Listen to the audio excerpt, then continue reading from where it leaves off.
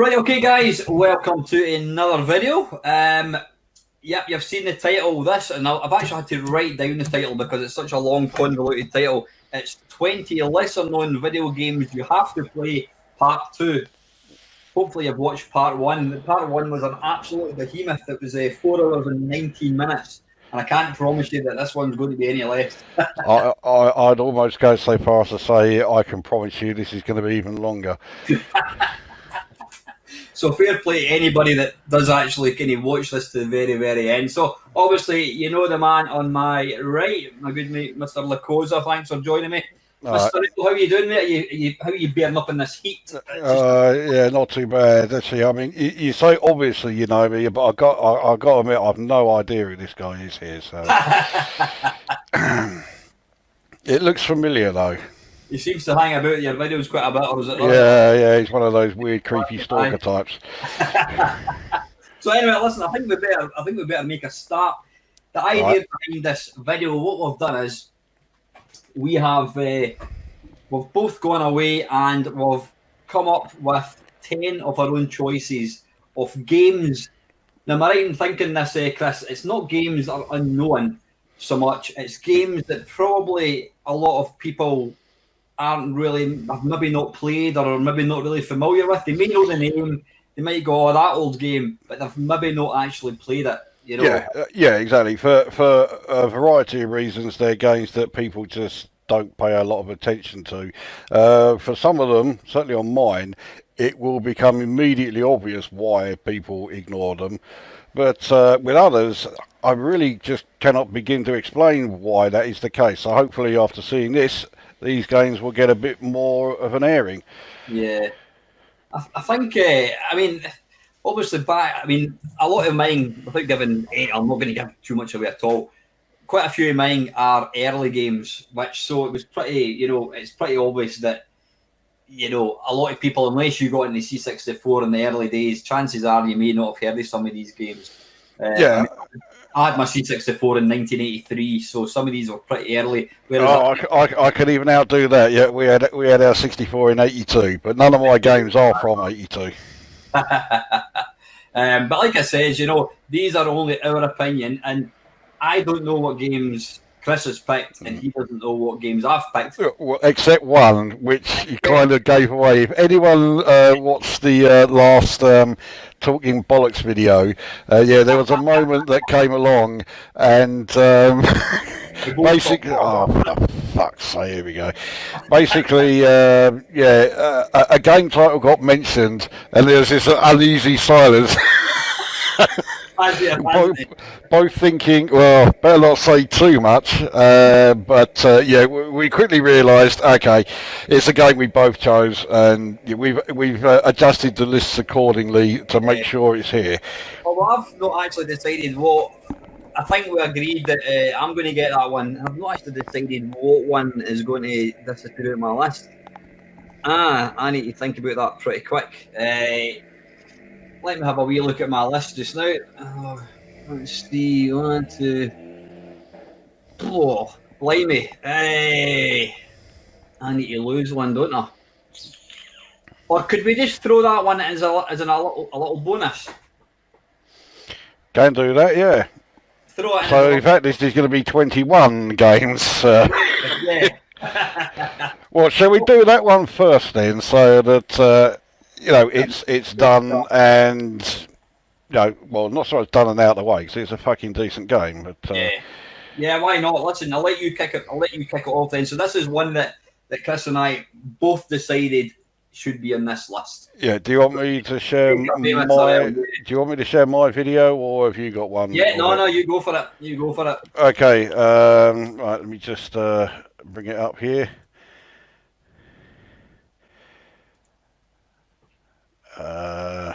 This is going smoothly. Here we go. Don't worry about that. Right, okay. Right, so, okay, shameless use of one of my video reviews. I'm going to do this throughout, so, Is that the same jumper you've got on? No. So, yep, this is Archon, released by Electronic Arts in 1983, as you can see. And I'll get this started by saying I am still absolutely blown away by the fact that you like this. Of all the games that I had on my list, this was one where I thought, no, he's going to hate this. So before I go into any sort of like, actually no, let's get a game description underway. So it's like chess in a way. It is well on this part of the game here, the main sort of like board, so to speak. It is played very much like chess, and it is pure strategy. Nothing more, nothing less. But when it comes to taking pieces, then it goes straight into the realms of arcade game. And this is, I'm sure this is unique to the Archon series. I've never played any other game that combines two genres that really have absolutely nothing in common. Pure strategy and arcade games. And there's no overlap there. But yeah, when you're taking pieces, you're basically fighting it out in sort of like arcade style. It's most of the time it's like a shoot 'em up, but if you're using a unit that hasn't got a ranged attack, then it is more like a melee attack. Get their health bar down to naught, and you've taken the piece and the square. And what sets us apart from like chess is obviously, in chess any piece can take any piece. A pawn can take a queen, whatever. In this, are there any weak characters? I suppose it's like I'm trying to think the best analogy. There's some characters will beat other characters because some have got speed but they've got poor firepower. Others are slow but have got heavy firepower. So because you're actually fighting it out, it's almost like a bit like Exploding Fist. With Exploding Fist, you're fighting it out in an arena, so that you're never, even though you might think, oh shit, I'm going to lose this because this guy's picked his strongest character. You've always got a fighting chance, no pun intended. Yeah, exactly. I mean, if you have the ability, if you're good at the the arcade part of this, then you could have like one of your weakest characters, and the other player or the computer has come along with their strongest. You're still in with a chance. There's no absolute. Oh, that's it. I've lost this piece. Feeling well. Okay, I do sometimes feel like that when I'm playing against the AI. But actually playing against the AI, I tend to think, right, I've lost this piece as soon as any of that starts. The AI is ruthless in this game. It is really tough.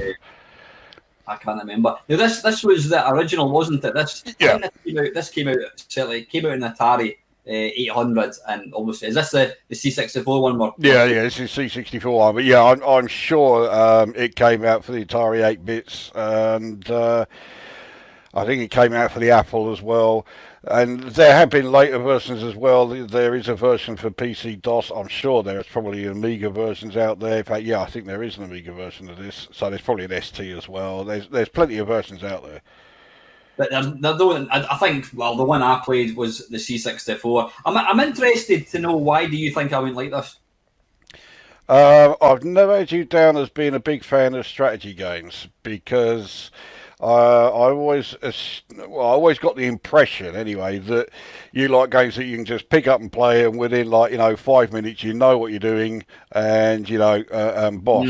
And with this, it doesn't really come under that category. So I really didn't think you were going to like this at all. I think again. I mean, it was back in the day when you had. I mean, it's playing against a mate is the way to play it. You know what I mean? It's definitely it's 2-player game. I mean, it's not like you can't play it as one player, but it comes into its own when you're playing it as 2-player game. Especially when he's cock of the north. He thinks, oh, I've got the fastest piece here, and you manage to beat him. I suppose it's kind of similar to like Spy versus Spy. It's strategy, and you need to play it as a 2-player rather than a 1-player. So that Archon was there 3 or was there just 2? Well, there were 2 that were officially published, but yeah, there is a third. It was a fan made game, Archon 3. Archon 3 is not a patch on the first two, so And it's. was it Adept was the second one, was it? Yeah, Depths was Archon 2, yeah. Are these historical names? Are they based on like gods or anything? Archon or Adept? I'm fairly sure Archon is. I mean, an Adept. I mean, it's in the case of these games, they were the wizards, weren't they? Yeah, I mean, you must have heard, the term about, being adept at blah, blah, blah. Aye, Basically aye. means like, yeah, you're like a master of it sort of thing, So that's where that's from. Archon, I know the name from mythology. It's almost certainly a Greek mythological connection, but exactly what it is, eludes me. Maybe someone watching can enlighten us. So I'm just looking there. You've just cast a spell. So here we go. We've got our first kind of battle. Yeah. And this is where we get the arcade action while you're trying to take the enemy piece.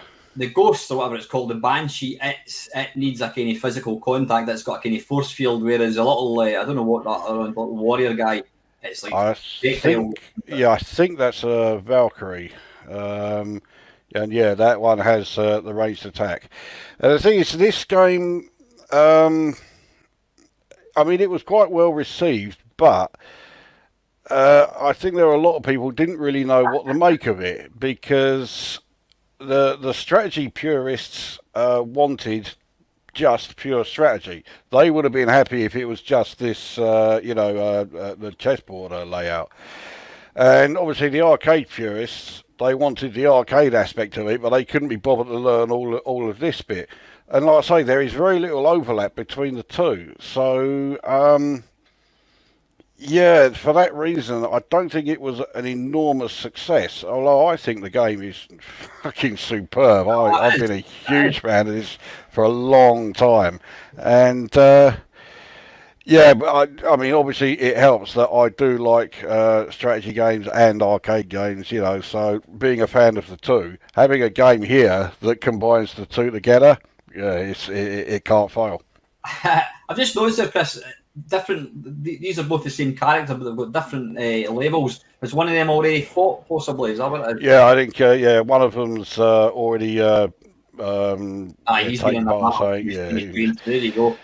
You'll notice that last battle, there was the Banshee, and then you had what looked like the kind of big golem, and the golem throws these humongous big rocks. Yeah. And basically you hit the Banshee, and it was like game over instantly.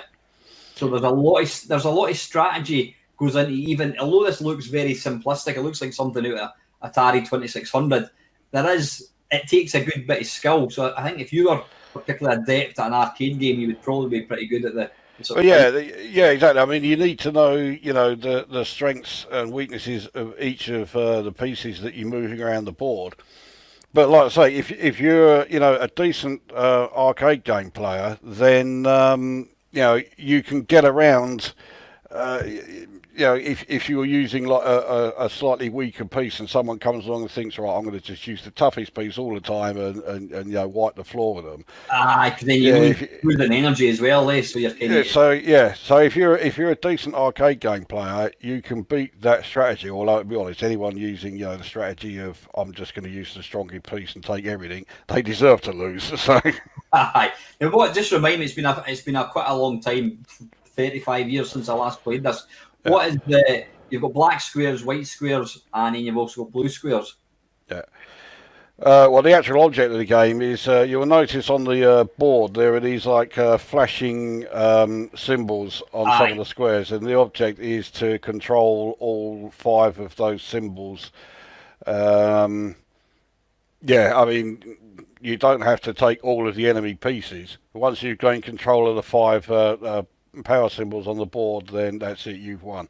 So you just have to get one of your pieces to be in all 5 at once, and then... Yeah, so I'll tell you what, if I just pause the video here, I mean, typical, it's at the moment showing it all as white. But in this middle row, the top one here, bottom one here, centre one here, that's where 3 of the symbols are. And there's also one here where the your wizard is. And are you moving your mouse pointer? Yeah. Can you not see the mouse pointer? No. Okay, I'll do that in the next video. Well, you can see the three in the centre there. So the centre, centre top, centre bottom. That's where three of the symbols are. If you see it where the character that has been actually highlighted, it's about to be chosen. Yeah, well, the one behind him, that's the wizard. He's on top of another one of the 5 symbols. Now you look on the other side of the board where the blue ones are. There's I think it's either a witch or a sorceress. She's standing on top of the 5th symbol. So you have to have control of all 5 of those squares. So do you get, apart from the wizard, there's only one wizard and there's only one, I don't know what it is, sort of, I don't know what she's called. The sorceress. Do you get 2 of everything else? No, there are some you get 2 of. There are some. I mean, it's a bit like chess. I was saying there are some characters you'll get 2 of. A lot of them you only get 1 of, and then in the front row there you've got 1, 2, 3, 4, 5, 6. You got 8, which are effectively pawns. You know, just simple fighters there.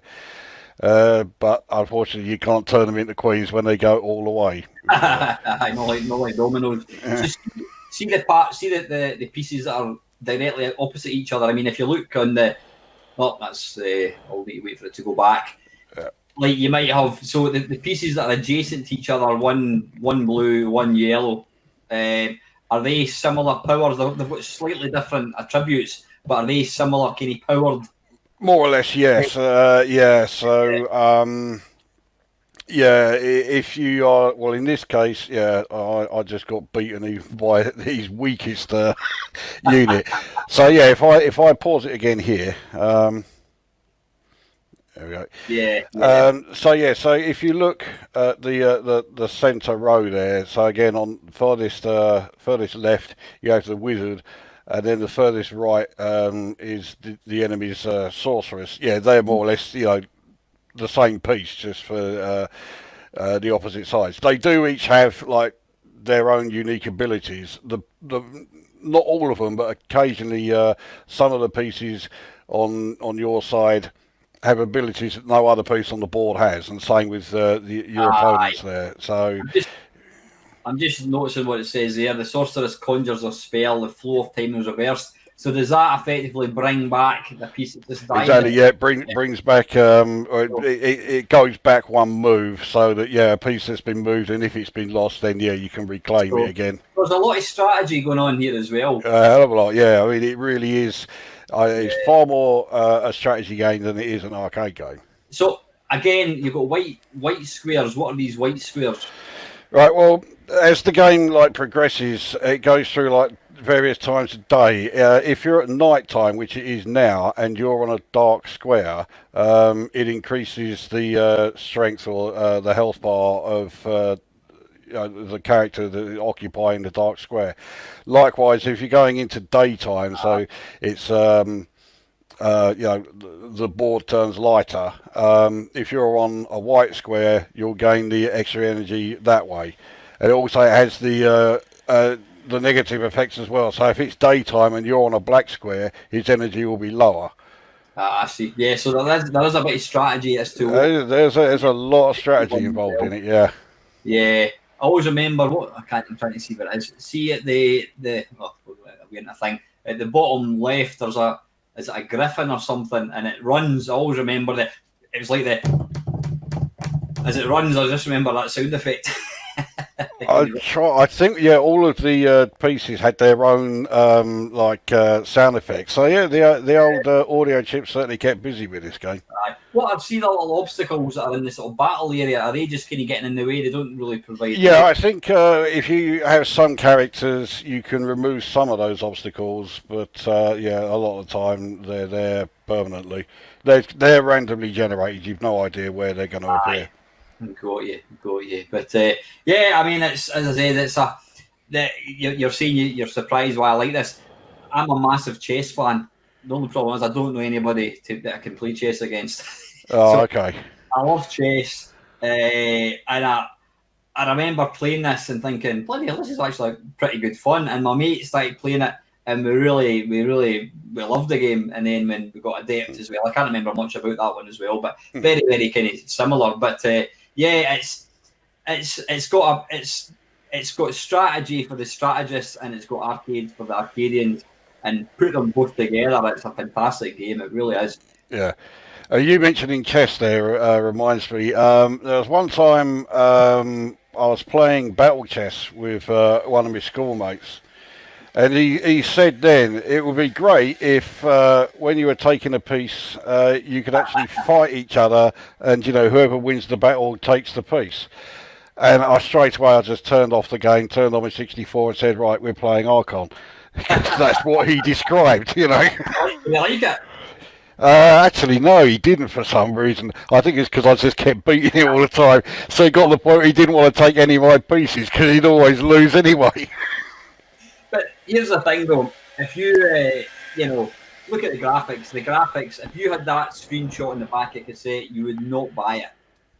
Because, I'm not, when I say you, I mean the royal you. People would look at that and go, that looks shite, but it's a perfect example of its gameplay over graphics. The graphics are functional. It's the gameplay, it's a strategy, it's the gameplay. That's what makes the game.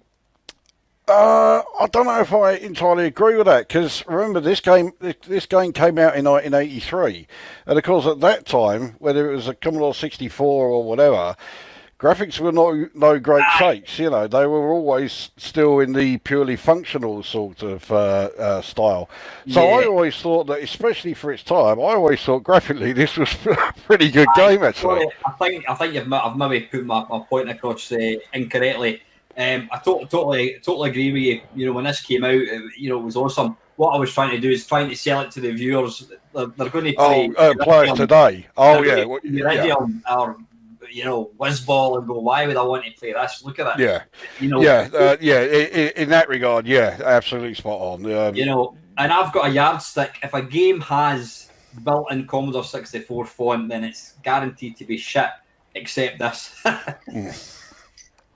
Yeah, this is definitely an exception to that rule. Most of the time, I would agree with you. Yeah, if it's still using the regular system font, then forget it. But that's because they're using all the memory for other things, But no, I think we'll need to move on for that one. But Archon is an absolute Stonewall classic. Give it a go. If you've got a mate that you can play it with, even better. But trust Chris and I, this is a Stonewall classic, and it's the one game that when we both saw it on I can't remember whose avatar it was. Scott Breon, I think it was his avatar. Well, Scott's always a big fan of it, I'm assuming anyway. So that's the little cheeky Brucey bonus for you. Yeah, so there you go. We're half hour in and we've done one game, but not actually touched either of our lists yet. I'm thinking this is going to be a two-parter. I think. I've got work at 8 o'clock tomorrow morning. Right, okay, so that was a little extra. Now I'm going to let you go first because I was in the midst of I was putting them into some sort of order, and I've not finished yet. So I'm going to let you kick off with your. Have you got yours in reverse order? They're not in mine are in no order at all because I couldn't say, any of these games, one is a lot better than, the other or anything. So I just, went for whatever. That sounds good. So I'm going to let you kick off then. All right. Well, I will start then with a game that, again, I know we both like, which is quite handy. So from Activision, this is a game that came out in 1985. And this, if I can just get the sharing done, there we go. This is Master of the Lamps. Hey, did we not feature that in the last one? No, didn't appear in the last one. And I was actually a bit annoyed with myself that I had forgotten about it. If I hadn't, it would definitely have been included. So this game came out, I think it was the first Activision release after Ghostbusters. And even though I am definitely not a Ghostbusters fan, I did buy it. I bought it on, if it wasn't the day of release, it was the week of release. And because it had been so popular, and it had been priced at a bit of a premium because it was $10.99, not $9.99. Was it really? I can't remember that, really. They did the same with this. This was also $10.99, and I think because of that, it wasn't a big seller. The reviews for it were all a bit lukewarm. None of the reviews said it was a shit game or anything. But no one actually sort of like raved about it, and so it was one of those games that sort of came and went, and not a lot of people really paid a lot of attention to it. And I think they really missed out as a result of that. Yeah. It's quite a simple game. And the idea is to basically make up the magic lamps that have all been broken up and what have you. And in order to do that, you have to traverse through these sort of I don't know, like tunnels or corridors or things in your magic carpet. Then you get to an area where you have, I think it's 7 or 8 gongs laid out, and the genies that are guarding the lamp fragment will fire these like musical notes at you, and you have to repel them by playing the same note on the gongs. If you do that for all the notes, you get the piece of the lamp, and you move on to the next tunnel to get through. I think suffice to say that there must have been some herbal mixtures getting taken when some of these games were written. You said that, not me. Now, one thing that I've completely kind of omitted to sort of tell the viewers is, you'll be thinking, well, bloody hell, could they not have included sound? That was a conscious decision on our part to not include sound. A, because we're talking over it, and B, we want to drag you back for a second video. What we're planning to do, and I don't know if I've mentioned that already, the 10 games that Lukozer picks, I'm going to play them each for like 10 minutes and vice versa. And then what we're going to do is, when I'm playing Lukozer's 10 games, I will be talking over it, reacting in real time as to how I get on. Then what we're going to do is we're then going to make a follow-up video to this, where we will both watch each other's attempts to play the game and just talk over it. And at that point, you'll get the full sound. We thought we'll cut out the sound, and that way we'll get the buggers back for part 2. Yeah. But, we're going to make them really suffer. But I mean, even look at the visuals there. Look at the visuals. That is impressive. I mean, who says that the C64 can't move graphics quick? Well, I mean, I think one of the reasons it got a bit panned back in the day was that they said that visually it wasn't all out. I don't agree with that at all. I think visually it's fine, right down to the way he goose steps when he's walking. So yeah, I always thought it was visually actually quite striking. It's especially when you're going through the tunnel here. Yeah. I don't know what happens with this first level here in this video. I don't have to move a fucking micrometer. It just keeps going straight, and so yeah. I don't know why, but yeah. So yeah, that was quite an easy level, that one. Actually, look at that though. That looks damned impressive. Yeah, I always thought it looked good. Yeah, that wouldn't have looked out of place on a Super Nintendo. You know what I mean? It does look at it. It doesn't look blocky in the slightest. So and again, you're missing a big part of it. The music is a very integral part of it. I think the music is superb. It really is. Yeah, I mean, okay, it's no Hubbard, it's no Galway or anything like that. But it fits the game, doesn't it? It fits the game like a glove. It really does suit it, perfectly. And I listen to a lot of Sid music, anyway, not just when I'm playing games or when we're doing like Sid videos. I'll sit and listen to Sid tunes just as much as I'll sit and listen to Wagner or Iron Maiden or whatever. And yeah, and this game is one of them. I'll sit and listen to the music of this. I think it's more than okay. I think the music is great. Mm-hmm. I think it's a game that Jeff Minter didn't actually write, eh? Yeah, which, well, I think the only reason that you can tell that it's not a game that Jeff Minter wrote is the fact that you are controlling a laddie, you're not controlling a sheep. Yeah. I'm 99% positive Jeff has mentioned this game before. It strikes me as being a game that he would like. You know that this part here, I don't know if you've ever played. You've not got a PS Vita. There's what's the game? It's TXK on the PS Vita.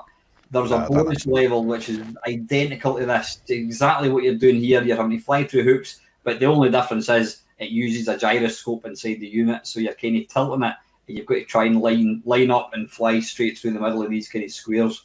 TXK is a Minter game, isn't it? It is TXK. Yeah. And I wouldn't be remotely surprised if he just thought, I'll copy this level from Master of the Lamps. If I ever get the chance to speak to Jeff, I've been chasing the bugger for about 2 years, and he keeps promising to come on the channel, and then he just disappears. I need to ask him about that because I'm absolutely convinced that that's kind of inspired it. I think people didn't get the game. Simple as that. They didn't. You can't. How would you? Well, if I was saying that, I'm not a fan of people categorising. People have always got to categorise everything, whether it's that's a sci-fi film, or Iron Maiden or heavy metal, or Pantera or thrash metal. Why do you have to categorise everything? And people categorise video games. If you're going to categorise it, what would you say this is? I honestly wouldn't even know where to start. Because I've not played a game like it before or since. I really couldn't. I just couldn't begin to think what category I'd put it under. What would you choose? I don't know. I mean, I would almost. It's probably got more in common with like psychedelia or any of these. It's certainly got that psychedelic sort of feel to it. Yeah. It has. I mean, it's more a kind of an experience. I mean, I think there's a bit of kind of memory, kind of Simon Says type thing. I think it's more a kind of a zonal experience. I mean, you could imagine, like I said, playing that with some additives in your body and with the lights out. I mean, it is that kind of trippy game, and that's what I love about it. I think graphics-wise, it's fantastic, and the sound just fits it perfectly. But I genuinely think that people simply didn't understand it, and I reckon that was probably the why the guys for Zap didn't rate it, because they didn't really understand it. Yeah, I think they gave it like 70 something, overall. So it's not like they said it was shit, but I think it deserved more than that. As ever since you mentioned psychedelia, I'm looking at this tunnel section here. Imagine playing that, and you've got Inagada de Vida playing in the background there. Yeah, that would suit it absolutely, absolutely down to the ground. And even the little gong sound, which you will hear in part 2. I love the way that the gong sound is done in this. It sounds really good. Fuck knows why, but it does sound great. Out of curiosity here, I'm tempted to load up my game base for the C64, because see at the very, very start of this game, you see this kind of fog. It goes like that. They use that exact same effect in the Great American Road Race, which was released by Activision. So, out of pure curiosity, I want to see if that was written by the same person. Well, if it's same publisher, so I wouldn't be at all surprised. Let me have a wee look. I'm genuinely curious. Excuse me. But yeah, it's an awesome game, and I genuinely think that it was just people simply didn't understand it. So let me see it. So it's Master. Why am I putting Magic Carpet? Master. Yeah, Magic Carpet was a Mastertronic game. That would not appear on this list. That'd be 10 games you should avoid like the fucking plague. Right, Master of the Lamps. It was coded by Peter Kaminsky. And the music was by Russell Lieblich. Lieblich. That name I recognise. Kaminsky. So, okay, right, let's see, American. In fact, what I'm going to do is I'm going to put them into... I'm going to look for Activision. I'm just curious, what was it called? Is it the Great American Road Race? Do you remember that one? It's not one that I've played, but I have seen it running. Yeah. Interesting. No, it was. this one was programmed by Kevin Calcook and Alec DeMille. They've obviously, if you see that running, you'll see, I know exactly what that bugger's talking about. Well, I mean, the fact that say they're both Activision games, I'm sure there was some sort of like, asset sharing done there. I would think so. Think so. Yeah. But I mean, it's a wonderful game. It's not going to be for everybody, but try it before you knock it. And it's a slice of completely left side C64 gaming. You know what I mean? It's if Uridium is mainstream, that is. I certainly wouldn't consider this a mainstream title. No. And this is way better than Uridium. But anyway, yeah. I thought we'd upset Andrew Playbook early doors. Well, if there's one thing we do well, it's upsetting Andrew Braybrook, or at least his fans. Chances are Braybrook don't give a shit, but his fans will. Anyway, we're about an hour in. We've covered, is that 2 games? Yeah, we finally got one from the list down, so yeah, I can cross that one off. Right, okay, right. So that's was that your number 10 or your number 1? How are we actually working this? Well, actually, on my list that was my number 5. But okay, we'll say 10. Actually, no, it don't matter. Number 1. No, okay, number 1. First one. As long as you don't repeat yourself, I'm going to make that one number 5. Right, okay, right. I'm just going to do it starting at 1 since that's the easiest one. Right, this next one is. Let me just figure out how I actually get this going.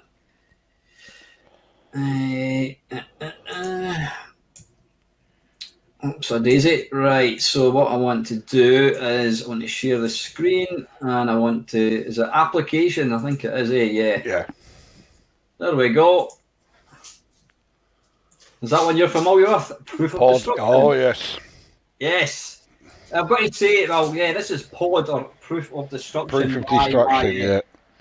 My good friend, Mr. Southern, who've actually been back in touch with him. I messaged Sean earlier on today, and I said to him, I do a live stream every Sunday. I says, and I usually pick a particular company. I says, I would love to do a Mr. Chip software, but Unity being in the live stream, and you can watch me. You can be giving us little anecdotes about the games as I'm basically making a complete dog's bollocks. So I'm just waiting for him to respond to me. But I think that'd be pretty good. But I'm very, very lucky to be pretty friendly with Sean. Lovely guy, as is Andrew Morris, who we worked with on Turbo Challenge. But yeah, this was. I think this a budget version, a budget game. Yeah. This is $1.99 Mastertronic release. Yeah. I better start playing it. Yeah, I don't actually last very long in this. This is the one I was. Not many of us do actually. It's a tough game, this one. Now, the one thing that I struggle with: how do you start the game? Looking at that, how would you tell me you start the game? You press the control key. Yeah, press 1 and 2 and then control. I was trying to do that and it took me a wee while to get the game started, but I eventually got there. So this is, again, we've already mentioned Jeff Minter. This is pure Jeff Minter. Yeah, it is. Yeah, it's very Grid Runner-esque, isn't it? Yeah, very similar, but he's kind of upped the ante with the visuals. Now, if I was going to criticise this game at all, it can be quite difficult to see the bullets, especially later on. It's like a white grid and the bullets are quite light coloured, so it can be a wee bit problematic if your eyesight's not the greatest. Though the fact that I was playing this on about a 3-inch by 4-inch screen probably didn't really help. No, that certainly wouldn't help. It's just an absolute awesome blast. There is people who know that watch my channel. I love shoot 'em ups, and this is a no frills shoot 'em up. The sound is awesome. You can see all the special effects. I love the way when you destroy a baddie, it actually knocks the kind of grid out as well. Yeah. It would be nice if you had the option to turn off the sort of rolling colours at the back, because at times it does get a bit trippy. In fact, I should have probably put up an epilepsy warning before this video, because I've got epilepsy. It doesn't me, so you look to the side. Well, you're we can test it with you. If you're all right, then we're fine. I've never had a problem with this game, so yeah. I actually think having the somewhat psychedelic background there definitely enhances it. So I'm actually quite glad it doesn't have that option to remove it, because I think All right, yeah. once that's been either taken out or stopped or whatever, it would make the game a lot easier than it actually is. So doing that, you could almost say, you could almost argue that it's an artificial way of increasing the difficulty, and yeah, okay, maybe it is. But the fact is, it works, and it looks fucking good in the process. So yeah, keep it. I mean, it's. I don't know. I'm assuming this is running at 30 frames a second. You know, it looks like it. Yeah, I mean the 64 runs at 50 frames per second, so it is a bit sort of like flickery in places. But yeah, you'll see there this level. The bullets, you need to have a keen eye there. This particular bit is a bit like a bullet hell shooter. Yeah, you get some real bullet hell moments in this game. Yeah, but the good thing is it changes. I mean, even the sort of the pattern, the attack pattern of the enemies change as well. This particular level reminds me a wee bit like, and that was a game I was thinking about putting in. Was what do you call it? By Imagine Software. What was it called? It was original Imagine. I can't remember what they're called. What it was called. Anyway, it doesn't matter. Don't help me a lot. I don't know why I'm going off on a tangent, but it doesn't matter. But yeah, I love these kind of games. I mean, it's very. I'm sure Sean would admit that Matrix or Grid Runner probably inspired this game, but this was a budget release and it kind of came out of nowhere. And I remember Zap absolutely raving all over it, and I bought it and I just thought it was an absolute epic game. Really, really, really. When I first saw it, and I suspect I wasn't the only one, but yeah, when I first saw it, I was absolutely convinced it was a Jeff Minter game. I couldn't believe it had been written by anybody else. I was actually quite surprised then when I first heard that not only is it not Jeff Minter, but it's Sean Southern. I was not expecting it to be one of his, even though he has proven on numerous occasions that he's more than capable of getting games to run at a phenomenal speed on the 64. He's done things like Trailblazer and that kind of stuff, you know what I mean? Yeah, so Trailblazer. I mean, there was also Cosmic Causeway. I mean, if anything, Cosmic Causeway ran too fast, I always thought. So yeah, he certainly knew how to get, fast-paced games on the 64, and this is another shining example of that. Yeah, and I don't know how much this came out for, but I'm sure it was a budget game. Was this? I didn't actually catch the title. Was this a Mastertronic game? Yeah, it's Mastertronic. It was $1.99. And the sad thing is, the mere fact that it was £1.99 may have put some people off. I would generally avoid, because I was a grown adult when I had my C64. I had to buy it myself, so I had a bit of disposable income. I was earning $2,000 a year, which was a phenomenal amount of money back when kids were getting pocket money. So I generally avoided budget games. Unless it got a particularly good review, and I do remember Zap raving about this, and even all of Sean's games have always got tremendous, they're always polished. Look at the font. I always think when somebody takes time to make their own font, then that says it all. They really want to put out a good product. It is one of those things that it's a sign that you've got at least you've got a title or a game that they put some effort into. So yeah. Although it sounds like you're being a bit nitpicky, I totally agree. If it's using a non-standard font, that's a sign of quality for me. Aye, I would say so. I mean, I have played one or two games where it's got its own font and the game's bloody awful. But usually I think it's I don't know, that font that he's used there. That was quite a kind of. I always remember Jeff Minter. He flung his toys at the pram because he spent a lot of time coming up with the font for it was Attacking the Mutant Camels, yeah, and everybody just plagiarised it.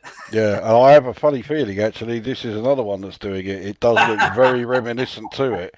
It could possibly be, but it's such a great game that we're going to let Sean off. Well, he's innocent until proven guilty. If I get but it's a simple game. You can see there I've had to kind of put it on the loop, so it's the same levels again. But every level the attacks are different.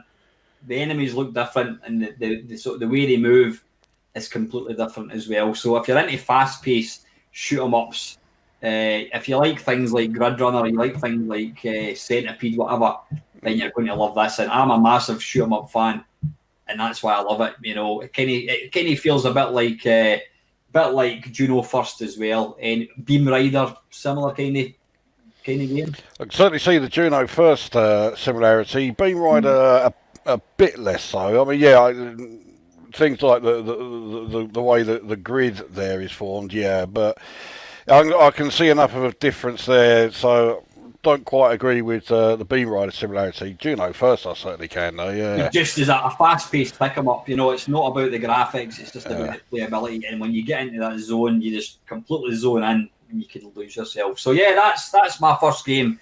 That was Pod, or Proof of Destruction. So, back to yourself, Mr. L. Right, okay. Let me number 9, whatever you want to say. Get that with my next one then. So, my second choice will be a game that we have actually already mentioned, though we mentioned it before we started recording. Gives you a bit of a hint. A game we both owned, released in 1984. This is, you can bring it up, there we go. Hey! Alien from Argus Press Software, written by Paul Clancy. That's not, when you said Paul Clancy, I immediately Googled, there was a Paul Clancy who was a reviewer for Zap, but I'm sure it was Paul Clancy with a C. Whereas according to this, it's Paul Clancy with an S. Yes, it is. Yeah, Clansy. I don't know if there's an E in there. Even that little egg. Now the C64 with a limited colour palette. That egg, the shininess underneath was really impressive. Oh, yeah, I thought, that title page is really well done. And if there is anyone out there who hasn't heard the music for this game, the music is just fucking amazing. And 1984, so it is still, pretty early in the 64's lifespan. And SID music, although it was improving at this time, it was still comparatively simple. Then this came along, and it just completely changed it. And I had never heard anything like it music-wise. It sounded just fucking amazing. And you know what? Here we are, 2020. It still sounds fucking amazing. I bought this game. I think I bought it on the basis of, fucking hell, here's a game based on Alien. Who would not want to buy the computer game? It's the same reason why I bought it. Yeah, can I be honest? I loaded the game, and just as you say, the music blew me away. I played it for 5 minutes and thought, this is a bit shit, and I switched it off. I have, however, watched your video of it, and as we'll discuss it later on, and I'm actually really glad you've included this, because it's going to make me play this. And I'm looking forward to getting into it. I did watch your video, so do you want to just kind of explain a wee bit how the game works? Is that a strategy game? Is that a game? It's a combination of strategy and adventure game. So obviously it follows the events of the film with a couple of slight differences. The crew member who is killed by the first alien, the chest burster, is chosen at random, so it's not always going to be Kane. And the crew member who is an android is also chosen at random, so it's not always going to be Ash. I guess I should say spoiler alert if you haven't seen the film yet. Where have you been all these years? Yeah. Actually, if you haven't seen the film yet, you deserve to have it spoiled. Fucking what are you doing? He dies in the end. Yeah.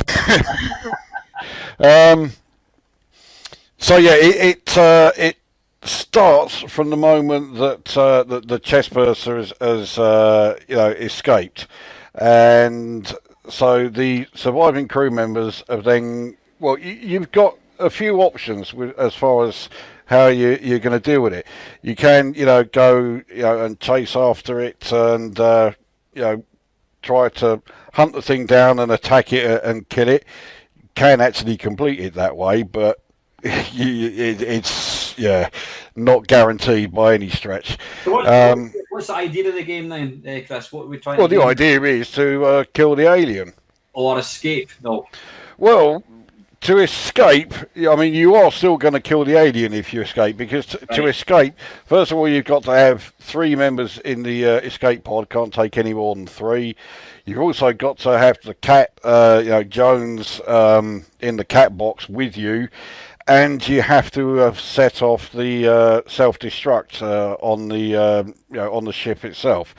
Don't do any of those or any one of those things, and the escape pod, the computer refuses to launch it. So, of course, if you do all of those 3, you escape. The ship will be destroyed, and therefore the alien will be killed on board within the explosion. So the idea of the game is to find the alien and kill it. So how you actually play the thing?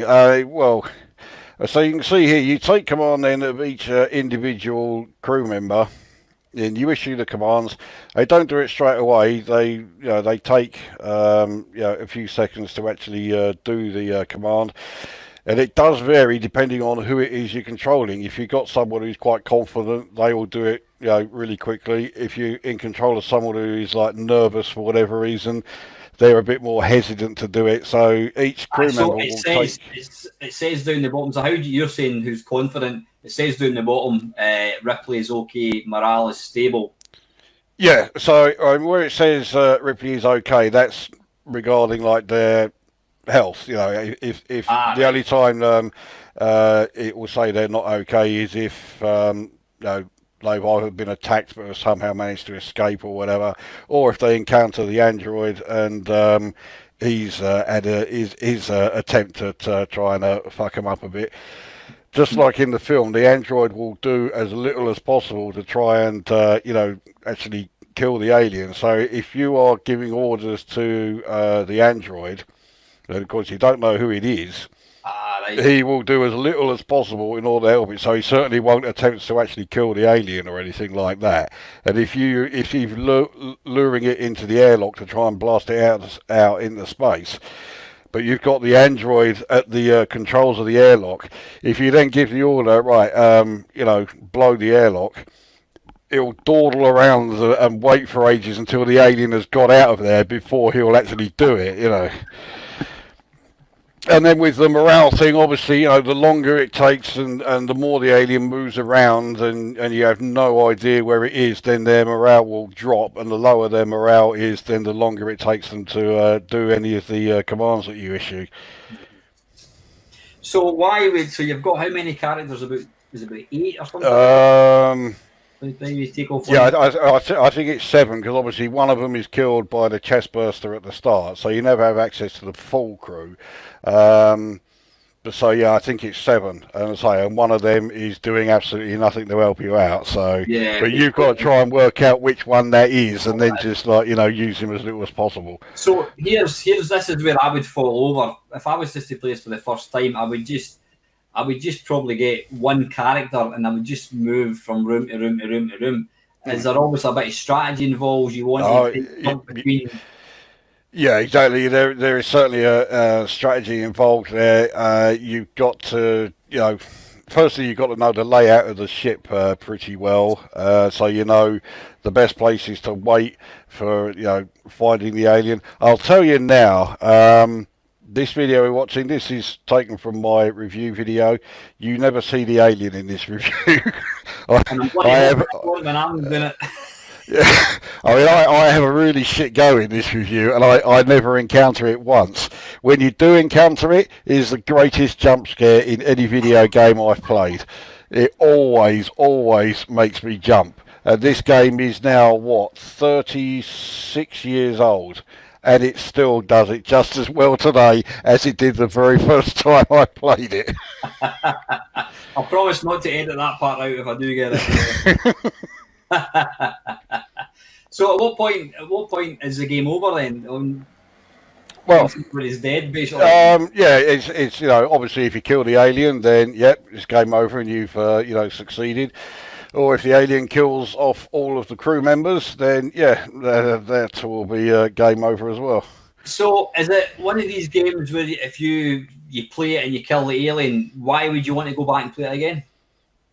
Because it completely randomizes a lot of the aspects of it. As I say, Right. you don't know which crew member is going to be killed off by the face hugger. So it could be that it kills off, in this case, I think it said at the start that Lambert had been killed. Now, Lambert is one of the crew members who's like really nervous and scared throughout the whole thing. So... Not a loss then, really. Yeah. Well, yeah, exactly. It's difficult to get Lambert to do very much in this game.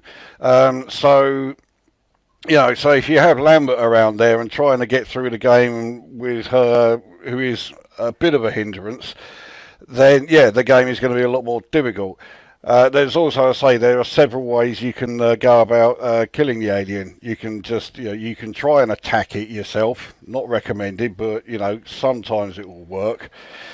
You can use the airlock to blow it into space, which is one of the methods I used to use a fair bit, but the one I really did most of the time, because I was never that great at this game, although I could complete it quite a few times, I would often end up losing half the crew, so there was only 3 of us left, in which case I'd just grab the cat, had the 3 of them all head to the escape pod, and set the ship to self-destruct and fucking leg it, yeah. So what's the idea of the grill? It says grill's in place. What's the idea of them? Can you move the grill and then you enter into all of the air ducts, because the bit in the film where Dallas is in the air duct, he's trying to find the alien there because it uses those to move around, and it's the same in the game. The alien uses the air ducts to move around the ship. You can remove the grill, enter the air ducts, and you're trying to follow around while you're within those. Yeah, so presumably you can, with that guy there, who's that? That's Brett.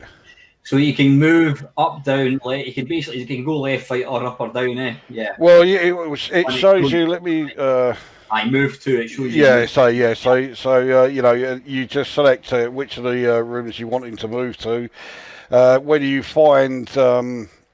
specific items like the cat box or various weapons, you'll find like an incinerator or the electric prod that they make up in the film. You can pick those up, and then if you are going to attack the alien, at least you've got some kind of weapon that you can use against it, So, there are various weapons and that are laying around. There's also the motion tracker, so that's another thing that can set the crew panicking. If they've got the tracker and they're standing sort of like here where they're in the lower deck, well, there's no other crew members around the lower deck, and the tracker goes off whenever there is someone in a room that's adjacent to them. So if the tracker goes off and they know that there is no crew member near them, it can only be one thing, and their heart rate absolutely skyrockets and their morale plummets, and they're thinking, "Oh, I'm going to die," So I think a big part of what makes some video games fun is if you actually, I'm trying to think of the right phrase, where you want. I've played games where the main character is like quite irritating. Stalker Kid on the Commodore Amiga, just irritating characters, and I couldn't give a monkey's either way if they die. So, do you get a bit of compassion and you want to save your characters?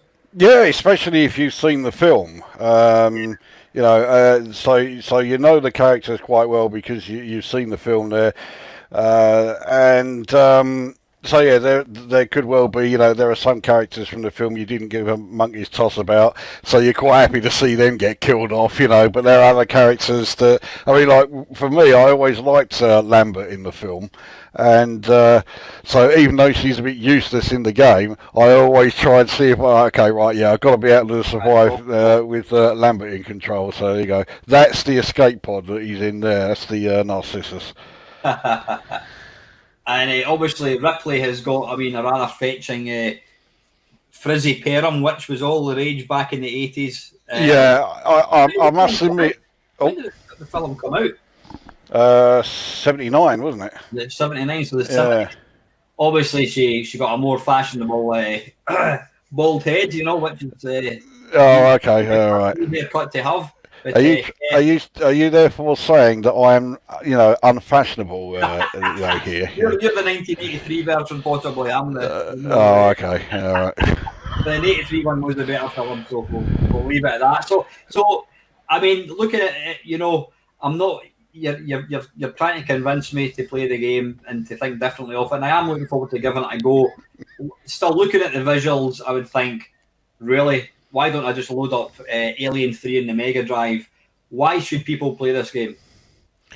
I freely admit, despite the fact that I am a huge fan of it, I can see why it is not a game for everyone.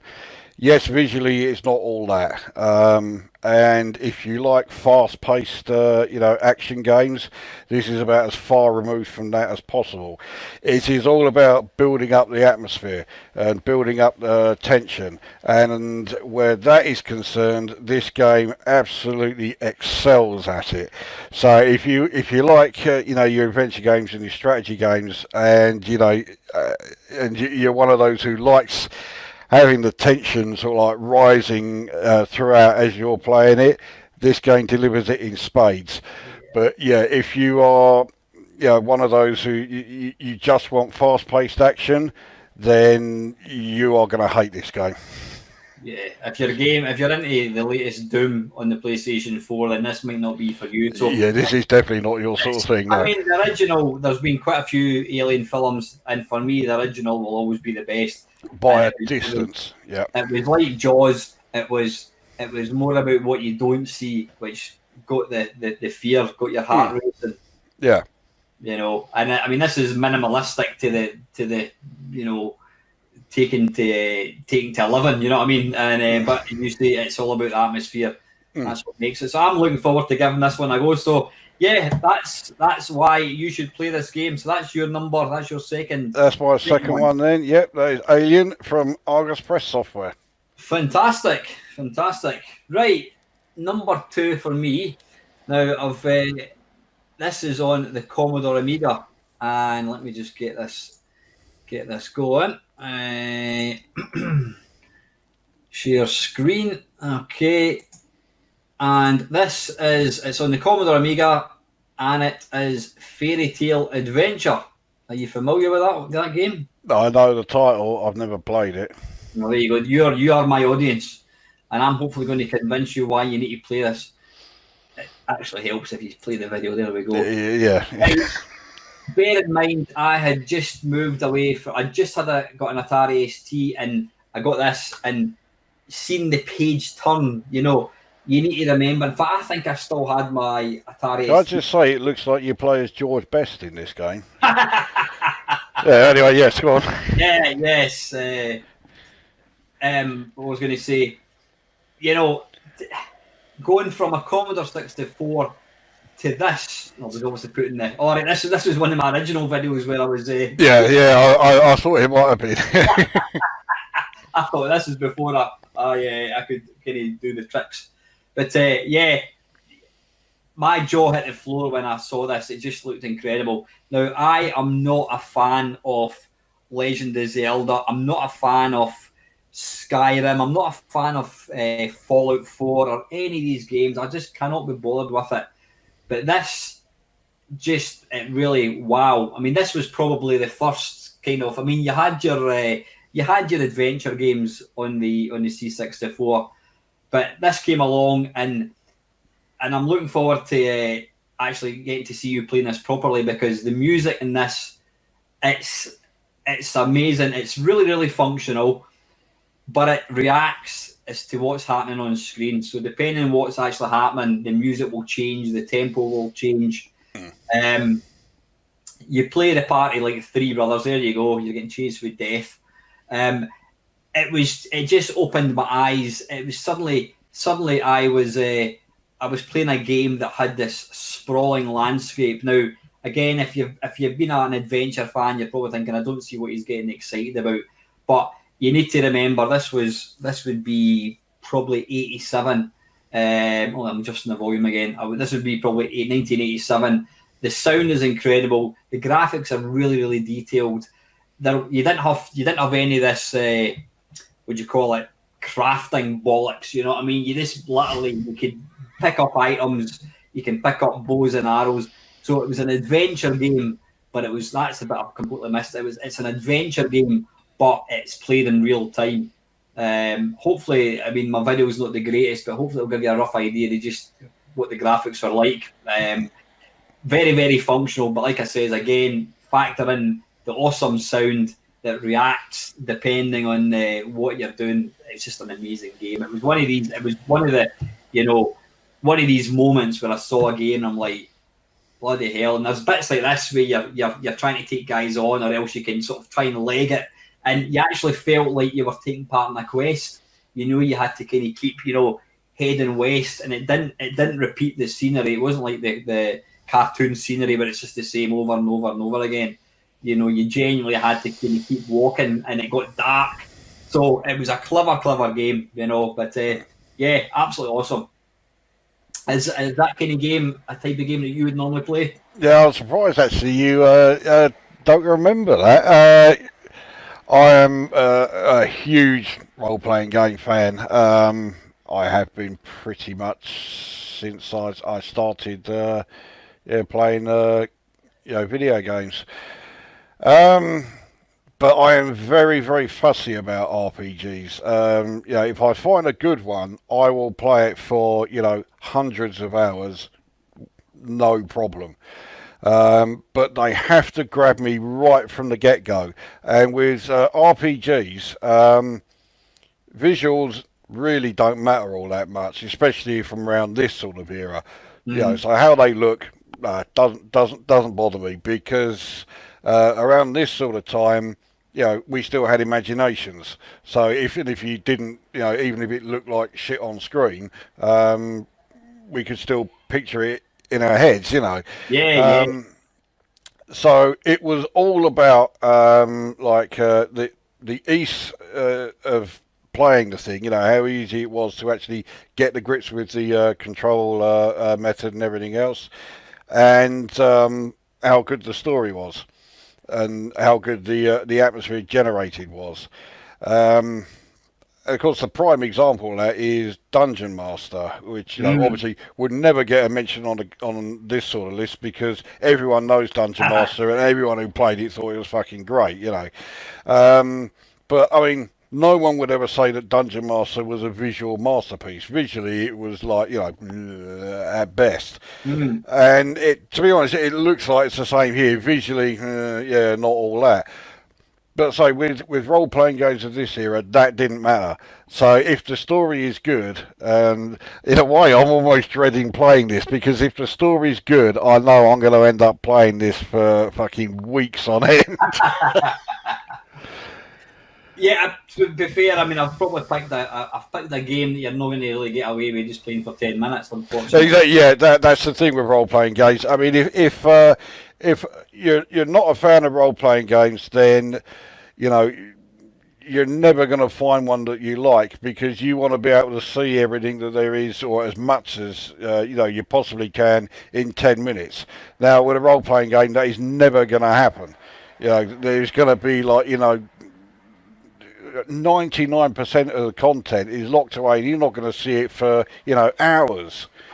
I mean, maybe hours is a bit of an exaggeration with RPGs from this sort of era. Although again, Dungeon Master, that took fucking long enough to get anywhere in that. So it could well be the case here. So it does look a bit like this isn't me sort of like criticising. This is just something that I've observed. It looked a bit like you were in trying to show a lot more of the game. You're rushing through it a little bit. Yeah. Mashup, so I was trying to cram Yeah. So like when you're out in the that sort of like forest area, with all those like skeletons or whatever you chasing after you. Yeah, you've got no equipment. You haven't got a prayer. They're going to kill you as soon as they catch up with you, sort of thing. So yeah, with these sort of games, yeah, it's not one where you can just like rush in and say, right, that's it, I'm going to kill everything. No, if you do that, you're not going to last 5 seconds. You know. I mean, again, what appeals to me was it wasn't a deep. There was only this. I say it's crafting bollocks. It was all fairly simple. You can find coins, treasure. You go to a shop, you buy stuff. You're basically, it's like three brothers and one dies, so the other two are going to avenge his death, and then the other one dies, and then the other one, this is the older brother, he's going to avenge his brother's death. So it's fairly linear, but this, to me, what I had no interest in what you call it, I had no interest in like adventure games. Yet this was a game that just drew me in, and I was like, my jaw hit the floor, and I just thought it's incredible. It really draws you in because it's like real time. You're fighting with people. You get different weapons. The fact that once when you get the music playing as well, and it changes depending on what's actually happening on in the game, and plus it gets dark as well. It was just like, wow, this could never have been done in a C64.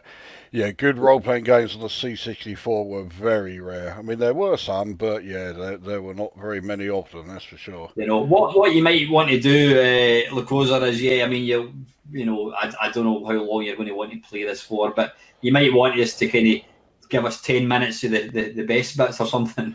Well, yeah, what I'll probably do is I'll start it up, give it a go. If it grabs me, then yeah, I'll be playing it for a bit longer, and then I'll start like my video from a save point like where I've got a little bit into it, not like really far into it, but away from the main starting area where everyone who's played it even for the first time will have seen it, because it's where you begin.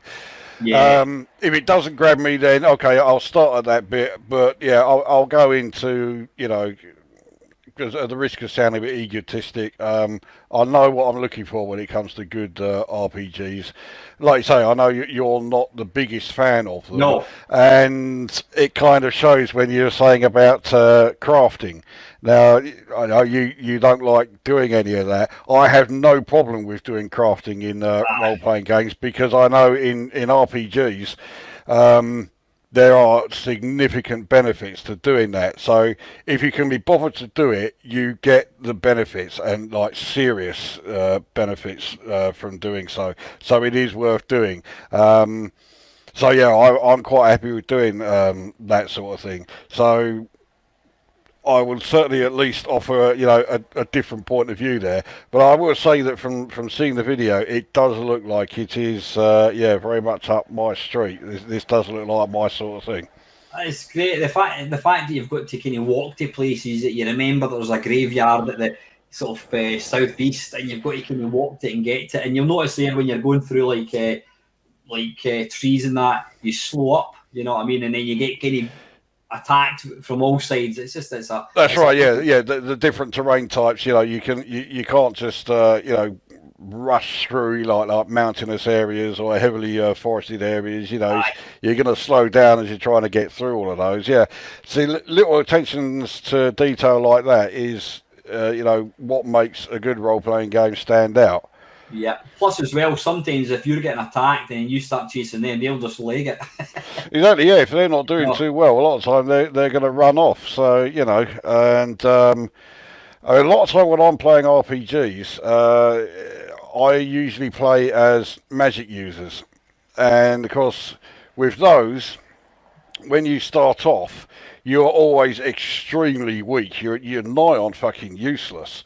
But obviously, as you get further and you learn, better spells, and the spells become more powerful, then suddenly you're able to kick like serious ass. And that's another area that is why I really like this like game genre and that. So it'll be interesting to see if there is the option to play as a magic user, and just how much of a how difficult it's going to be to start off like that, and how quickly it will let us progress until we can basically annihilate everything, and then they can run all they like. They're not getting away. Yeah, but like I says, I'm not an adventure fan, and the fact that it grabbed me, Well, I was just going to mention that. I know you're not an RPG fan or an adventure game fan, and yet this is one you've chosen. So it's got to do something right. Yeah. Well, that's what I was thinking. So for those non-arcade, for those non-adventure fans that don't like crafting and are not into that, then you may well enjoy it, because I would put myself firmly in that camp. But I never completed this. I did get quite far in it, but then of course I got other games from Amiga, and then, like a lot of things, this one became forgotten about. But just actually sitting talking about it just now and watching this, it's actually made me thinking I would love to actually start playing this again. Yeah, give it another go. Yeah. So yeah, if you're not an adventure fan, have a look at this. I thought it was absolutely fantastic, and hopefully Mr. Lukozer will convince you in part 2 that it's definitely worth playing. So that is Fairy Tale Adventure on the Commodore Amiga. Yes, that 2 each. Blimey, we're an hour and a half in, and we've done. Yeah. This is definitely going to go to a 2-parter. I think it'll be 1 part for you guys watching this, but I think yeah, we're going to be recording it over a couple of days, I think. So if you're thinking that bugger's hair's grown or it's gone a bit grey, it's because it's been done over. Yeah, that's how long it's taken us to do. Yeah. Right, number 3 for yourself. Right, next one for me. I really should get my next games chosen in advance before doing it when it's first sprung on me. Okay, well, we're still on the 64, and we've already had one game by this guy, Mr. Sean Sutton, and this is a game of his that gets pretty much ignored, actually, and I really do not know why, because what it could possibly be. It deserves far more attention than it gets. You haven't figured it out yet? I have not, no. Have you figured it out now? I have, yeah. So, yeah, this is Hero of the Golden Talisman, which was released on the Mad label, so this was $2.99 release. This came out in it was either 85 or 86, I forget which. And this is an arcade adventure. It's not an out-and-out arcade game. I think this is about the only Sean Sutton game that isn't an out-and-out like arcade-style game, isn't it? I think it is. And as you'll soon see, he plagiarised the Impossible Mission. He did it. Well, back in the day, I did used to think that. When I look at it now, I think, well, the animation is a bit rough compared to the Impossible Mission one. Obviously, the jumping is totally different. But I think you mentioned in the last live stream that he did admit he, shall we say, borrowed certain aspects of the main sprite for Impossible Mission and implemented it into this. Yep. So, the idea is to collect each piece of the talisman. It is in an enormous playing area. I mean, I don't know exactly how many screens it is. It is a flip screen game. But it's in a vast area. And back in the day when this came out, Arcade Adventures was probably my favourite game genre of the lot. And again, I was a bit fussy about them. I'd played plenty of Arcade Adventures that I thought were shit. And not only would I not recommend it to anyone, I played them for about 10 minutes back then. I thought, that's it, I've had enough. This was one that I played pretty solidly for weeks on end. It just kept me coming back over and over again. I mean, it's one of those games where when you first start playing it, it does seem very easy, and you think, oh, I can be able to progress in this, in no time. And the difficulty curve is, it's pretty flat for a while. Then you get to a certain area, and suddenly it's whoosh, the difficulty curve just shoots up. And if you've not got, like the right items or anything like that, you don't stand a fucking chance. See that the grid is that representative of the actual number of screens? No. It is to a degree, but each square, it's more than just like one screen, because you can see in here, I'm going from room to room, but it's still showing the same square on that map there. Oh, yeah, right. So I think each square represents a region, and I think it might be 10 by 10 rooms, 10 across, 10 down. So that's what I mean about it being a huge old area. I think that would make the playing area about 1,000 screens. So yes, there is plenty here. And of course, all in a game that was sold for $2.99. Yeah. Now, there were some aspects of it that did get a bit frustrating, and I've just shown one there in the video. If you fall off, and then you've got to keep constantly making your way back to, especially if you fall into water, because you can only get out of water if there's like a rope hanging down above you. If the rope isn't there, you can't get out there, and you've got to then go around and try and find another way out of it. That can get a bit frustrating, but it doesn't happen very often. A lot of the time you're able to just explore, quite easily, make your way around. It's not going to, it doesn't sort of like, get annoying so fast that you just think, right, that's it, I've had enough, I'm never going to play it again, there is more than enough here to keep you, coming back and playing it over and over again. Because I seem to recall you don't mind this game, even though it's a genre that you're probably not a big fan of. I forgot about this game, actually. I bought this game at the time, and I played it and played it and played it and played it. Yeah. I mean, it's one of these games. Yeah, it's pretty rough around the edges. The movement's not the greatest, but every screen has got something different in it, and there's always something, and you want to get to that next screen to see what's going to come. Yeah. I mean, yeah, it definitely, definitely scratches that exploration itch. That's exactly it. You want to see what's around the next corner. Yeah, that's it, and that is the mark of a great arcade adventure. It's the fact that it has you, constantly wanting to do that. Yeah. There are plenty that try to do it and fail miserably, and so in the end, you just say, "Oh, I see, I've had enough," and you never play it again. But this is definitely not one of them. I mean, I never got anywhere near completing this, but I got about halfway through it, which doesn't sound like a lot, but that's 500 fucking rooms, So to me it seemed like a long old way. But yeah, I wasn't even close to actually completing the thing.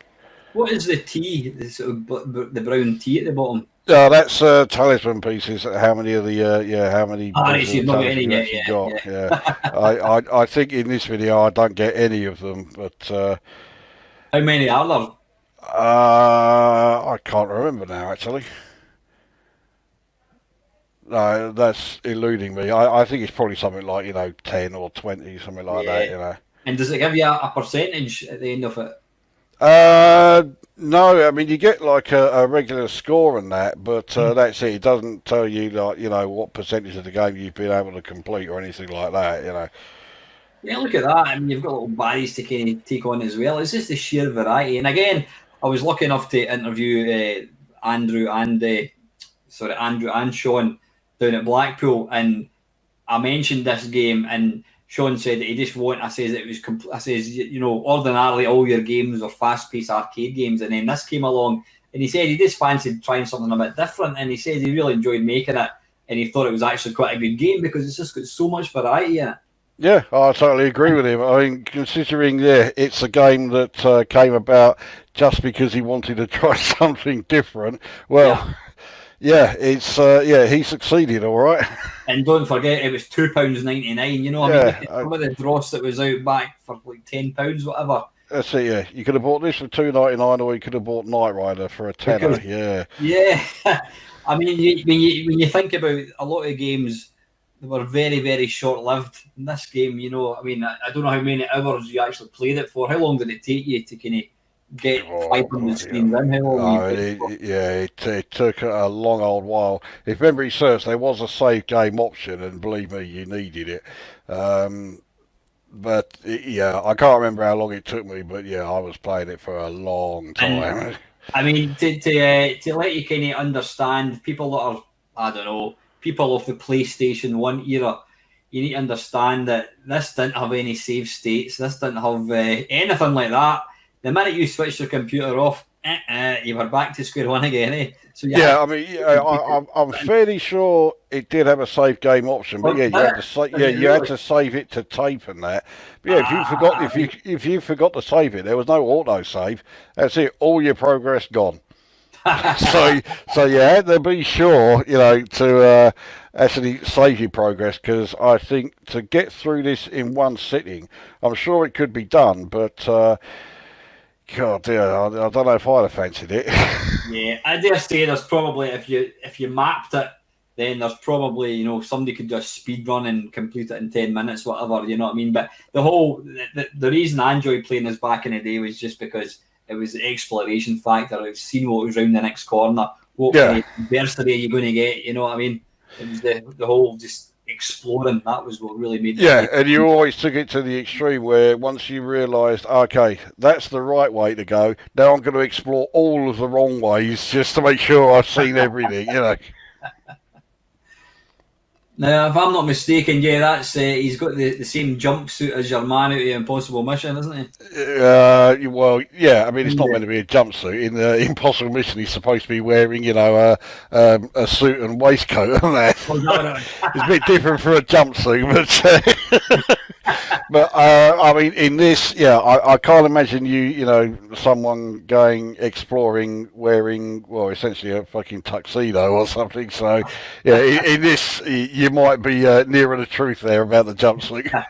I think it would be fair to say that this game was inspired by Pitfall and Pitfall 2.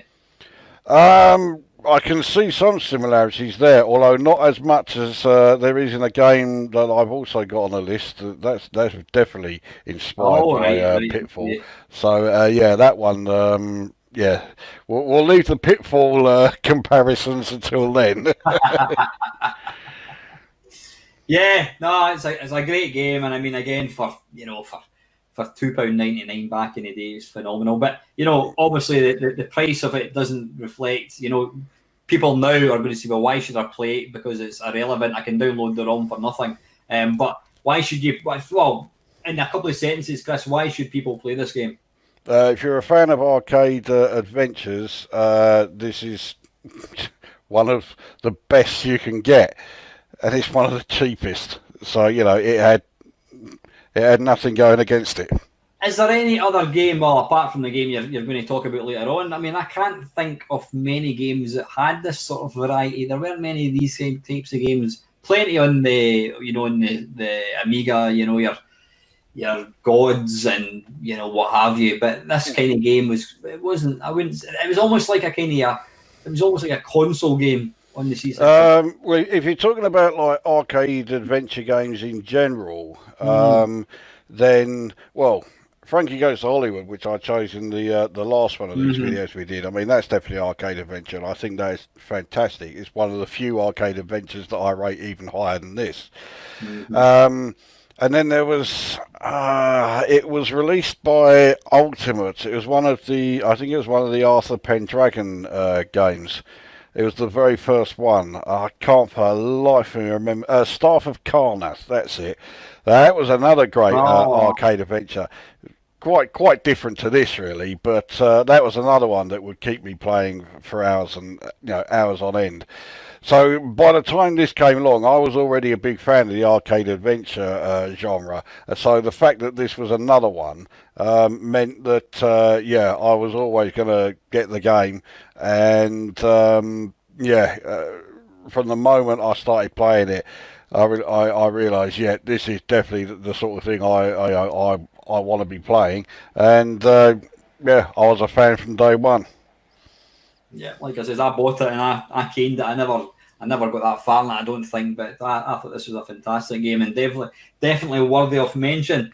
So I'm looking forward to revisiting it after many, many years. So yeah, that's your number 3, I think it is. That's your third one. That is, yes, my third one. Your third one. Okay, right. My third one. This is probably the most well-known one that I've picked. And again, I've picked it because it's a game that a lot of people have probably heard of, but they've probably just put it down to, oh, that was one of the old games. And they may not have actually picked it up and played it, because I don't remember it getting a budget release. I may be wrong. It has happened from time to time. Let's have a wee look. Let me just share the screen and put a bit of run the game first. And I'll tell you what it is as soon as I actually get around to sharing the screen. And it is by Activision, and it's one of the early ones, and it is Hero. All right, yes. Now, I don't know, that's an acronym. I can't remember what the hell. Yeah, I can't remember what it stood for. Yeah, I knew it was an acronym, yeah. I will apologise in advance about the poor video quality. It's because I used to record all these with scan lines thinking it looks good. It did look good on the TV, but then when you actually put it into a software, it looks a bit naff. But hopefully you'll get the idea behind it.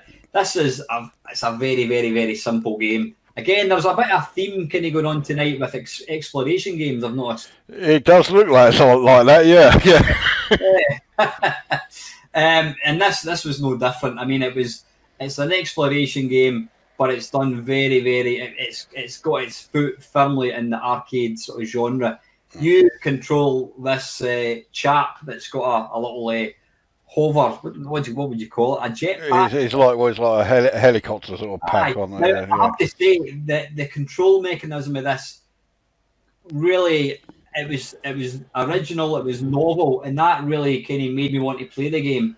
The funny thing is, it feels a bit like one of my pet hate games. There's not many arcade games I dislike, but Joust is one of them. I can't stand the controls in that. It's just too pernickety. And this kind of is a bit similar. There's a lot of inertia going on, obviously. The idea is you've got to rescue your little friends who stupidly keep falling down inside a mine. I don't know what they're actually looking for. And you've basically got to rescue them. Now, you've got 2 weapons at your disposal. You've got your ray gun. Yeah, that's a little laser thing. That's a kind of 1970s thing. It's a ray gun, which you do by holding the fire button down. What I do like about it, it's got that Defender sort of broken line. It's not. It's all broken up. And it's got a really nice sound, which you will hear when we watch Lukozer play it next time. Again, you've got inertia, so you have to, if you press the joystick up, he will remain static for maybe about, I don't know, half a second, and then he starts to fall. So you've always got to kind of keep fighting it, fighting with inertia. Now you'll see there, it's to quash your attempts to rescue your friend. I've just died. You've got these, I don't know what you would call them, spiders, bats. Oh yeah, you got the spiders, the bats. Yeah. You've got you can also. I'm sorry, I've completely forgot to mention the second weapon. If you pull down, you'll see there at the bottom right, you've got 5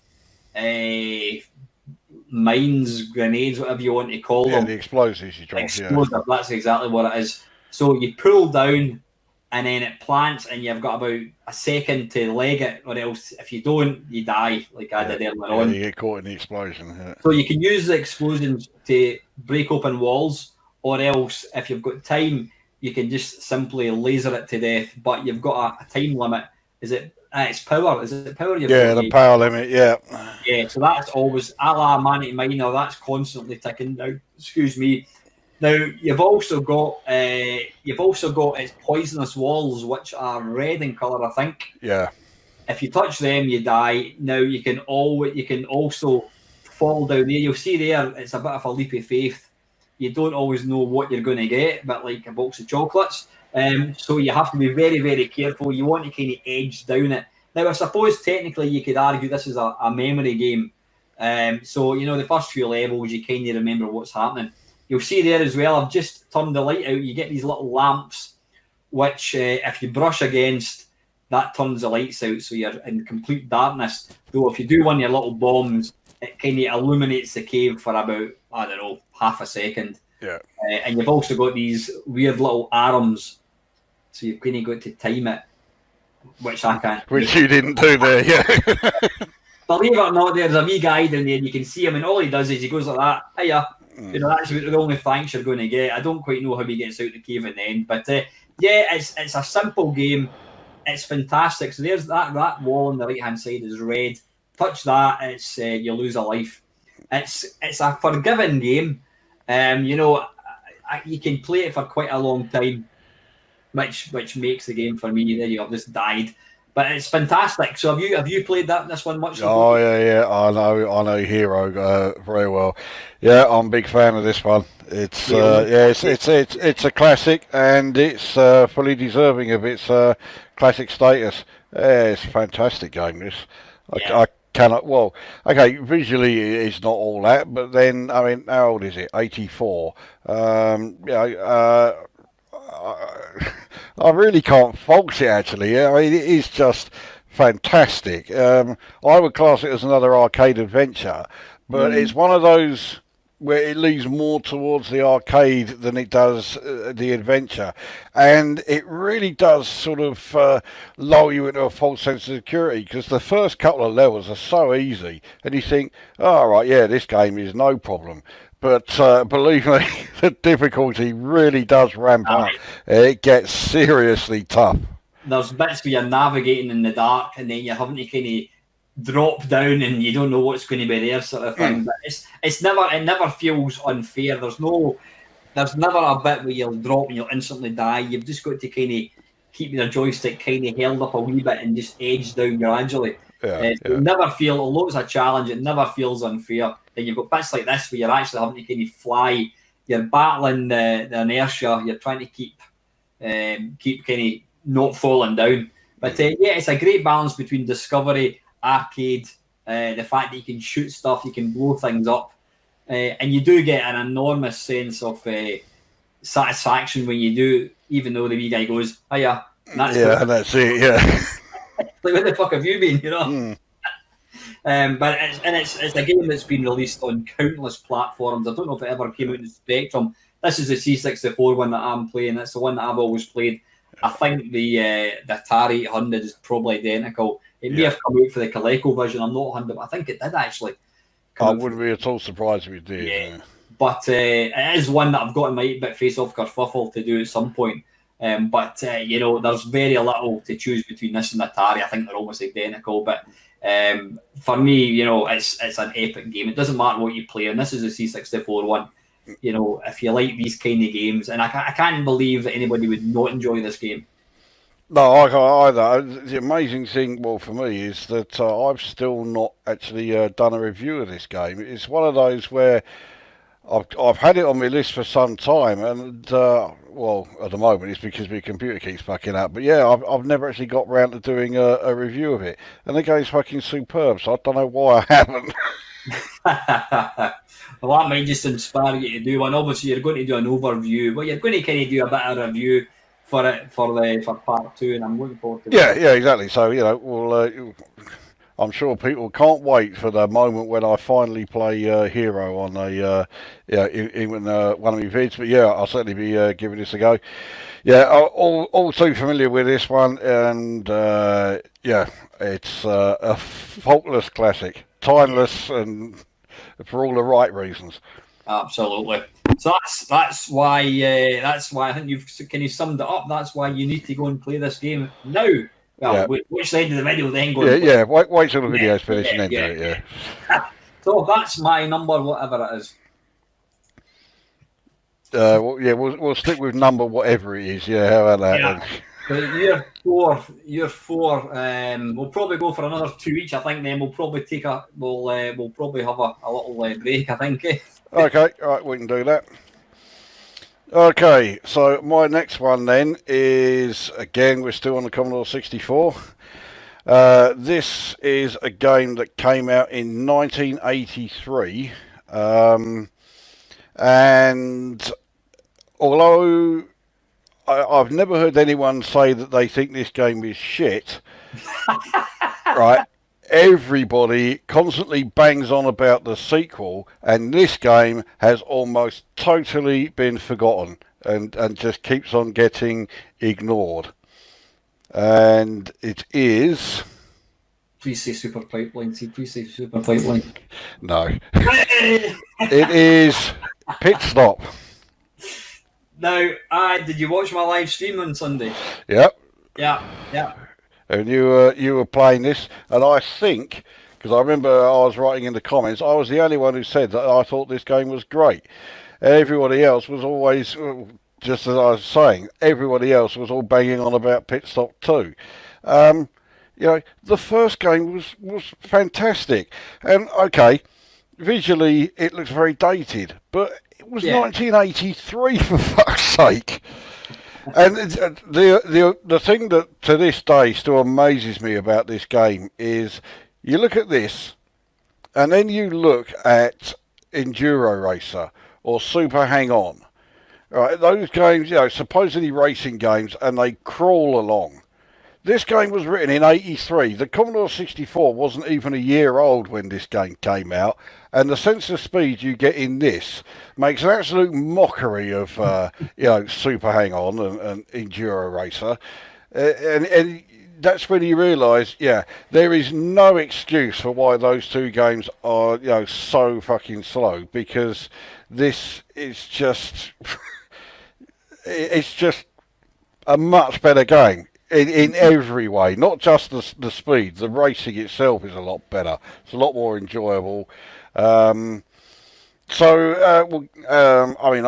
the game doesn't need much of a description, but just on the off chance then, you have a choice of, I think, is it 6 tracks in this one? Yeah. And they're all established, circuits from around the world. Now, obviously, they are not particularly realistic, especially in Monaco, not least the fact that there isn't a tunnel there, and not least the fact that you have all this sort of like green grass on either side of you while you're racing around in Monaco. And the shapes in the track authentic, do you know? No, not really, no. the corners are nowhere near, there are plenty of hairpins in the Monaco circuit, and there's no hairpins in this. So, no, the actual corners themselves aren't particularly realistic. I mean, there are corners in the places where there should be corners. That's about as close to being realistic as it is, as it gets. But then it's an arcade racer, it's not going all out for realism, which is a good job because it's not even close. But the thing that made it unique among racing games back in the day, I did press play on this video, didn't I? Yeah, it's one of those where I have a long fucking intro. Right, here we go, we'll skip a bit. So I race Kyle Lamy in this one. Kyle Lamy, that's the former Grand Prix venue, the South African Grand Prix. But what made this stand out among other racing games of the time was, where the title comes in, the pit stops. You just did not get that feature in racing games back then. So it meant that they introduced tyre wear. And as you're racing, your tyres change colour to give you an indication of how much wear they have suffered, and if they get worn down too much, you'll eventually get a tyre blowout and you crash, and that's game over. So you have to make pit stops to change your tyres, and also to refuel if you're doing like longer races. You don't have enough fuel to get from start to finish. Yeah, I remember that. Yeah.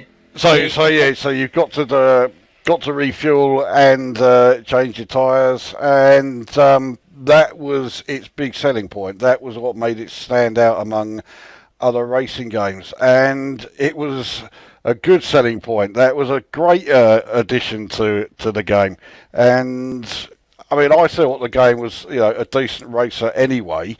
But the inclusion of the pit stops just, gave another feather in its cap, and it was another reason why I thought it was, a great title. Yeah, yeah. Do you have you got so many laps per race? Is it again?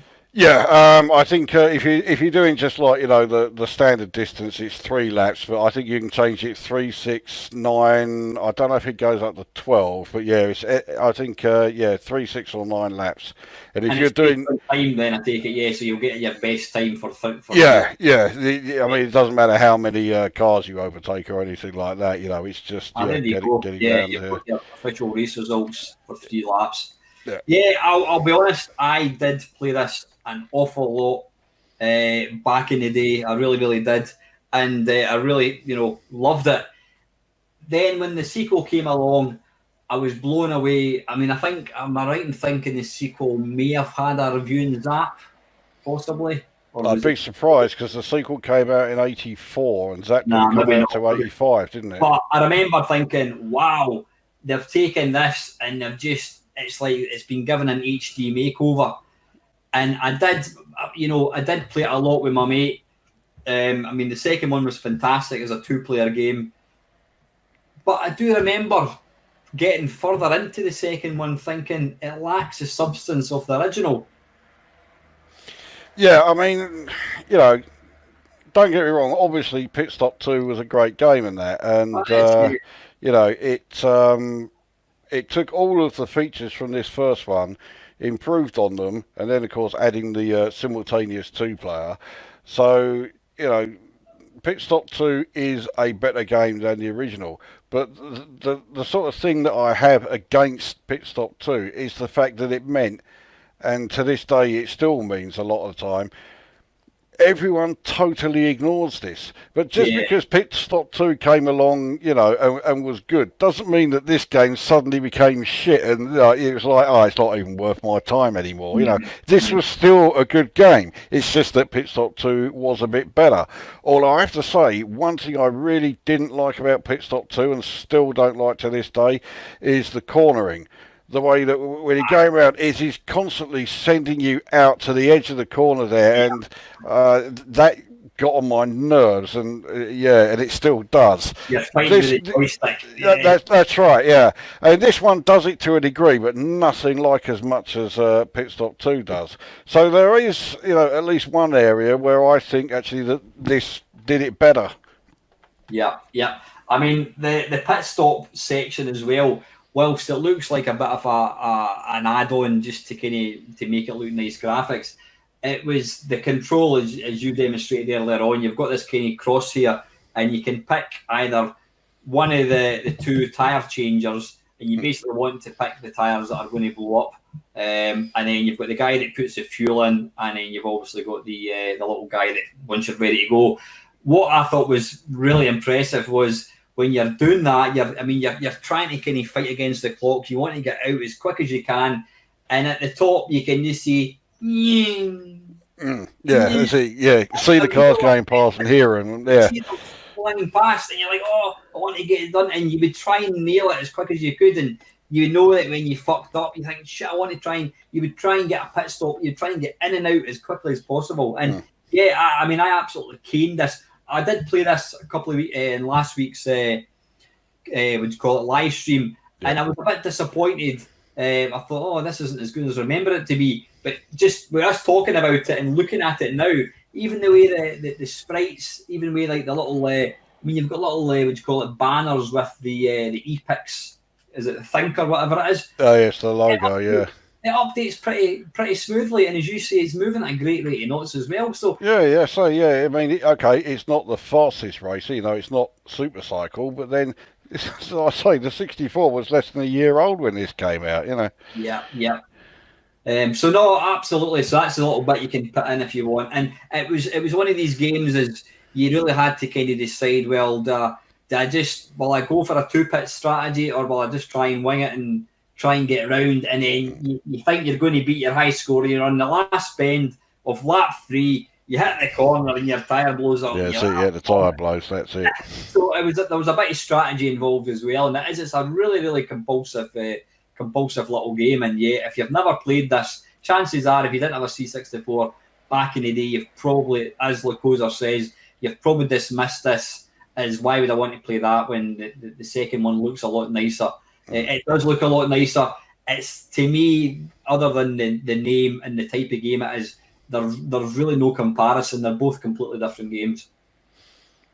Yeah, it's I say, I mean, they're both decent games, and okay, yes, Pit Stop 2 is the better game, but that does not mean that this game isn't good and it isn't worth playing. It very much is.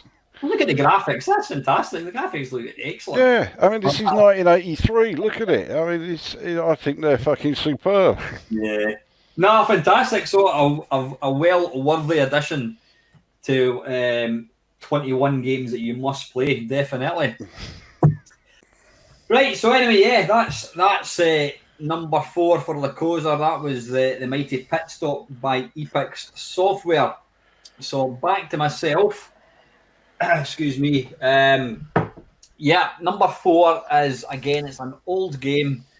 That one of the first games I used to keep a little notepad when I played my C64 games, and I used to record my scores, and this was one of them that I used to always write down my scores. So this is, once I get the thing playing, oops, a daisy, I'm moving the wrong thing. Hang on. You stay over there, and I want to share the screen. And I want to do application. I'm just going to put it back because it's bloody started playing. You behave yourself. And it is Exterminator by Ken Grant. Are you aware of that one? Not that I'm aware of, but keep going with it. Right, you'll see the game. It'll instantly tell you everything you need to know about it. But I've included it because it's based on a popular arcade game, which Centipede, isn't it? Yeah. Centipede. It's called Exterminator. This time you're destroying. I don't know what it is. It must be a centipede of some sort. Instead of the spider, you've got an eagle. But you'll soon see it has also got a spider. The reason I've included this is because this was there. You go. I still think that's one of the most impressive little animations you're ever likely to see. The spider. It's a simple game, but what I like about it is that the difficulty is pitched, that it's playable. I mean, I back in the day, I could literally play this for, I wouldn't say hours, but I could easily play it for an hour.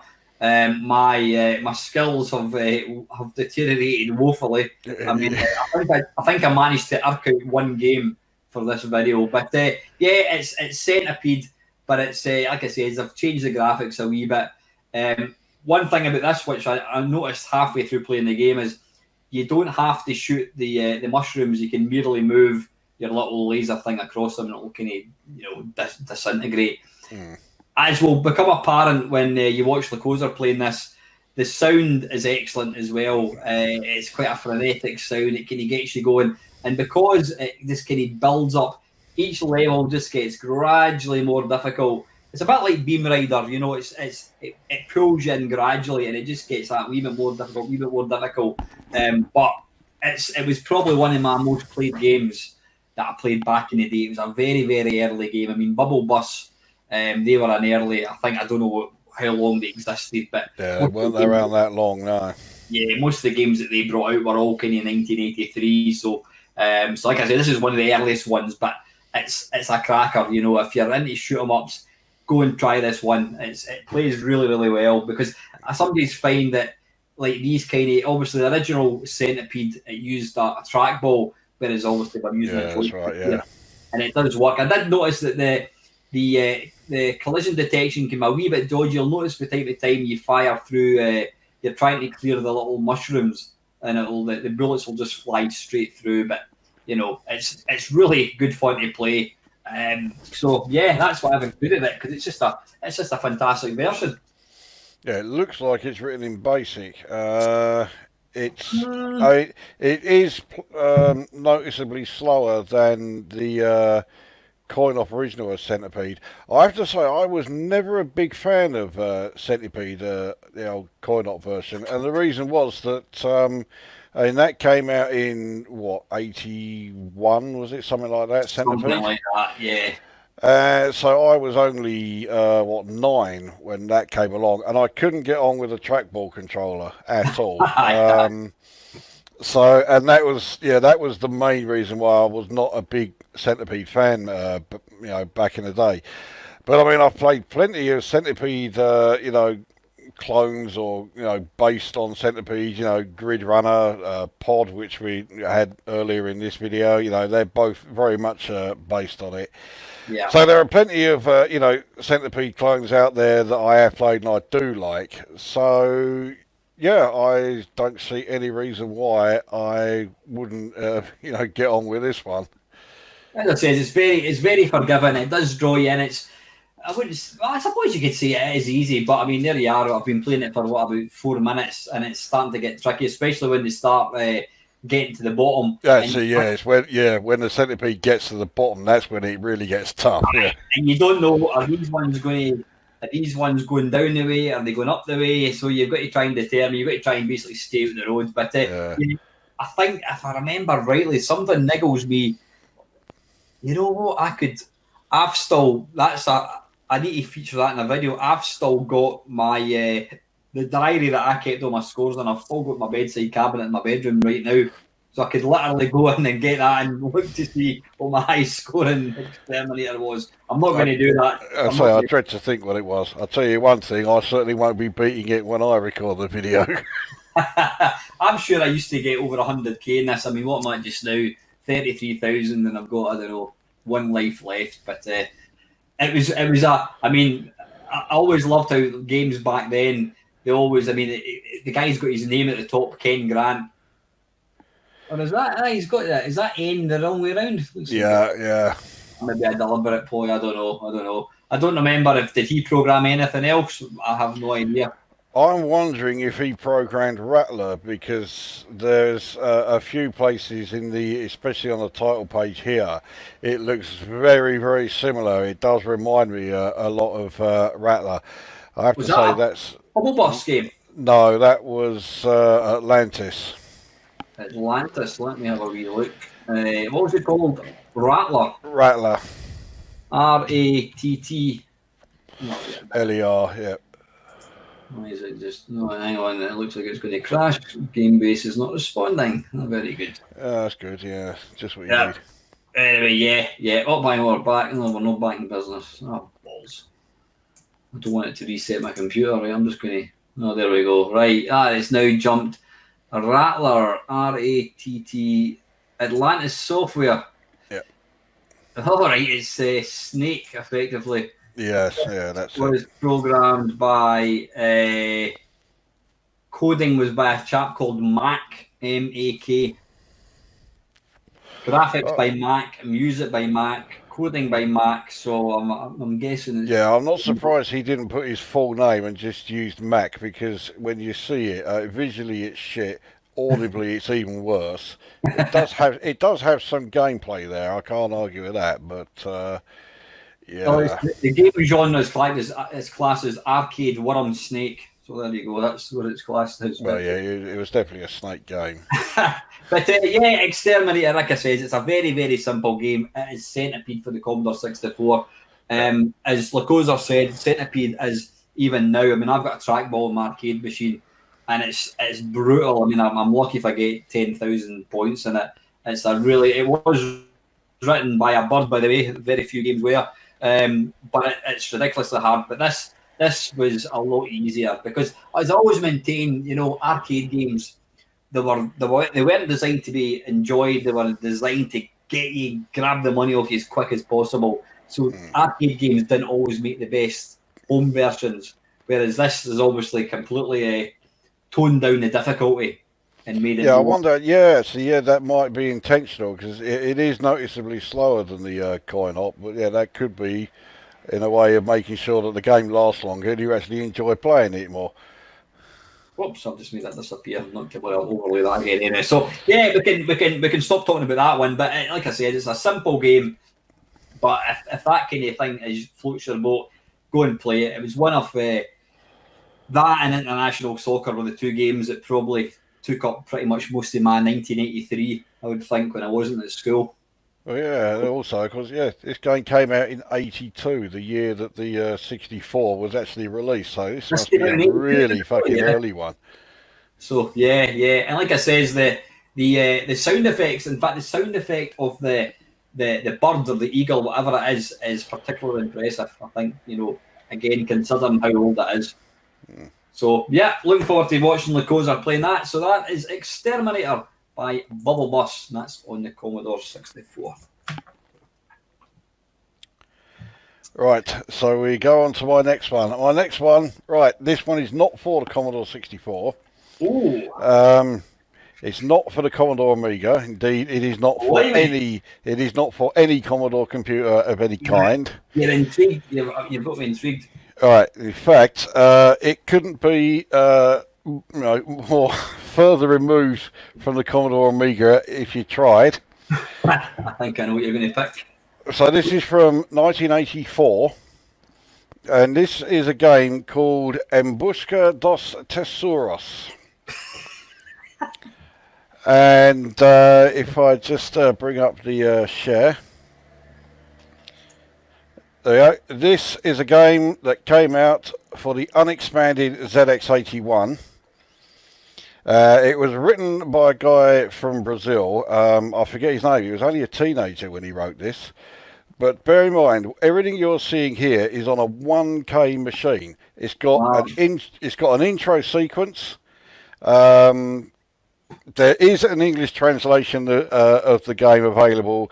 So if you want to, when it comes to actually playing the game, if you want to get, play the English one, then fair enough. The translation is something like The Hunt for Treasures or something like that.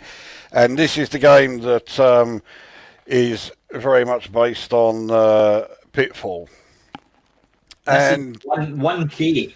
Yeah, 1K, all of this. And bearing in mind also that the ZX81, it had no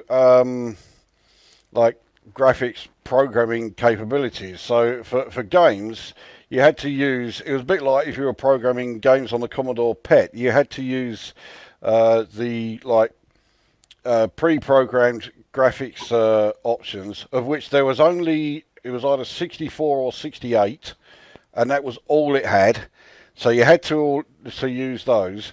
Obviously, no sound, no colour, black and white. That's it. There isn't even shades of grey or anything on the ZX81. So, with all of those limitations, you get this.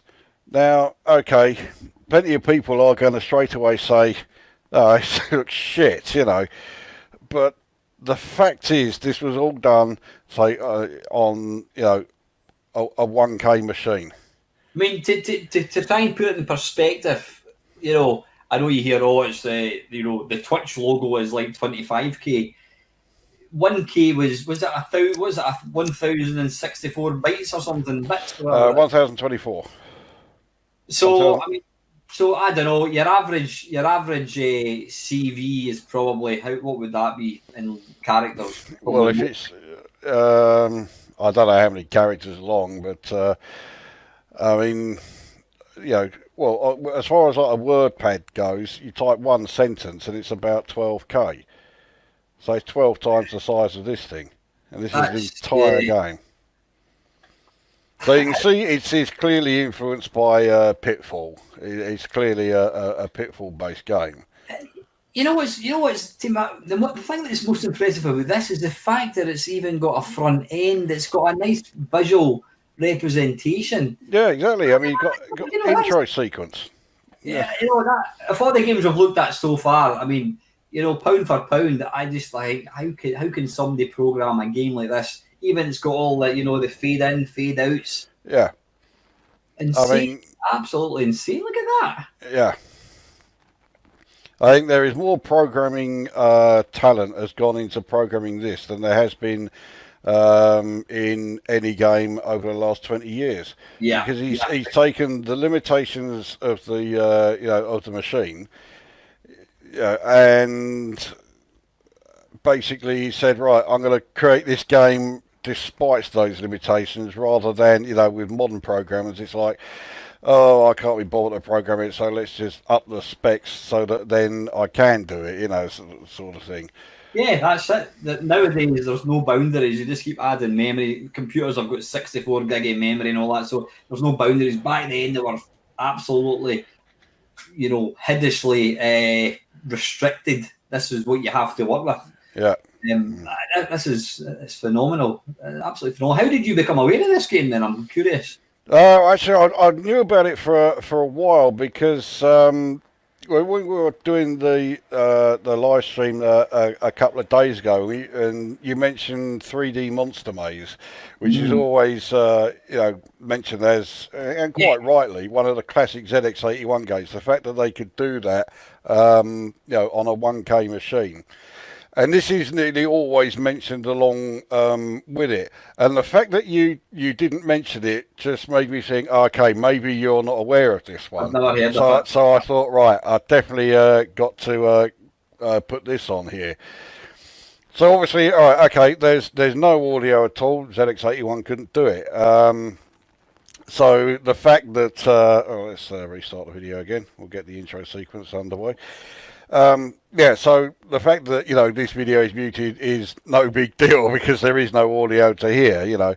There's no colours. The graphics are very simple, which means that it has to have pure gameplay to overcome all of that, and that's precisely what he's done. But even so, despite the fact that there is very, very limited graphics options available to him, he still manages to get a full intro sequence in there. The curtain's opening up. Yeah. And again, this is done on a 1K machine. Even Atari 2600 cartridges had 4K, so And that's running out with letters. I mean, a la Space Invaders. I mean, that's just phenomenal, absolutely phenomenal. So, it wasn't enough just to program a game. The fact he's put all this, if you hadn't told me this was 1K, I would have argued that no, that's not 1K. That's not possible. I mean, yeah, a lot of people thought, oh, okay, no, it's just got to be on a ZX81 that's been expanded, but completely unexpanded machine. Yeah, no, consider my jaw is dropped. So yeah, that is one that I just thought, yeah, that has definitely got to be added there, because, well, I mean, I guess, I figured, well, if there is that chance that you aren't aware of it, there may be plenty of other people who are unaware of it. And yeah, for a ZX81, yes, it is an extremely impressive title, and fans of the ZX81 are all very familiar with this one. But of course, there aren't a huge number of fans of the ZX81, because even amongst like retro gamers, and let's face it, we're both guilty of it, we dismiss the ZX81 out of hand as being fucking shit, Yeah, it's been unusable. But it could do this. So it did have, its moments in the hands of people who were obviously serious, seriously talented programmers. You could come up with something properly decent on it. Do we know how many screens there are in it? Yes. I've forgotten, but it is over 300.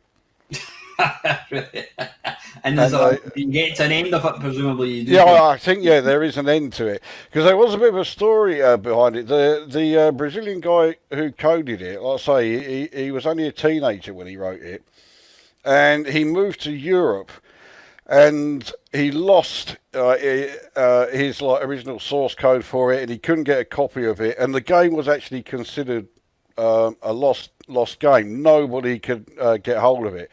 I forget what year it was, but it wasn't that long ago. I think it was something like 2006, something like that. Right. Someone finally came along and they said, yeah, I've got an original copy of it. And they sent it to the programmer. I'm not sure where in Europe he lives. I'm assuming Portugal. Yeah, so he got the game back. And then suddenly the following of it just absolutely took off, and that's when we then started getting like the English translations of it and stuff like that. So it's gaining a lot more popularity, and deservedly so. Absolutely. Obviously, it's keys only, isn't it? Oh yeah, it's key Anyway, control. I'll give it a crack. Is it up, down, left, and right, or is it? I think it's just left, right, and fire. And jump. Aye. Yeah. Aye. No, that is damned impressive. It really is. was 3D Monster Maze? Was that not 16K? No, I'm pretty sure that was 1K as well. Let me just have a look. Not that I'm doubting you. Let me just have a quick wee look. What was it called again? 3D Monster Maze. Monster Maze. 3D Monster Maze. No, it says there with the 16K memory expansion. Oh, okay. That's actually a bit of a shame. I thought it was a 1K. Yeah. With 16K expansion, doesn't seem quite so impressive now. I think it's still impressive considering the how little power the ZX81 actually had. But Yeah. It's just not quite as impressive, you know. It just makes that game you've just shown me, which I've now taken off the screen, I can't remember the name. It just makes that game even more impressive. Yeah. So that was Embusca dos Tesouros, and yeah, definitely worth checking out. 16th of the memory that 3D Monster. Yeah, 3D Monster Maze. Yeah. So why should people play that game? Because if you're going to look at it purely from a technical exercise, I would say that is probably the most impressive video game ever made. Mm-hmm. How's that for a recommendation? Higher praise than that, and I agree 100%. Great stuff. So that's your number 5, is it?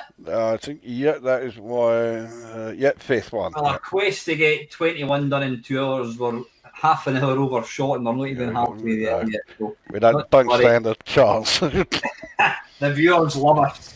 They love us. Right. My number 5. This is one that I'll talk and try and get it done at the same time.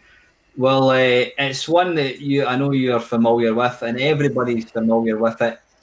But the reason I've included it in here is because it was a type of game that there were so many adaptations of this game, and most of them were complete and utter pish.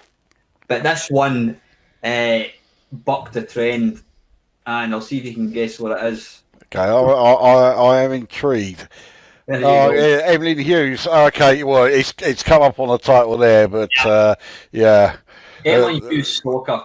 Yeah. It's the game when I remember seeing it in John Menzies, and I looked up and I thought, Emily Hughes. Well, to be fair, I thought Emily Hughes was actually one of the nice guys. He was quite a nice guy. I liked Emily Hughes. He was all right. Yeah. You didn't know like him. He was on Question of Sport, and I mean, he's deceased. He passed away a long time ago. Actually, cancer. It was cancer, I think. Yeah. Yeah.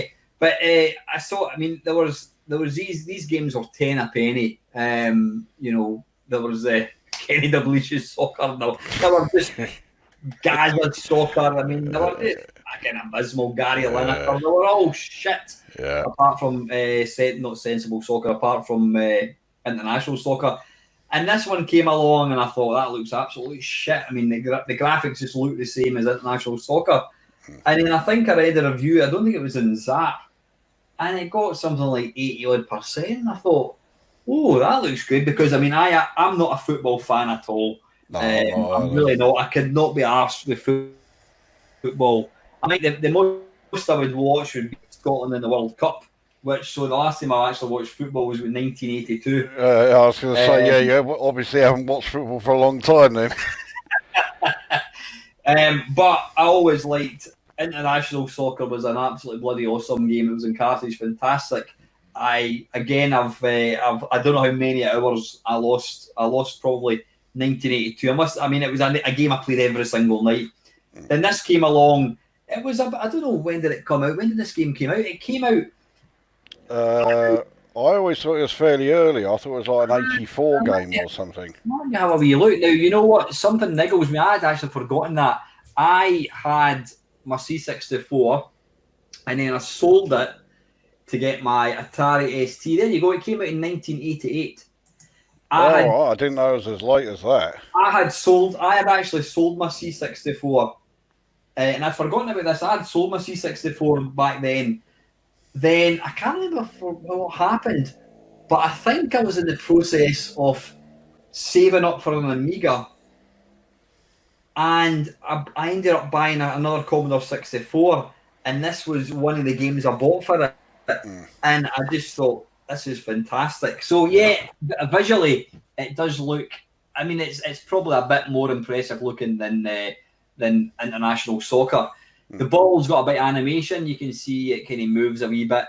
But what I liked about this one is it introduced, what do you call it? You could vary how hard you kick the ball. If you pulled back the joystick, you could like loft the ball into the air. You pull it down the joystick, you can pass along the ground.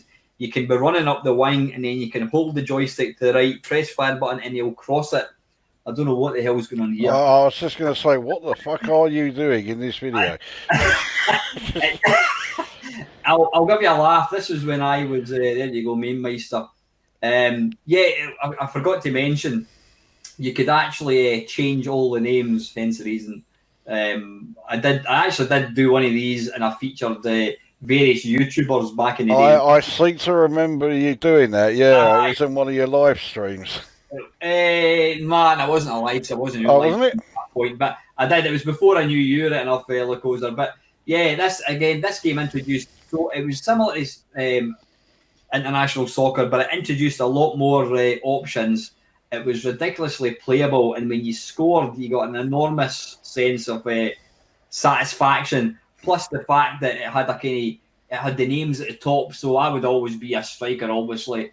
And it was really, really good fun to play. Playing it in 2-player was brilliant, but playing it against the computer was equally just as much fun. Really good. Yeah. It did try to use a sort of an Atari ST graphic environment for with the menus and all that at the start. That wasn't the greatest. I think there might have been some people that probably gave up even attempting to try and load the game. It's not very newcomer friendly. So, but once you get beyond that, you're all right. Now I don't know if you noticed the real smooth cut. I did actually cut the video because I think I scored a goal at the very, very, very, very end. So I thought I'd better try and at least include the goal so you can see. Okay. And then it does then crash.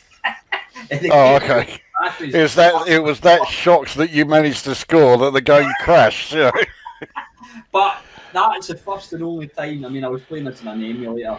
It was the first and only time that it ever actually crashed. You know what I mean? But yeah, as far as Commodore 64 football games go, this was absolutely the pinnacle. Yeah, I didn't know this came out as late as 88. So this came out roughly the same sort of time as Match Day 2, then, did it? I think Match Day 2 was before. I'll tell you, Match Day 2 I think was earlier. I always remember thinking, Christ, the graphics just look the same as international soccer. That's it. But with this, they got the priorities right, because Match Day 2 looks better, but it absolutely crawls along. It is one of the most boring games that you could possibly imagine. Here, okay, the graphics are a bit shit, but they've got the playability in there. And, obviously, that is the most important thing. That's why I always wondered, what the fuck has gone wrong with Match Day 2? Okay, they got it looking good, but there's no playability. So here, they got the priorities right. I mean, I'm like you. I am not a big football fan, as is demonstrated by the fact that I support QPR. But I don't mind football games on the computer if they are done well. But of course, that's a major if, because the vast majority of them are utter shite. I don't mind watching the occasional game of football, but like I'm bored shitless with watching stuff like Germany versus Brazil, or Italy and Spain and even England. With any sports, I'm always a neutral. If England are playing, chances are I'm going to be supporting whoever they're playing against. I'm Scottish then. Well, that's right. The thing that used to really annoy me about watching the World Cup, and the '82 tournament that you mentioned is a prime example of it. You look at like England's group, and their group is something like England, the Vatican City, San Marino, and the Leeward Islands or something. And then you look at Scotland's group, and they get Brazil, Germany, and the minor team in that group will be bloody Argentina or something. And you think, well, they haven't got a fucking prayer. But England get them all these fucking piss out little nobodies that they could beat with their, fucking blindfolded. And I will always remember it was World Cup '90 when Brazil qualified, when Scotland qualified, and again they'd been drawn in the same fucking group as Brazil. And Brazil won, but it was only 1-0, and it was in the last, I think, like 5 or 10 minutes Brazil scored, and I was so fucking pissed off because I thought it really did look like, because getting a draw against Brazil is great for pretty much any side. So I was really keep it 0-0. No goals, but at least Scotland have got something out of it. Just 10 minutes to go, and it was also a really unlucky goal for Scotland to concede. I was so pissed off. Yeah, but I mean, the playability of this is absolutely fantastic. I think we're going to see the goal in a minute. I say the fact that you can, the fact that you can, what do you call it? You can lift the ball, you can pass it along the floor. It just made it, and you can, it was. Previous to that, it was just a question of kind of punting the ball upfield. That's it, yeah. It was just, punt the ball, and that's it, yeah. And one thing that I've just actually remembered was you could set up, am I going to score here? No. One thing I completely forgot to mention was you could set up a tournament, so you could have like 16 teams. Scotland was like computer controlled, and then you could actually get the choice of watching the computer playing. And it was it was actually really good fun. I would sit and watch, I would be like, whoever was playing England, come on the field. Yeah. And it was fantastic. Oh, there's a goal. There you go, he scores, and it was instantly glitched. Obviously, everybody was stunned. It's hang on a minute, Scotland have just scored. What the fuck is going on here? Yeah. I abandoned the video at this point. The clock's still ticking, but it is completely graphics. But it's a fantastic early football game. I mean, I would much rather play that than or Sensei Soccer than bloody FIFA, whatever it is. I'm not interested. Oh yeah. As far as I'm concerned, I know you say that this doesn't look as good as Kickoff 2. I've just done a quick screenshot Kickoff 2. Only visually. Match Day 2, I beg your pardon. Yeah, Match Day 2, yeah. Beg to differ. They look like little dwarfs on that one. I think this looks far more realistic. But Match Day 2 looks good until it moves. It is so painfully slow. So even though, statically, well, I think Match Day 2 edges it. But, when they're moving, when you're playing it, Match Day 2 isn't even in the, it's nowhere near being on the same level as this. Yeah. But it's great, and like I say, it's playing as two players as well. But it's pitched, no pun intended, it's pitched perfectly. The difficulty, there's always a level you can play, and the teams, you could change how good a team were. So, Brazil had like 9 strength and skill was 10 out of 10. Scotland would be 2 out of 10, whatever. So you could, whereas that was quite a new thing. Whereas the original, the early football games, they were all just pretty much, there wasn't any real balance to them at all. Whereas this kind of felt quite realistic. But as far as 8-bit computer games go, or 8-bit football computer games go, especially C64, this one takes a win for me. Yeah, I think so. Yeah, football games on the 64, I think that has to be the best example of it. Yeah, definitely. So that is my number 5. Right. So on to my next one, and to be honest, I haven't even lined it up because I got so engrossing watching that one there. Right, my next one. Let's get the old. I've got to choose which one it's going to be. Well, we're going to go back to the Commodore 64 then. Apologies about my bright head. Have you still cat kicking about? No, I don't. Okay, right, we're going to have to suffer the glare then, aren't we? Right, so we are back on the Commodore 64 then for this one. And this is a game that in fact, plenty of people know it, but very few people like it because they don't know what the fuck they are doing in it. Which might give you a bit of a clue, especially when I say it's a Jeff Minter game. Oh, have I got to play that, have I?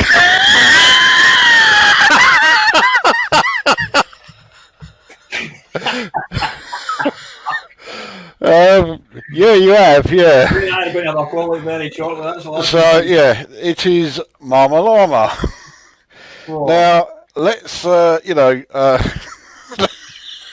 let's get the obvious thing out of the way first. Is it Jeff Minter's best game? No, it's not even close to being his best game.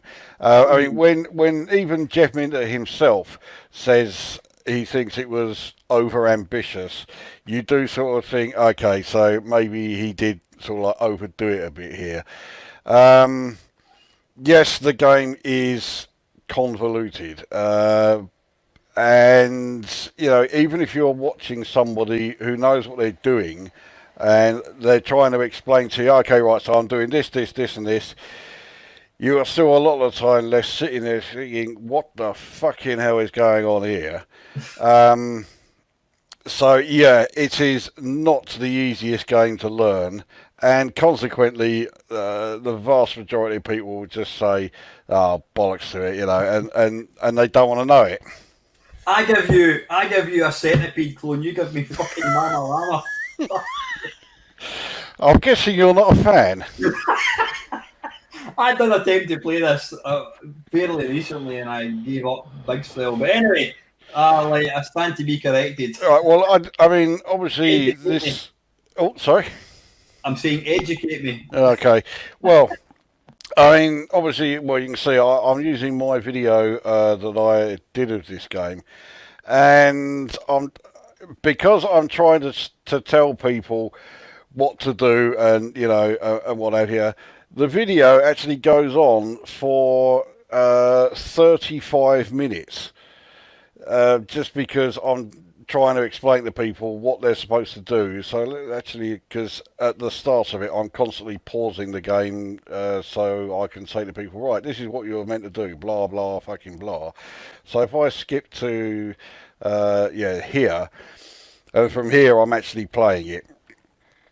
So, I mean, you start off with this sort of like grid array here, and, you're selecting your level. The level you're playing on is always in the bottom corner, that flashing square.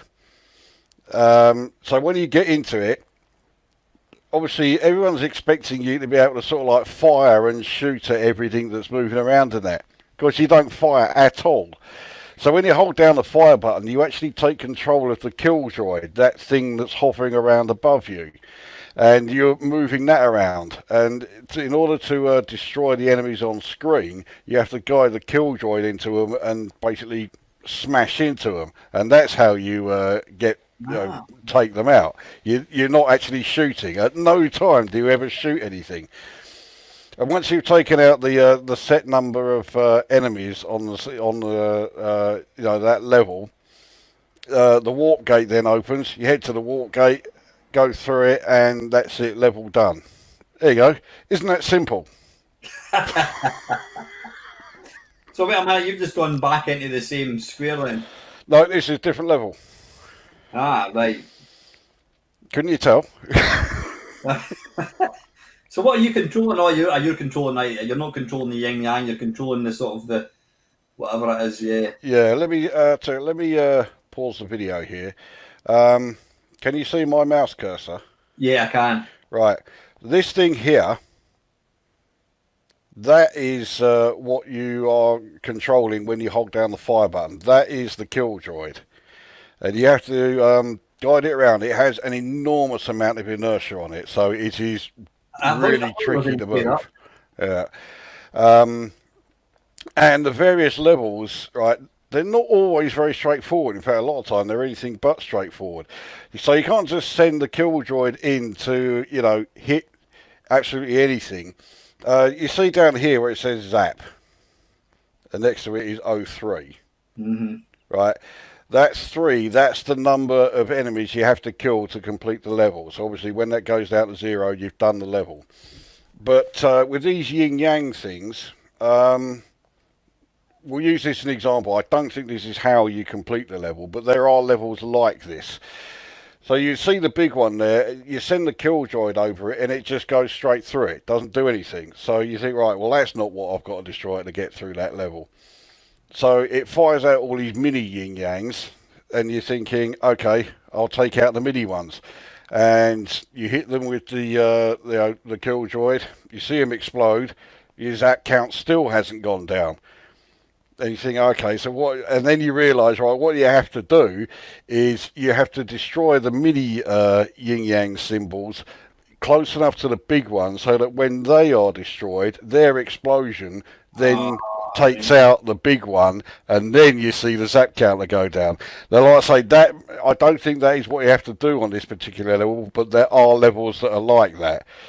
So it's, there are some where it is, as straightforward as, just move the kill droid and everything it hits, you destroy it and the level's done, But there are some where you have to put some thought into it. So have you really got to figure out for yourself, it's like figuring out the weak spot in an end of level baddie then? Yeah, it's along those sort of lines, yeah. Right, so at the moment the bottom right is flashing, it's got a wee circle with a line through it. And right, I'll just pause it, yeah, okay. Yeah, now it's changed to, did you pull down on the joystick which kind of moved the whole row? Yeah, down? So right, you see the 2 pointers right here and here. Mm-hmm. Right, so what they will do is if you hold down the fire button and move the joystick left or right, you can move these squares along here because that's the row that's been selected.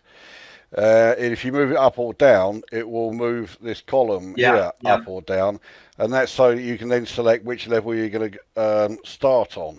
So right now you're going to be starting on the one with a little blue camel. Yeah, the bottom in the far right. In the bottom here, no. So I'll be starting on this one here. Have you got me mouse cursor? Always the bottom right that you play on. Yeah, it's always this. The level that's in this screen here with the flashing blue, currently a blue border around it, but it's flashing when you're playing it. That's always the level that you are going to be playing. Chris, I've just noticed Jeff also went to town with the font of this one. I can't even read that. Yeah, it's not the clearest of fonts, is it? I can recognise the danger part of it. Yes. Well, that right. Okay, so that is explaining like this bar here. So these colours indicate how difficult the level is going to be. Dark blue is safe. The red levels are the most difficult. They're the most dangerous. The grey levels are levels you've already completed. So this stage of the game, fairly easy. Yeah, a couple of yellows, but a few yellows in there. Yeah, relatively easy. If we carry on with the video, I think I try this level. So at the moment, there's no purple or red levels. Do you get further on and you get? Oh yeah. Once you've gone through a level, so when we go back to the map after this, I think I lose a life here because this level is really fucking difficult. In fact, I think it's actually game over. You do get 3 lives, providing it's not the Marma Llama itself that is taken out. You see, right, you got the Marma Llama, you got the 2 baby llamas with her. If the baby llama is killed, then that counts as losing a life, and it will then send you back to the game grid here. If the Marma Llama is killed, then it's game over, regardless of whether you still have the 2 baby ones there or not.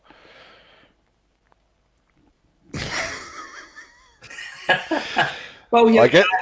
I mean, I couldn't figure out what you're actually trying to do, but you're saying the fact that you're controlling this thing. So see the llamas that are walking about in the middle of the screen. Yeah. Are they're kind of reacting? If you move left or right, they're moving left and right. Yeah, if you move left or right, they'll go in those directions, and if you push up, they will jump. But when you hold down fire button, you're no longer controlling them. You're controlling the kill droid. It's a bit like the satellite cat, whatever it's Catalite out of Wizzball, sort of. Yeah, it's a similar sort of idea. But you do still have limited control of the llamas while you are controlling the kill droid. So if you move left or right while holding down the fire button, so I'm pointing at the screen, so you're controlling the kill droid, the llamas will still move left and right. But if you push up while controlling the kill droid, they won't jump this time. You have to have the fire button let go so that you are then only controlling the llamas, and then they will jump. Right, got you. So have you completed this game? Oh no, I've not got anywhere near it. Has anybody completed this game? Well, if anyone has, it's probably Jeff Minter himself, but he's probably the only one. Yeah, I mean, this game was famously like Zap magazine were basically in bed with Jeff. I mean, Jeff used to write a column for the first 3 or 4 Zaps. Yeah. And I can't remember. Did he? Yeah, I think this was the first game. I think this was the first game that they featured, and they basically tore it to ribbons. Yeah, they were not fans. Yeah, and Jeff basically fell out with them, and he was accusing them of like. And I do kind of, I do kind of go along with what Jeff's saying. He says, "How can you criticise a game when you've not actually made any effort to sort of play the game? You need to understand the mechanics of the game."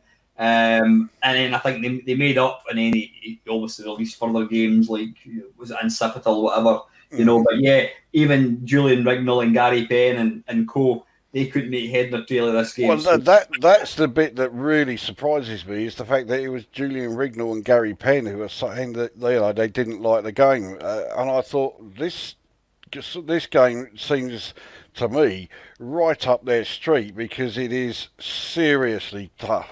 Tough. It is. I think it's the most difficult game Jeff Minter ever made.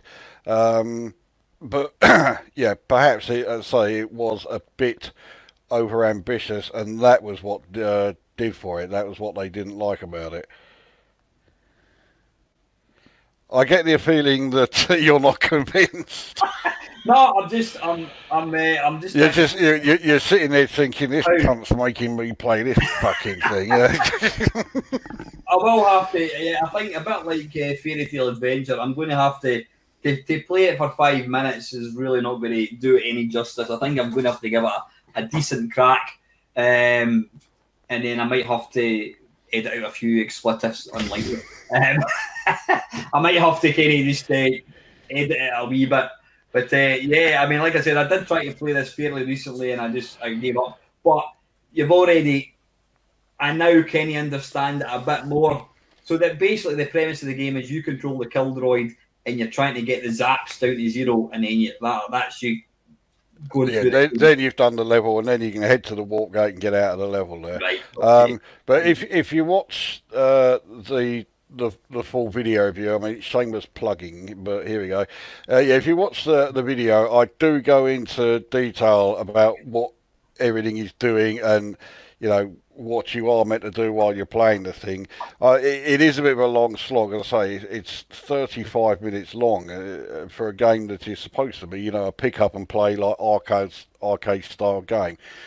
But it is so convoluted that it does need a fair old guide, to be able to play it. So if you, have a few goes with the video going on in the background, and you should eventually sort of like, at least get the grips and have some sort of understanding of what you're supposed to be doing. But at no point is the game ever easy. So it's gonna be tough going no matter what. Yeah, I can't wait for this one. Yeah. So why should people play this game? Because it's dismissed by an awful lot of people as being god awful, but in fact it's not as bad as you think once you've finally got an understanding of what it is you're doing in it. Is it actually worthy of investing time in? Well, it's not really for me to say. I mean, yeah, I would, pick it up and have the occasional go of it, but I wouldn't. It's not one that I would play over and over and over again. Interesting to hear the comments in that one. I think that's probably, I would definitely say that's probably the toughest one so far, I think. It could well be, yes. Fantastic. So that is your number 6, I think it was, eh? Yep. Right. My number 6, I have gone for a racing game. There was a few racing games I was going to kind of feature on this, and I have plumped for this one. So let me just get the video up and running. And again, apologise for the poor. It's got scan lines in it. The poor quality share screen. And there you go. Whoops, a daisy. Are you familiar with that one, Chris? I know the title. I remember when it came out, but I've never played it. Yeah, Racing Destruction Set. It's the perfect example. Now, I've got to say right now, you've got to play the disc version of this. I bought this in disc. I think there is a tape version, but it's one of these games. It loads all the time, so you really have to play the disc one. If you're using an emulator, then it's not going to be an issue. You know what I mean? But this came out, I think it was Areola Soft released it, and it looked quite interesting. And when you look at it now, there you go, insert side 2. It's one they swap discs straight away, so it's 2 sides of disc actually. It looks very, very basic, but once you actually get into it, it's a very, very addictive game. I just wish you would hurry up and actually let you see the game. I'm staring at a blank screen. I mean, there's different. You can pick different types of cars. You can pick, I think, motorbikes. You can pick sort of like 4x4s. You can race against. There you go. I always like this when it says computer vehicle testing jumps. In other words, it's just trying to uncompact the data. It's uncompressing. Interestingly, though, you can actually press F3 just to stop this. So I don't really know. I don't know whether this is akin to playing a chess game and then forcing it. I don't know. So here you go. I think I am the yellow car. I think I am anyway. It kind of feels, it's more like when I first started playing it, it felt like it was, you could control where you can go whatever way you want to go. It's more sort of skeletrics. In other words, you hold the joystick forwards to accelerate, you pull it back to reverse. A big part of the game is you can't fly over, you can't go over jumps too quickly, or else the car will just flip upside down and you lose time. Right. So you'll see there, you've got these little jumps, so it's very, very tactical. If you're going at a certain speed, you'll just stay in the lane that you're in. You can see there's kind of 3 lanes, so it's like left, right, and middle. But again, it says it all comes down to it's very, very tactical. How far do you go hell for leather? Because you get like jumps where you think, well, I'll just try and get over it. But then if you time it wrong, you flip upside down, you lose time. And it was one of these games that it was so addictive, you know, and you always wanted to try and beat your time. And the fact that it was on disc as well, it would save your best scores. Then you could say that I'm going to race against a motorbike, and you could just kind of. It was like when you were a kid, you would have your track. You would put different Matchbox cars. I'm going to race that one against that. Yeah. Ones. It was a bit kind of similar to this, but it was really, really addictive. You know, quite. I say quite sort of 2-dimensional. You know, but just. It was tremendous fun to play, really, really good fun to play. And like I said, the fact that I think you could also, I'm sure there was also what you call it, you could build your own track. But that's I've always avoided these things. I've not got any creativity in me at all. But the fact that you can see there, it was split screen when you're playing it against the computer. You can see them where they are, and vice versa. When you're playing it against your mate, you can see exactly where they were. So you know, it was technically quite a clever game, but you know, just enormous fun to play. I remember when I saw the title anyway back in the day, because I can't remember when this came out, but I think it was a relatively early one, wasn't it? I'll tell you, yeah, it probably would be. What was it? Racing Destruction Set. Racing Destruction, 1985. Electronic Arts. Okay, so it's not quite as early as I thought, but it's still an early game, 85. Yeah. I remember I always thought that it meant that there was going to be, like, you know, deliberately smashing, other cars up and stuff like that. It wasn't really that. No. No, that's it. I mean, the title certainly gives that impression, you know, racing destruction set, yeah. you know, yeah. So it does give, does make you think that could be what is going to happen. When it first started, this is the first time I've seen it running. It reminded me of like a 3D version of an old Spectrum game I used to play called Battle Cars, which was a Games Workshop game. And so I thought, okay, that combined with, you know, destruction in the title, I thought it was going to be, you got to smash each other up and maybe even have weapons on the cars. That's what Battle Cars was like, except it was 2D. It was just entirely top down. But no, it does seem a bit simpler than that. It is just like straight out racing. There's no, you know, try and destroy, other cars. There was no. I don't think there was any weapons on it at all. No. But again, and it's maybe doesn't come over in this video, but when you actually play it, you'll see it's all about how fast you approach a hill. If you go too fast and you try and get up it, if you basically fuck it up, then you're going to flip over, or you know you'll kind of spin out, sort of thing. So it was very, very, very kind of strategy based as well. But you see there, you can set the levels, you can modify vehicles, you can modify the track. So there's lots of options, but just the racing part of it was great fun. It was simple, and that's part of the reason I enjoyed it so much. It was just, you know, I mean, you can see there's a lot of options you could go in yet, and I don't think I ever really actually changed any of the options. I just enjoyed playing it for what it is. And again, it's a simple enough game, but just great fun. And I never really disc error. There you go. Yeah, just a fantastic game. So I'll be interested to see what you think of it. Try and play about the different cars and that as well. But it's basically all about holding forwards, does accelerate, and then pulling back, decelerates. Okay, see, I don't mind that. I know you're not keen on racing games that do that, but I don't mind it. So, you know, I'll be okay with that. No, I'm trying to remember what bloody fire button does. I'm maybe talking bollocks. I'm sure you hold it forwards to accelerate. But quite a simple game.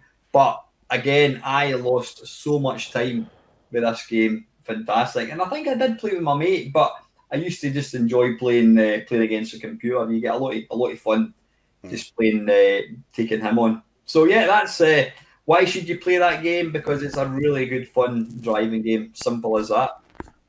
That's all the reason you need. Yeah, so that's Racing Destruction Set, and that, interesting for you young kids, that is by the same people what made FIFA 2020. I know which one I'd rather play. Absolutely, yeah. It's the one without Lionel bloody Messi, anyway, yeah. So that is my number 6. And Jump Cup, yep. Those eagle-eyed amongst you will notice that it's now daylight, and I've got a different colour baseball cap. Lukozer's got his same shirt on. His bed's not made. I think I might have a different T-shirt on. I'm not too sure. But anyway, yeah, I wasn't wearing my Black Caps shirt then, so. So anyway, yeah, that was Rating Destruction set by Areola Soft, and back to Mr. Lukozer for your number 7. I believe. Yeah, right, number 7. Yeah. Okay, so this is my one and only Amiga title. So this was released by Broderbund in 1988, and this is. I really need to get more organised. I'm as disorganised as you sometimes with doing this. Yeah, that's not possible. So this is Shuffle Puck Calf, which is a game that I reviewed a while back. I mean, this is my my video here. 2015 is that? I think I can make that out. Yeah, that's when I did this one. So I did this 5 years ago, and I was a bit harsh on it. I really underrated it when I reviewed it. I only gave it 5 out of 10. It deserves a lot more than that. So it's basically air hockey. You remember? Well, you go. You know, they had quite a few of them down here in the South End arcades. Yeah, so you had the air hockey table, and you're smashing the puck around there. And it was actually, it was great fun, especially when you're like, 7 or 8 years old down down South End seafront. And so yeah, this is basically a air hockey. Well, it's not so much a simulation, but yeah, it's air hockey. The game does break you in very gradually. The first opponent in particular is fucking useless. Actually, the second opponent's not much cop either. The second opponent has a very annoying move, which you will see as the video goes on. So yeah, it's very simple, and I think that was one of the reasons why a lot of people dismiss it, because it is. Yeah. Okay. So you are familiar with the game? Oh yeah, it's one of these games I remember seeing at the time. I may have had a copy of it, but I don't think I even ever played it, because I just thought to myself, it's bloody Pong with 3D. How are different? How are you going to get different opponents? What difference is that going to make to the game? It's Pong, and I wasn't interested in it. Right. I mean, yeah, I can kind of see why you would think that. I mean, there is a bit more to it than, well... Is it mouse controlled? Oh, yeah, it's mouse controlled. But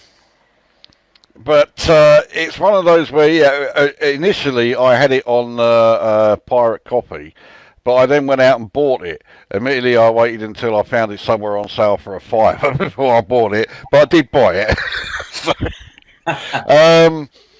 So at that point, if you played it and if you had it in pirate, you must have enjoyed it enough to go and then buy it. Exactly, yeah. I thought it was, it was. I thought it was quite a decent game. So very simple, very basic, but in stark contrast to some of the games that I've chosen for this list, I do like me simple, basic games just as much as I like me, in-depth, complex titles. Mm-hmm. So. Yeah, it's. I mean, it sounds a bit ridiculous me saying this, but it's just something a bit different, even though it is possibly as basic as a game gets. So, has it got anything in common with like Arkanoid? Would you say? Other than playing with the mouse, no, not really. Not really, yeah. But. Yeah, I mean, there's not really an awful lot to be said about it because it is so basic.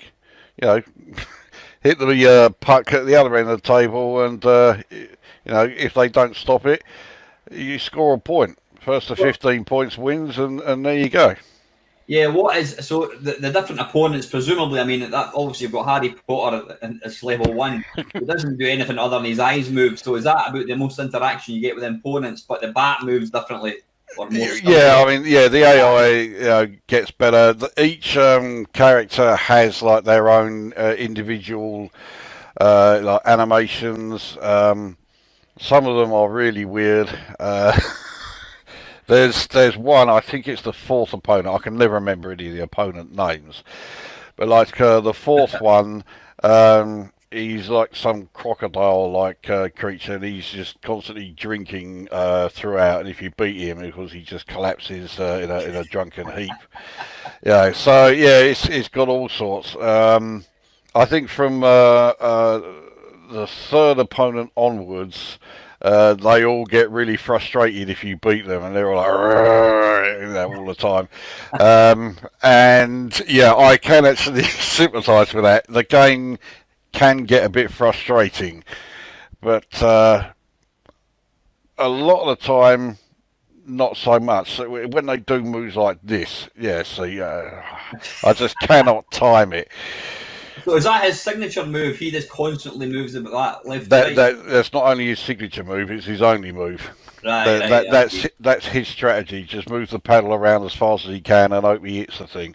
So yeah, this is another one of the opponents who's quite shit. But it can be a bit annoying because sometimes he will only just catch the puck, and the thing just moves down the table so slowly.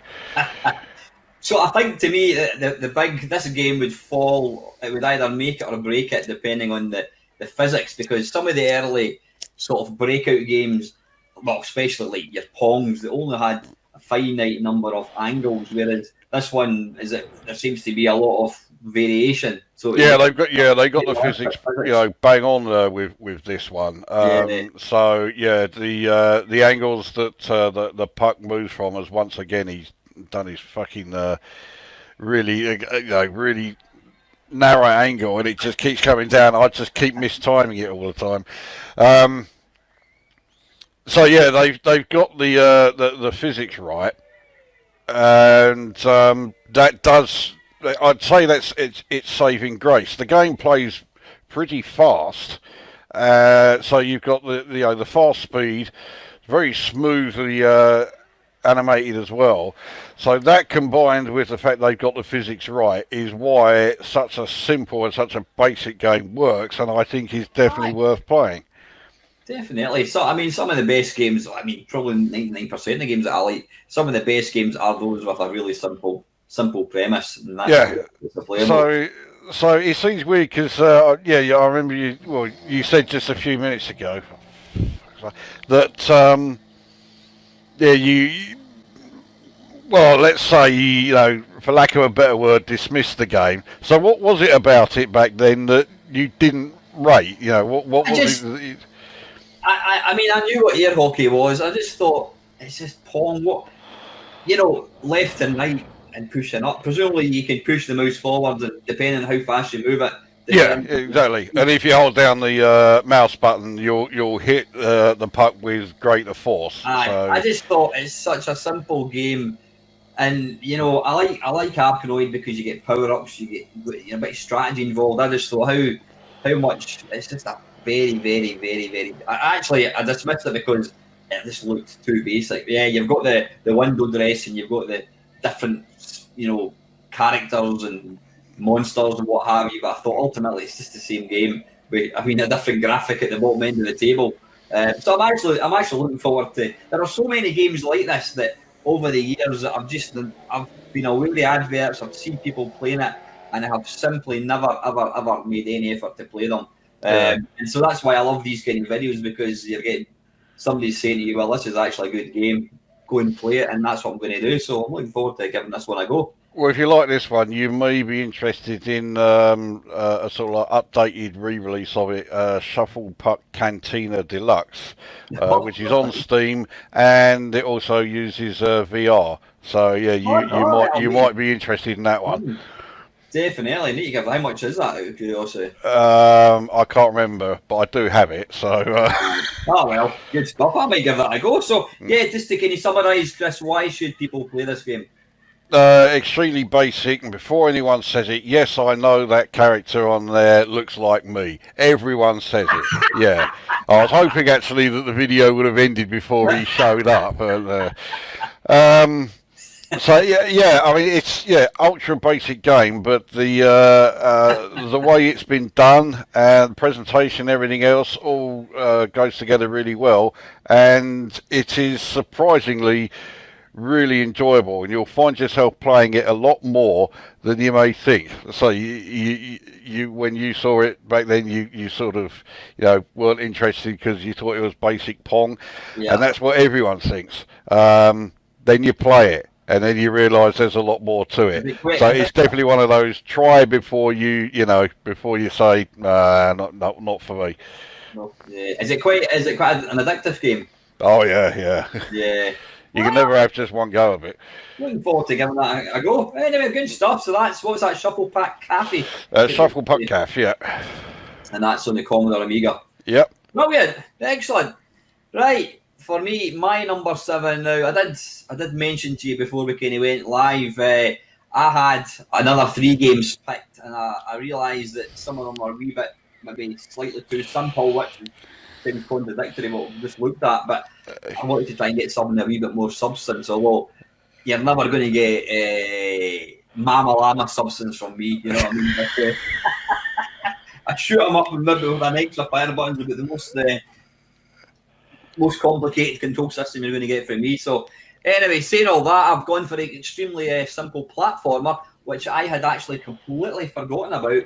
This was a game, well, I better bring it up. This was a game that I don't recall ever seen an advert for. I don't recall ever reading a review about it. I think it must have been a game that was on a disc that I got a copy of, and I just found it off my own thing. So let me share the screen.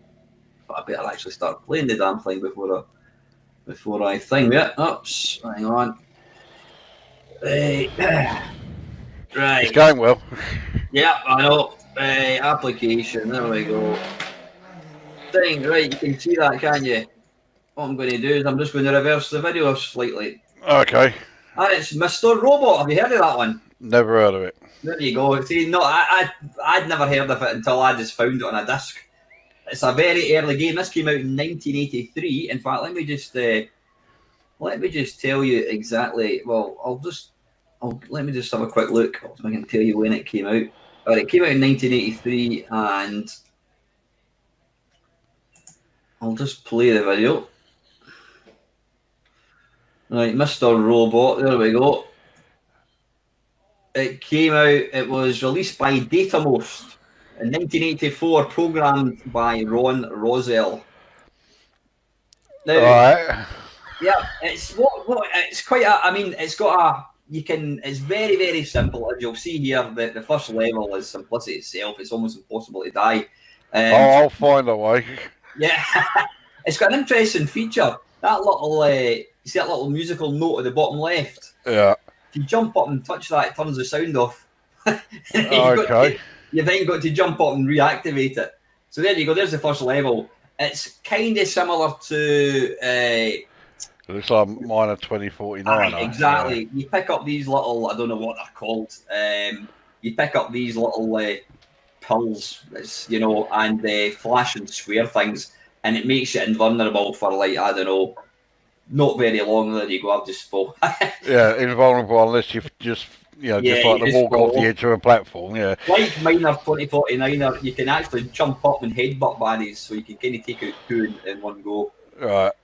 Like so. I've got to say the construction kit is. I will ask you when you're doing your own. Can you look at this? Give the construction kit a go. It's great fun. I mean, it's literally you pick a platform section, you hold down the joystick, and you just draw with the joystick. And then the same with like the wee conveyor belts, so you can knock up a level in like 10 seconds. It was great fun. Sounds a bit like the construction kit sort of part to Hungry Horace. I don't know, never played that, but that's simplicity itself. It's piss easy. Now I did notice in instructions, I'm sure it does say somewhere you get a gun. I don't think I ever got that far to get said gun. But yeah, it's very, very simple, but it's a very, very playable game, though. It does get tough pretty quick. So you can see there, you've got to collect, you've got to move over all the platform, and then move to the end. And that is it. But it's such a well-presented game. for an early game, and a game that's never, again, I don't even know if it's an American company, Datamost. No, I don't know. I've never, like, just out of curiosity, I want to see if they actually came out with any other games. So is this a kind of game that you would normally play? A little platform game? Let me put it this way. My first impression on seeing this video is he's chosen this as revenge for Mama Llama, hasn't he? It doesn't look like my kind of thing. You know what? I'm just looking. They have written an incredible number of games. Bloody hell.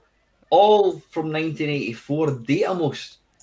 I can't say... I mean, I'm going to just read out some of the games. Addition Game, Air Attack, Animal Jump, Ank, Ardy. Oh, Ardy the Aardvark.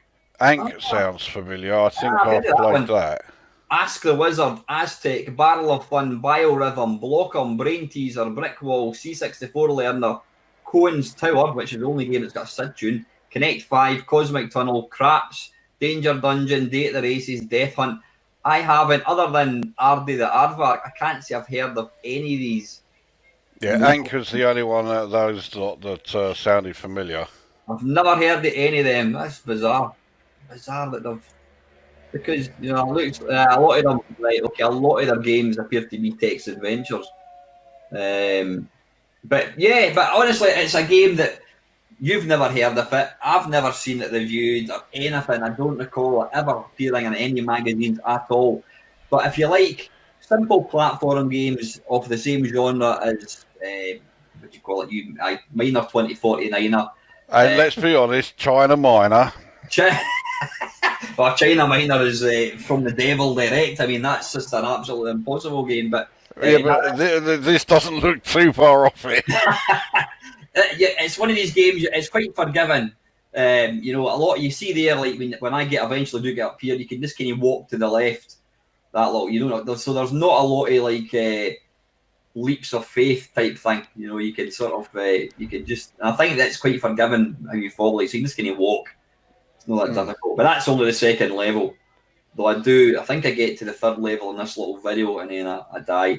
But yeah, a big part of it as well was I loved the fact that the construction kit was so it was so fun to use. You could just knock a game up and instantly play it, and then you could make a series of not platformers, series of like conveyor belts whereby you just kind of went round in circles and things and. You've got these little ladders that can lift you up, so it was really, really good fun. But yeah, I'm not going to say any more on it because it's a simple platform game. But I said it's a game that I'd never ever heard of. You've never heard of it. Chances are, so I'd be very surprised if anybody's watching this video has heard of this game. Then please make yourself known because it's one that just went under the radar. But I think there were so many. I mean, this game base that I've got for the C64, there's 25,000 games in it. There's a lot of them that were repeats. You know, like maybe this might be released as you know, R2D2 or something in a different country. So it was the same game, different games. Don't know why they changed that, but yeah, that's it. That's I can't even remember the name of that one again. What was it called? Mr. Robot. Mr. Robot, great little game, and it's obviously pinched the little fireballs from Donkey Kong. They look very, very similar. So yes. So why should you play this? It's simple platform fun, and forget all the bollocks that Lukozer and I have spoke over the years. Forget all the bollocks that you read or watch on any other YouTube channel. It's video games, and it's got to be fun. And if a game's fun, then double thumbs up for me. Yeah. That's right. Okay, back to yourself. Yeah, I'm really looking forward to that one. Don't forget, you need to try the. You need to have a shot of the not the conveyor belt, the construction kit. Yeah. I'll make a note of that one. That one looks like I'm not like I'm enthusiastic for Christ's sake. Okay. Yeah, I can't wait. That looks fucking amazing. Right. Moving swiftly on. Okay, so for this one, and indeed for the rest of mine, we're back on the good old Commodore 64. So this one is a game that came out in 1985, and it is a Lucasfilm game. Gives you a bit of a hint. Oh, I know what one it's going to be, and that's the one I never wanted to play, but anyway, yeah. Look, hang on, I'll show you. Right. There's my list. Right, I've not made any alterations. This was here right from the get go. Does it begin with K and end it up? No. It's not Coroner's Rift. This is the one that came after it. This is the third of the fractal-based games. So this is.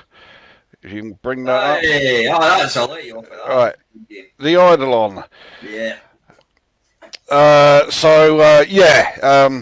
third and final, I think, of Lucasfilm's fractal-based games, and I think it's their best one.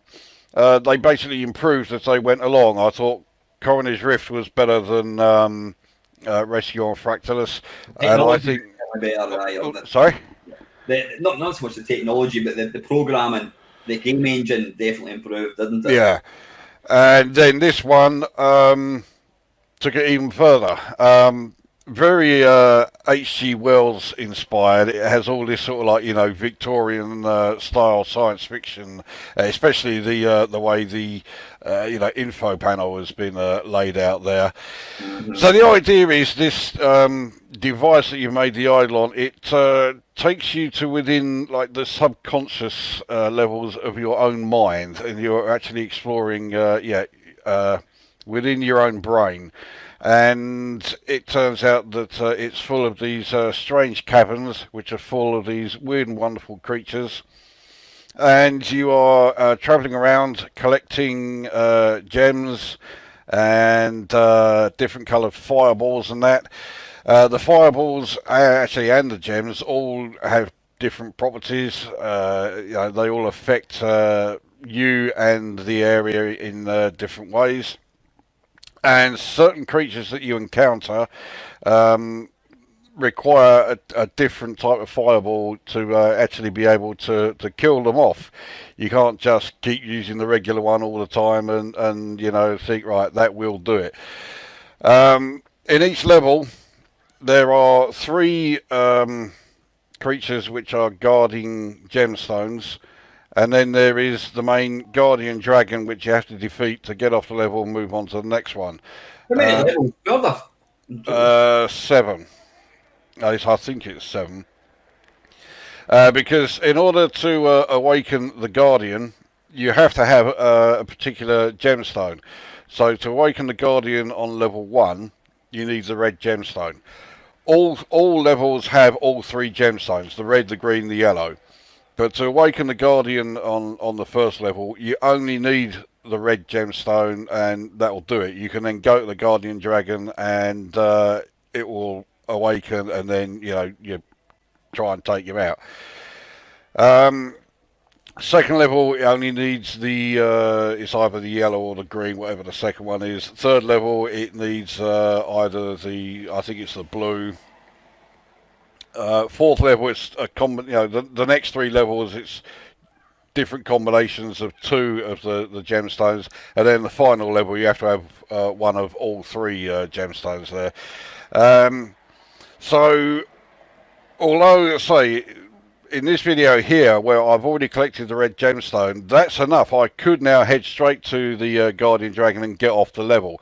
But what I like to do is collect all of the gems, and then that way, if your time starts running out, because it has a very tight time limit, this game, I can then, if time's getting low and I've already got the necessary gems, I can just go straight to the Guardian Dragon and then take that out, in one go. One bit, Chris, see the little panel on the left is CNH, and was that hot and cold? Yeah, that's just the temperature. And as you get closer to the Guardian Dragon, the temperature goes up. So it gives you a sort of a bit of a visual hint that you're getting closer to the way out of the level there. Well, one thing that I loved about this game, and I was a big fan of it, I did buy it. I mean, I think although I featured this in an unknown game, not an unknown game, not a that's not a well-known game. It's a game that maybe people dismissed because I think that this got a gold medal in that. Yeah, got that gold medal. Yeah, I think he got something like 96%. Yeah, and I think totally justified. I think this is not only is it the best of the Lucasfilm games, it's the best by a distance. And yet, whenever anybody talks about Lucasfilm games on the Commodore 64 these days, it's always Rescue on Fractalus.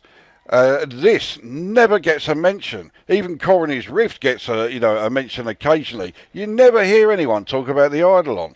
Mm-hmm. I did do an 8-bit face-off kerfuffle on this, and I have to say, I'm presuming this is the C64 one, yeah? Yeah. Yeah, the C64 one is lovely, and it's proof that the C64 can indeed do vectors, fractals, call it what you want. I mean, although it looks very, very simple, it's quite a large plane area, and these little lines do give a very good impression of movement, I think. Oh yeah, well they are the actual fractal graphics, which are actually fractal graphics are very different from vector graphics, and the 64 can do fractal graphics really well. I wouldn't say it's like the 64's strong point, because the 64 has plenty of strong points, but yeah, it's speed with using the fractal generated graphics. Yeah, absolutely. So this is the body. This is the main. So yeah, this is the main Guardian Dragon as the first level, and the actual Eidolon craft can fire 4 different types of fireball, but with the first Guardian, you just need the standard red fireball. The other thing is also that when enemies fire at you, if they fire, say, either a yellow or green or blue, you can collect those fireballs as they're coming towards you, and they replenish your energy. So if you're fast enough on the space bar, you can actually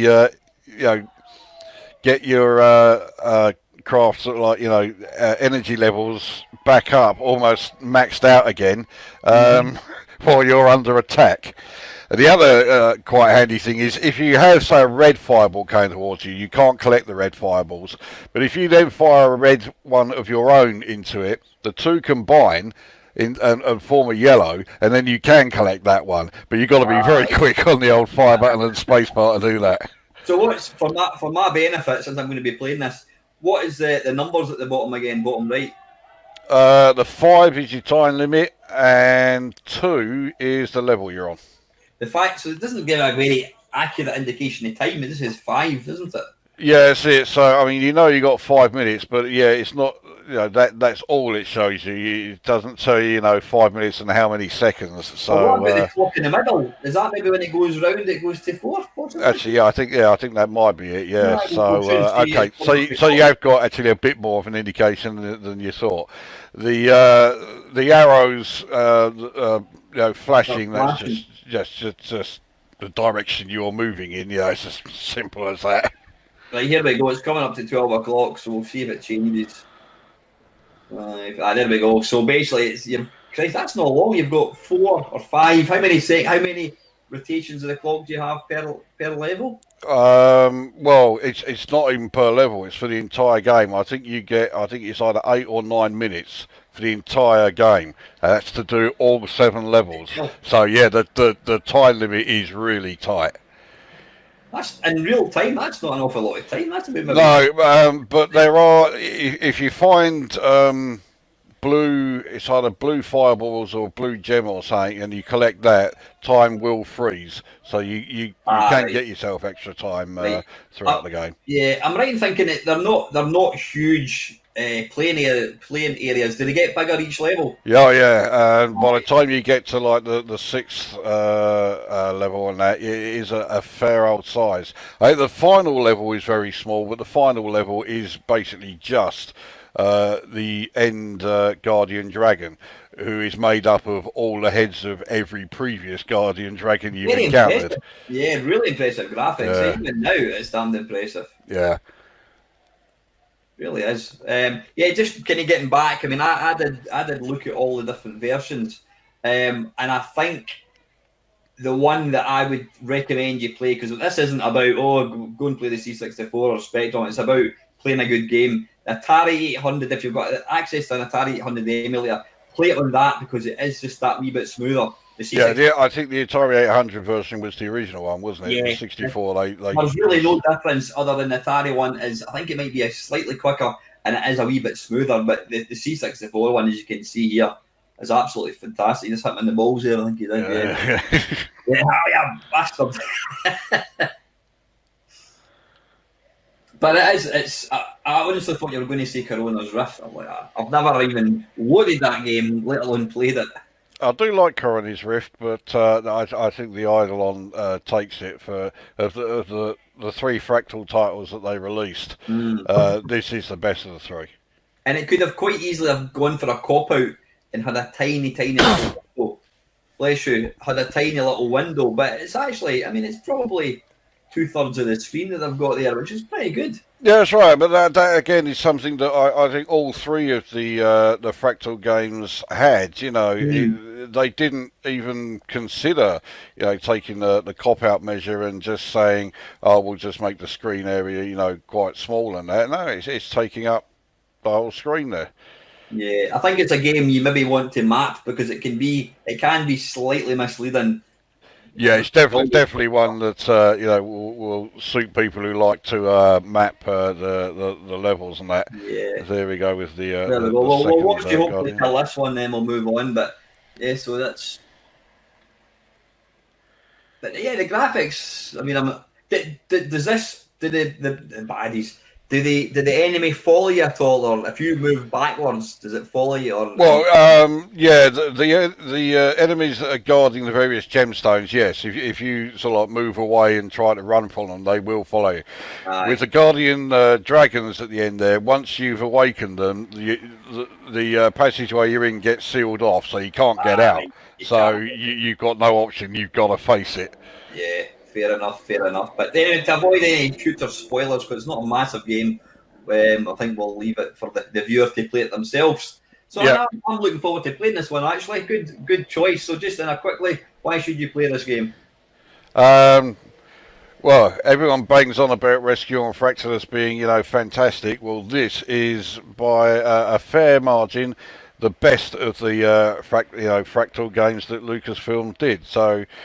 Yeah, it beats the piss out of Rescue on Fractals, if you ask me. I like both games, I have to say. I wouldn't compare them. They're both completely different games. They're both definitely worthy of attention. So very different. Yeah.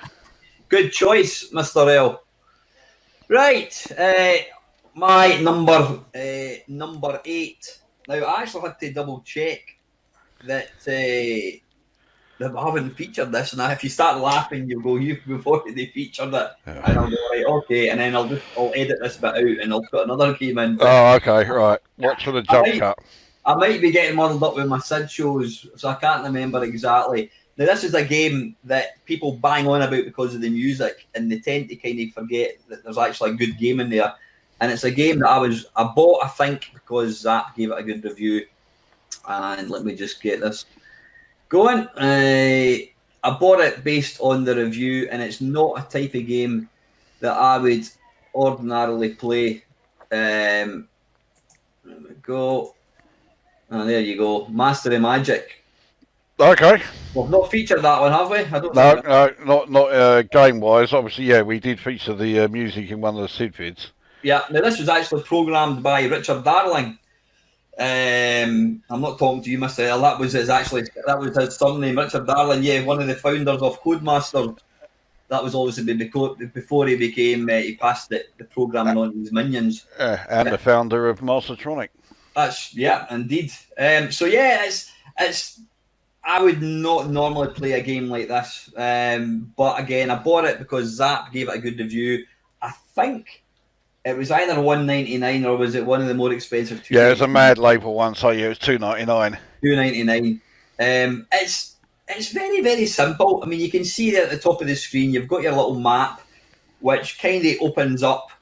As you can explore, but then once you kind of leave an area, it kind of gets masked in darkness again. So you can only really ever see a little bit about you. You've got I presume, what's that bit at the top actually? I'm not sure what that is. That magic, possibly?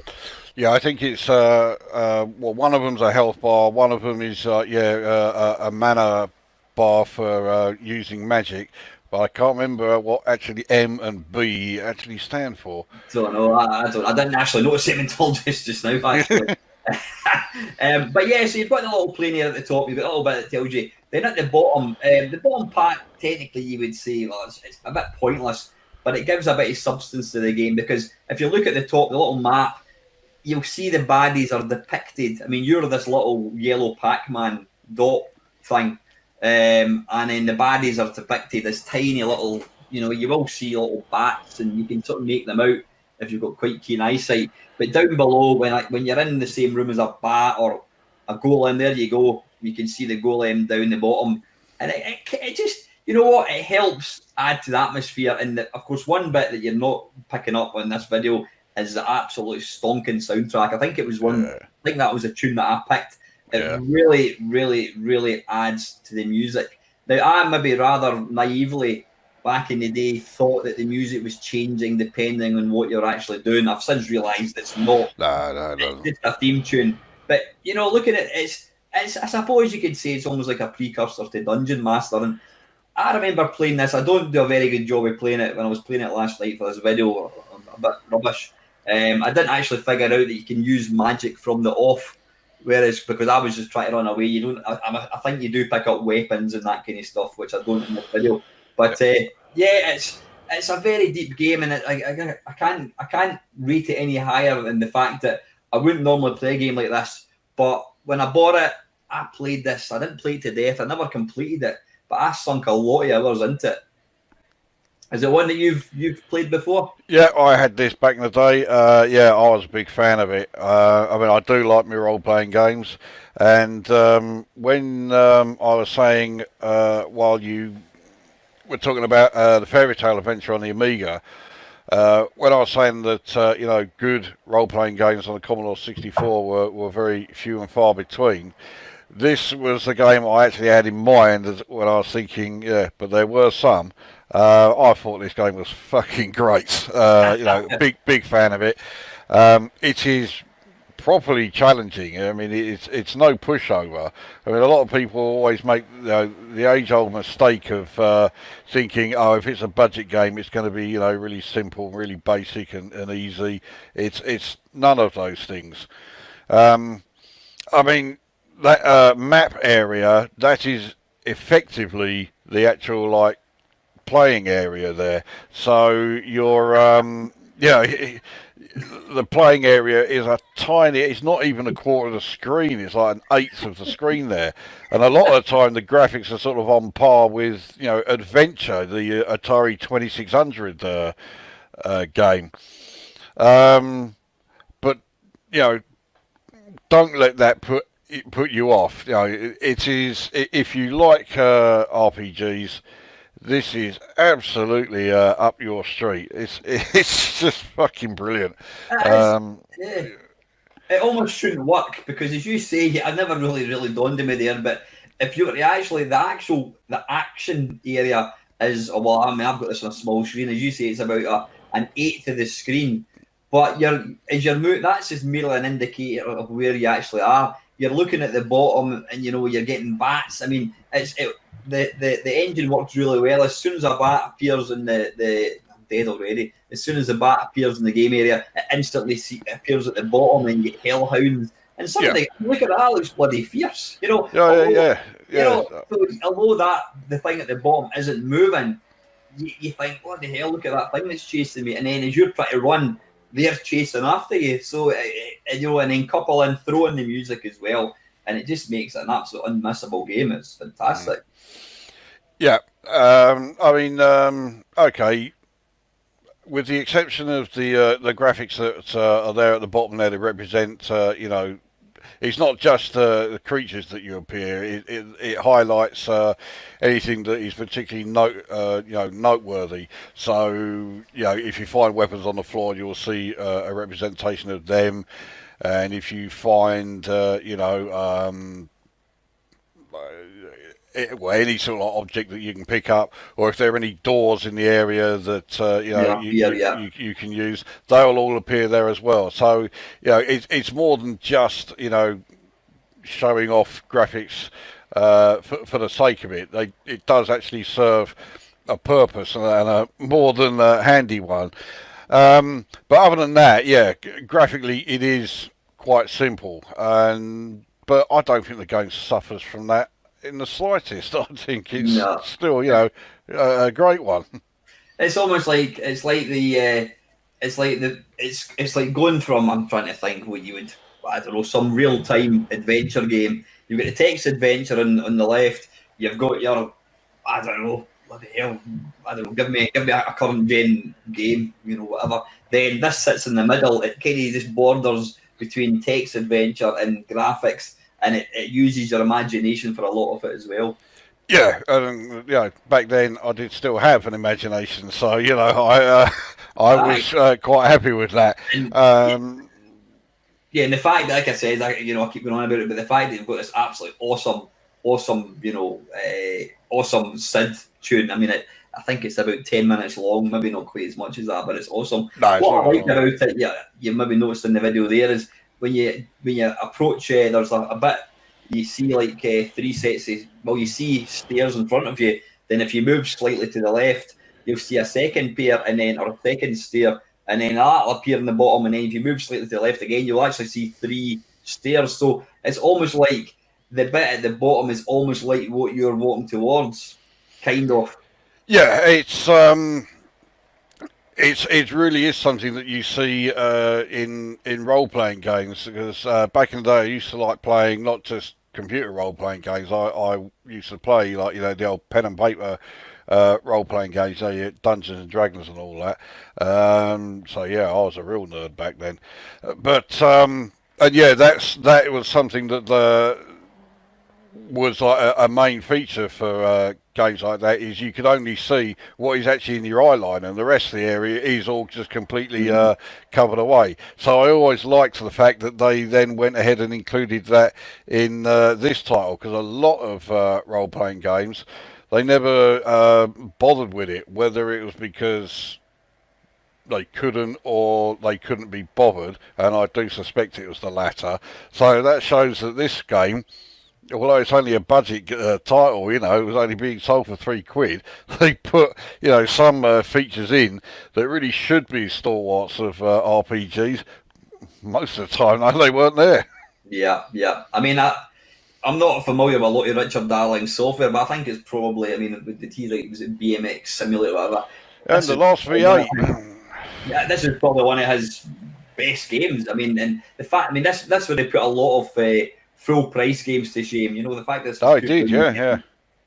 And it also had one of the best SID tunes that you could actually hope to listen to. Oh yeah, it's a great. So why should you play this game? If you're like me, you're not a fan of RPG. Well, this kind of straddles, I wouldn't say arcade adventure, because it's not real time. Well, it is real time technically, but it is real time. Yeah, you're not wielding a sword. You're picking attack, cast, magic, whatever. It's just great fun. Good graphics. It's quite a deep story. There's a lot to it, but it's for numpties like me, it's not. It doesn't sort of drown you and or overwhelm you, I should say, in options. It's fairly simplistic, but it's and then throw in the epic Rob Hubbard theme tune, and back. I know it doesn't count now, but it was only £2.99 back in the day. So the fact you can get it for free, go and grab it. So yeah, that is Master of Magic, and that was released by was that the Mad label? Yeah, it's on the Mad label. Yeah, I think it was. Yeah, that's my number 8. Back to you, Mr. L. All right. So for my number 9. Now, we've got a bit of a reputation between us for not liking Andrew Braybrook games. I can't imagine why. I mean, we've only said that, 3 of his most popular games of all time are all shit. Well, between us, because I don't mind Iridium, but you hate it. I hate Paradroid, but you like it. And we both absolutely despise Rainbow Islands. So this isn't just to redress the balance. I do genuinely really like this game, and I'm almost ashamed to say that I do. So this is. There we go. This is Gribbly's Day Out. I'm surprised. Sorry? I'm surprised. Okay. Now, yeah. There's a reason why I say I'm a bit reluctant to say I like it, because this is getting very close to being a cutesy platformer, and it's a game I like. Now let's just read this, featuring Gribbly Grobbly, the one-armed, one-footed but strangely cute beastie from Blabgore, brought to life by Andy Braywood. Yeah, I mean, your reputation's in tatters, I don't care. What is it, little things? What have you got to rescue? Griblets or something? Yeah, so you have to rescue Griblets. And, yeah. It was a great idea of mine to pick this one, wasn't it? Yeah. Right, anyway, let's actually get on with the game, shall we? It's quite a large playing area. All of the levels are. So these things that are jumping around, they're the Griblets that you have to rescue. So yeah, you pick those up and you move them into the cave in the bottom corner there, and that's one Griblet rescue. And I think you have to rescue 10 of. Is it 10 of them? Pretty sure it's 10. It says at the far right there 5. See, it says that's my score. Oh, that's your score. Oh, right. Yeah, you can only have. I think you can only carry one Griblet at a time. So I mean, the game has 2 quite distinctive like control methods. So when you're walking along the ground, you can see here, so you're constantly like jumping around, but while you're doing that, the only things that will actually cause you to lose health, which is your psi energy, is if you land in water, or lava, or whatever, any sort of like liquid. But when you then go into flight mode and you're flying around the screen there, basically if you bump into anything, you're going to lose energy. So you've got to be a bit careful when you're flying around. You also see there's all these sort of, it's a bit like a web, all these sort of like pulsing barriers there. Now you can switch those barriers on and off and trap some of the enemy creatures that are coming after you or trying to take the Griblets. So do you not lose energy when you go through them? No. You do if you're flying, but if you're in like bounce mode, then no, you won't lose energy then. Right. I did play this maybe a couple of months ago in a live stream, and I could not for the life of me figure out what I was meant to be doing. Yes, actually, I was watching that one, and, watching it, and I was like, "What the fuck is he doing?" But then I seem to recall you were asking that same question. What the fuck are you doing? I was asking people to help me. What am I meant to do here? Kind of reminds me a wee bit. I know it's not like that Hunter's Moon, just with these little laser beam things, traps, whatever.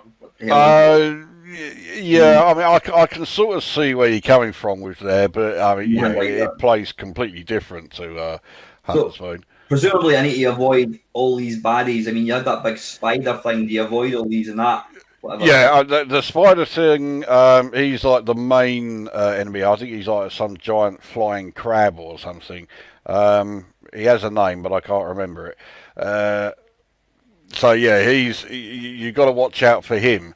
He stays dormant for a lot of the time, but if you get too close to him, you wake him up. And also, when there's only one Griblet left to rescue, he wakes up. And also, when there's only one left, that whole network of like webbing and all that all disappears. So the entire level is opened up, so you can move around more easily, but likewise so can that crab thing can come after you, get hold of you quite easily because he's as like restricted in his movements by by those barriers as you are, and that's one reason why if you take the or if you go into the game in a bit more depth than I ever do, because a lot of the time I just ignore those barrier things, but you can set it so that he's stuck within them, and he can't move. Because although the barrier network does come down when there's only one Griblet left to rescue, you can set him back in place again, and it is possible to sort of like trap him in this small triangle. Right. Yeah, there you go. Yeah, you can see the webs have now all disappeared. So that Griblet that I picked up, that's the only one that's left. Right. So and then I fucking. Are all the Griblets the same size? Yeah, some of them look smaller, or it was my imagination. They're all the same size. Yeah. Yeah, they are all the same size. What's that white thing? Is that the spider thing? No, that's a different one. Actually, yeah. For some reason, although the web area disappeared, there were two Griblets left. But you got dropped there, so right next to where I was. So it looks like it's 8 Griblets. Yeah, 8 of them you have to rescue then. There you go, level done. On to level 2. The game does kind of lull you into a bit of false sense of security because the first level is quite easy, but level 2 onwards they are much more difficult. Can you pick up energy or anything like that at all? Like, you don't eat mushrooms. Yeah, there are these like mushroom things that you can pick up, and that you'll get some of your energy back that way, because you don't have lives per se. You have the psi energy, and you can keep replenishing your energy bank, and I think you have to get. I think each life is made up of 5 bars of psi energy. So if you've got additional, if you picked up any of those mushrooms and that, and you've got additional, psi energy in the bank there, then it all counts towards getting either an extra life or having additional energy in that one life that you've got left. So it's a bit of a strange way of actually doing the whole lives business and that, but I think it's a good way. It was I thought it worked out quite well. I've got to say, I love the font. It's got a pretty font, isn't it? It could do with being a bit easier to read, but it's certainly distinctive, especially for a 64 game. So how do you turn off? See the little brown dots that are flashing. What's the difference between them and the yellow ones then? Well, the brown ones are the ones that you press fire on, and they will turn on or off the. So you're moving over and you press the fire button. That's it. Yeah, you just hover over it, right. Press the fire, and it will either turn off or on the part of the web network that is nearest it. Right. If you touch the yellow laser thing, then that'll drain your energy. That drains your energy. Right, yeah. Got you. So is it a cutesy game? Yeah, I have to reluctantly admit, yes, it is. There's always an exception to every rule, isn't it? And this is mine. I hate cutesy games, but I do like this. So it proves that you've not got a stone cold heart like everybody thought. Well, I wouldn't go that far, And of course, I am going to turn it into an internet meme. You saying just one more Griblet to rescue. Okay. There's no way you're going to get me actually to say those words though. So you just. You did it 5 minutes ago. I've been meaning to say it. Fuck you know. Anyway, Mr. L, why should people play Gribley's Day Out? Because if you look beyond the nauseating cutesy bollocks, it is actually a really good platform come shooter. And it's one of those games that you need to think about what you're doing rather than just sort of like dive straight in, and that's the kind of game that's right up my street. So like I says, I made the comparison to Hunter's Moon. I know it's different, but it's a kind of thinking man's. I certainly wouldn't call this a shoot 'em up. No, I mean it's definitely not an out and out shoot 'em up. But then again, neither is Hunter's Moon. Like you say, you join the comparisons with that. Yeah, there are definitely games where okay, there are shooting elements in it. I mean, I would actually class Hunter's Moon as a shoot 'em up, but they're both more they require a lot more thought than just reactionary shooting at anything that comes along. No, good. I'm looking forward to playing this one. I kind of understand it a bit more now, having watched you playing it and listening to what you're actually telling me. So it's not one that you can just instantly pick up and play. But once you've got to the general gist of what to do, it's fantastic. It's a great game. Brilliant, fantastic. So that's your number. Your number 9, I think. That's my number 9. Chris, we might well get all these done. Yeah, good stuff.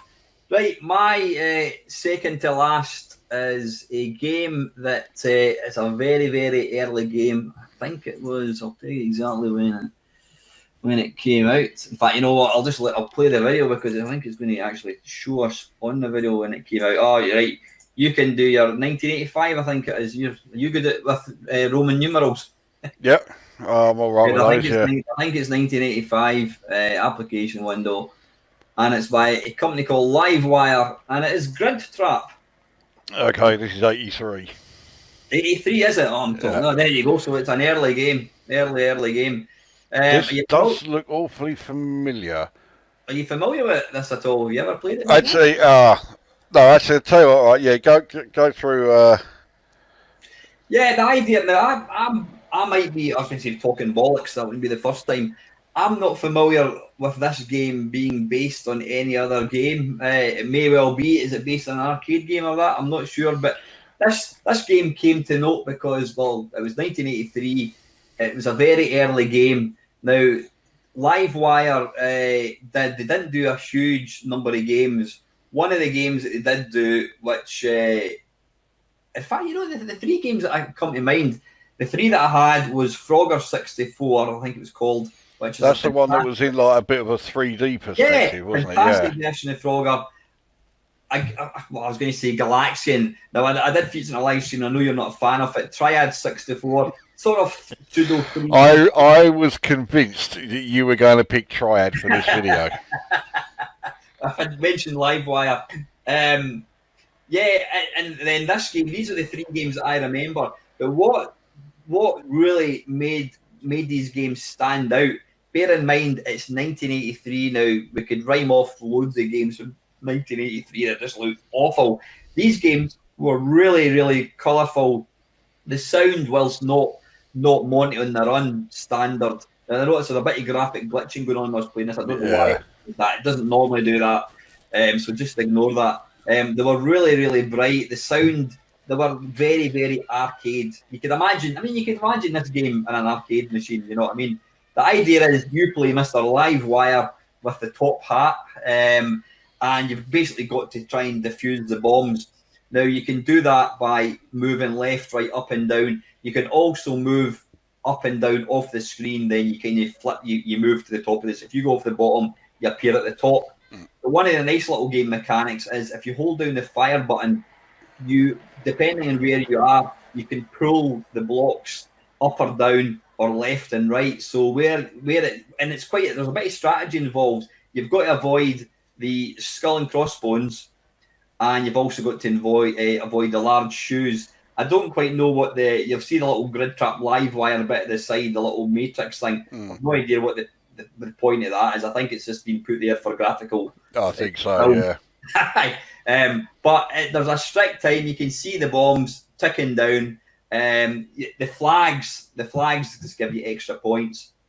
I think you do get other kind of baddies or adversaries appearing later on. But it's a fairly simple game. But it's, as well as just moving left and right, you've got to kind of plan. You've got to try and make sure that you don't cut off completely. If you somehow cut off the bomb, then you're not going to get to it. So you've got to employ a bit of strategy, and if you get stuck, you hold down the fire button, you move the grid left or right. It'll only be the row that's directly left and right or up and down from you. You can pull it in or pull it out, but you need to be careful because if you move a skull into you, you die. If you move a boot, I think the boots are the enemies. They just kind of randomly jump about. I don't think they really follow you as such. So it's a bit like Qbert. You've just got to you can take your chance and kind of move just where the boot is, whatever. But it's a fairly simple game, but you've got to employ a bit of strategy. And overall, it's just absolutely brilliant fun to play. Yeah, I remember when this game came out, and I thought exactly what you were saying there. For 83, and it's something that Livewire did with all of their games at the time.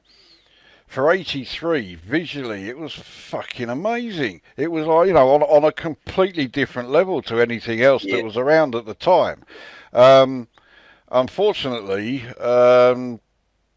whilst all of their games had that, their Frogger was pretty good. Say with that 3D perspective, worked fucking really well.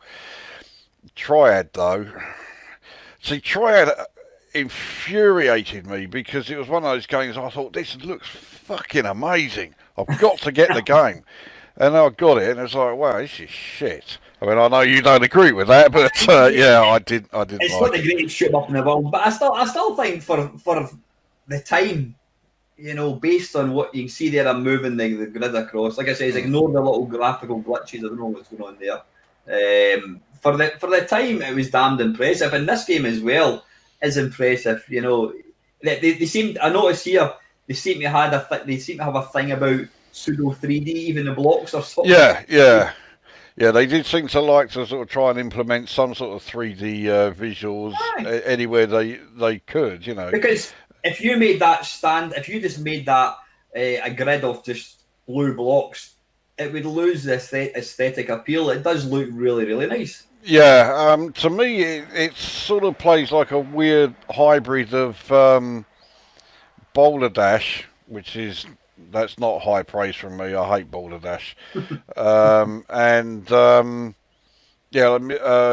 Mr. Do, the game you mentioned earlier, and I've already forgotten it. Oh, okay, well, anyway. Hybrid of those two. See, I've made that nice and clear for everyone, Fucking hell. So, I mean, I've never played it. And it's one of those where it's never really grabbed me, but it's not one of those games where I just think, nah, look, shit, I'm not going to bother with it, sort of thing. I do like those arcade games that this comes under, where, again, like you were saying, there is clearly a strategy element to it. It's not like purely reactionary. You've got to think about what you're doing, and that's the kind of arcade game that I really like. Again, connection with Hunter's Moon there. Although it's not a game that had me sort of wetting myself, desperately eager to try and play. It's one that I piques your interest. Yeah, exactly. Yeah, it gets my attention. So I'd certainly be keen to give it a go. Yeah, I'm looking forward to seeing what you think of it. Just get used to the mechanics. I mean, I don't actually adopt I don't use the holding down the fire button and shifting the screen very often, but you can actually use it to the advantage because you can probably you'll see here I'm just kind of running towards the bombs. Don't forget, you can go off the side of the screen. So rather than moving from left to right, you're quicker to go right to left and then down.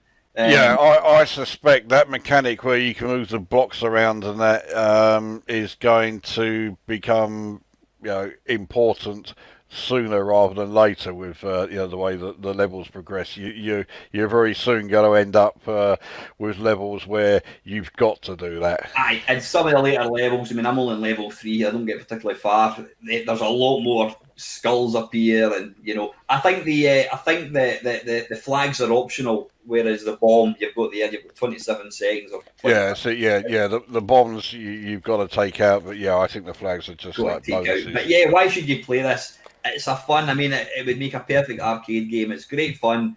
It's it's slightly more in depth than a standard, I don't know, like kind of Pac-Man type game. You've got to plan your route because once you move, you basically the square disappears, and once you've moved, you can't then go back into a kind of grey square or into a black square. So it is kind of a I don't know what you call it. I'm not even going to say it's Pac-Man. It's quite clearly not Pac-Man, but No, it's a lot more even more in depth. Yeah. But it's got its roots based firmly in arcade. So that's why I think you should play that. That's Grid Trap by Livewire. Interesting choice. Their last one, and I think we might just make it. We've got half an hour. We've got half hour. Yeah. Okay. Well, if you think we can, then I'll give it a go. But all right. So my last one, then, it's Commodore 64. This is a game that was released by Accolade in 1985, and this is. I hate Test Drive. Oh, it's not Test Drive. Oh no, I fucking hate that myself. No, this is Sci-Fi Trading Company. I was actually, that was a game that I was kind of thinking, ooh, could I? It's one of these games I've always. They did a Western game as well. Yeah, Lord of the West. Yeah, and they also had. Did they not do Hardball? Yeah, Hardball as well. And I had all three of those. A bit like Livewire. Their games were graphically, they were just. I mean, this was a different level. Graphically wise, it was absolutely standout. And I think Zap did rate it very highly. I never ever played it, and it's a game that I always wanted to play, but I just never quite did. I've got to be honest. I have a feeling that although you're going to like the visuals, I don't think you're going to like the game so much. It is really, really hard. I have never got anywhere in this. I think in this particular video, if anyone wants to subject themselves to my review of it, I think this is the furthest I've ever got in the game, and I get fuck all nowhere. So the game is really, really difficult. It's archetypal sort of American, Commodore 64 gaming insofar as visually, seriously impressive. But as far as like audio, the music is functionary at best. The music is not all that. I don't know what it was about, American coders. They could get the visuals absolutely fucking nailed, and they were doing fantastic visuals in '84. Impossible Mission, the one I always fall back on, but you can't deny it. The animation on the main sprite there, but audio-wise, especially music-wise, they were fucking hopeless. How do you mention that? You don't when you rhyme off. When you rhyme off musicians, and what do you call it? You never think of any American ones. The only American musician for the C64 that ever springs to my mind is Jim Cuomo, and I remember him for all the wrong reasons. He makes the SID chip sound like it's suffering some sort of horrendous trauma. His music is just horrific. There is no other word for it, well, apart from maybe utter shite, 2 words. Anyway, so getting back to this one, this was also a typical sort of trademark Accolade game. It should have only been released on disc. Have you played the video? It's not actually started playing yet, I notice. Oh yeah, that would help. Yeah, I'll tell you what. Let's. What price is this? The game? Yeah.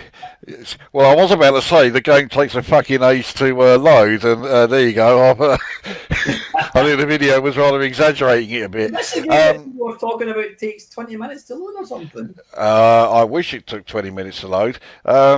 This is why it should have been disc only. I had it on cassette back in the day, and on side A, there were 3 different presets, and your crew was all pre-selected and everything else, and you just went straight into the game. On side B was the option where you could actually select your crew.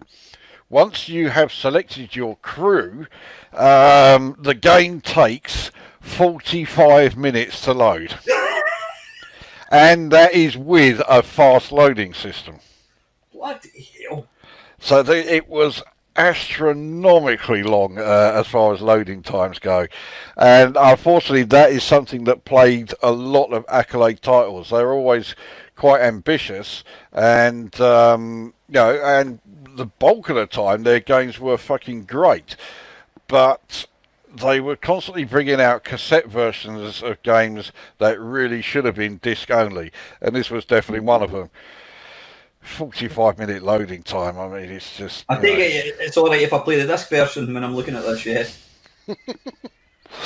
Yeah, I wouldn't go with the tape version, and remember Alt W, because you'll want that warp mode. As your friend, aye. Yeah.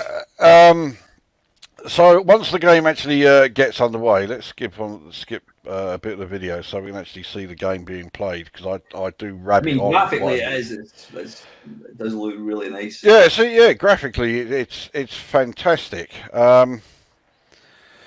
So this is the start of the game, and you can see straight away that the display is, as far as where it's showing off the graphics, it is relatively small. You've just got those two small monitor screens. One's showing you the particular crew member, the other one's showing you the actual view from your ship, and the view is constantly changing throughout, especially when enemy ships are attacking you.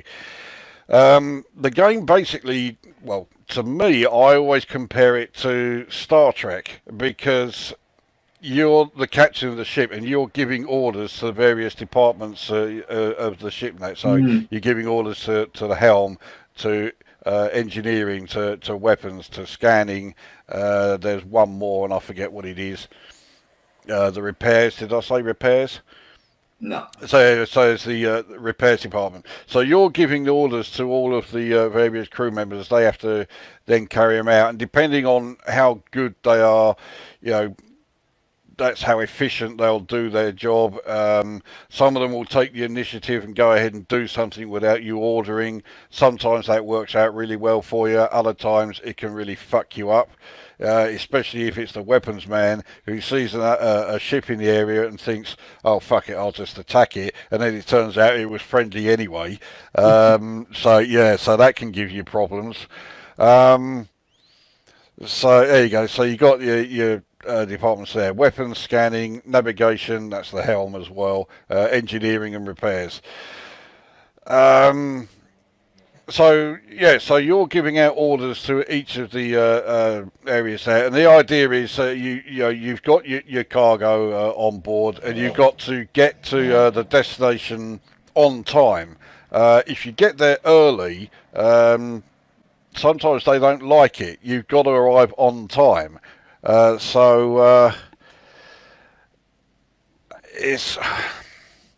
It is one of the most difficult games I think I've ever played. Okay, it's coming to you.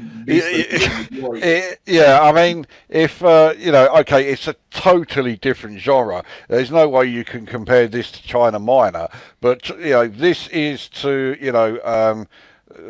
strategy games what China Minor is to platforming. It is staggeringly hard, but it doesn't suffer from it. I do find it an enjoyable game to play, but when you get to a point where you know full well, right, that's it, I've failed, there's no way I'm going to be able to complete the game or anything, then the temptation is to just give up and just say, oh, fuck it, It doesn't look like, though, it's going to be one for you, I have to say. I will absolutely give it a go. I'm not overly confident that I'm not going to give up and just I've had enough. It's definitely one of those where it's the old, read the fucking manual sort of time. You've got to have an idea of what you're doing. You can't just sort of like grab the joystick and say, right, here we go. I'm going to have a quick bash on Sci-Fi Trading Company. No, that ain't happening. I think that I'm right in thinking that Zap didn't rate this very high because it was just too goddamn complicated. Well, it got a big old, 2-page review, and of course, remember they only like, the big major titles got like, double-page reviews and that, and then at the end they gave it 88%. So it didn't get a Sizzler rating, but it did only just miss out. So I think they did, like it. They were fans of it. But for whatever reason, I mean, it's been so long since I read the review. They didn't think it was good enough to deserve a Sizzler rating. It didn't get into the 90s. I mean, the little bit at the top, is that sort of like real time, the little front view thing, or is that just a sort of representation of? Yeah, that's obviously that's as you're travelling through through space and that, and now you can just see there's an unknown ship in the area here, but there's two of them. It's sort of real time, but I mean, if it was real time, it would take you about 50 years to do one mission. So obviously the game is not played actually in real time. I presume you don't use your joystick to like control the ship where it's going. It's all just about menus. That's it. Yeah, the joystick is just going through the menus to give the orders, and that is about the only area where the game falls flat. It's a game that, for me, was designed for using a mouse cursor. Yeah, I mean, Yeah. A game like this would work absolutely fine on modern PCs. But I keep on. I've said this countless fucking times. I wish they would do a modern remake of Sci-Fi Trading Company. I'm kind of thinking a wee bit like Captain Blood, or is it nothing like that? Not really, no. It's more a sort of Star Trek thing because with Captain Blood you have direct control of pretty much everything, whereas with this, what you're doing is you are giving orders, and it's the crew that's actually doing everything. You're just telling them what to do. Yeah. And the thing is, when you put it like that, you don't actually control any of the movements. You're just telling the various crew members how, what they have to do and that. It makes it sound really boring, but it's not boring at all. The game, because it is so difficult, there's never really a time, apart from right at the very start, where you're sitting there waiting for something to happen. Because once it does start happening, it throws the whole fucking lot at you in one go. So it can get a bit overwhelming, and that's again is one area where you start thinking, I just can't do this, and you give up. It does take a particular. You do need to be a particular sort of type of gamer, a particular sort of type of game fan to really appreciate it. Which I'm absolutely not. If you're a fan of Star Trek, this is absolutely up your street. It's like for me, this is more a sort of Star Trek experience than 90% of the actual official Star Trek games. And that I think does play a big part in why I like it. If you're not a Star Trek fan, like you just said, you're not, then that is possible. I mean, it's not like a deal breaker, but it really does help if you are a Star Trek fan. Yeah. Well, it'll be interesting to see how I get on with it. I'm a bit, wouldn't say nervous, but given everything that you've said, I'm not. It's going to be a tough one, I think. Yeah, I'll be honest. This was the last game I put on the list. In fact, this was the 11th game I put on my 10 because I did have Archon on it. Because I thought, right, of all the games that I would put on here, this is one I'm absolutely convinced you're not going to like it. It's not your sort of thing. But if it is, if this type of game is your sort of thing, I think you'd love it. So I'm sure there will be people out there watching this. I mean, I suspect plenty of people are already, fully aware of the fact that the game exists. They just, for whatever reason, may not have played it in that. But yeah, I think it would be right up their street. But it is a very selective audience. I'm kind of thinking to summarise it for strategy Trekkies only. It's definitely one that if you're a strategy fan, you'll love it. If you're not a strategy fan, you'll hate it. But you'll like the visuals, but that's probably about the only thing you would like, Can I just say, Lukozer, if you're getting fed up and making videos with me, just come out with it. A sneaky way, give me this and Mama Llama and Christ Almighty. I mean,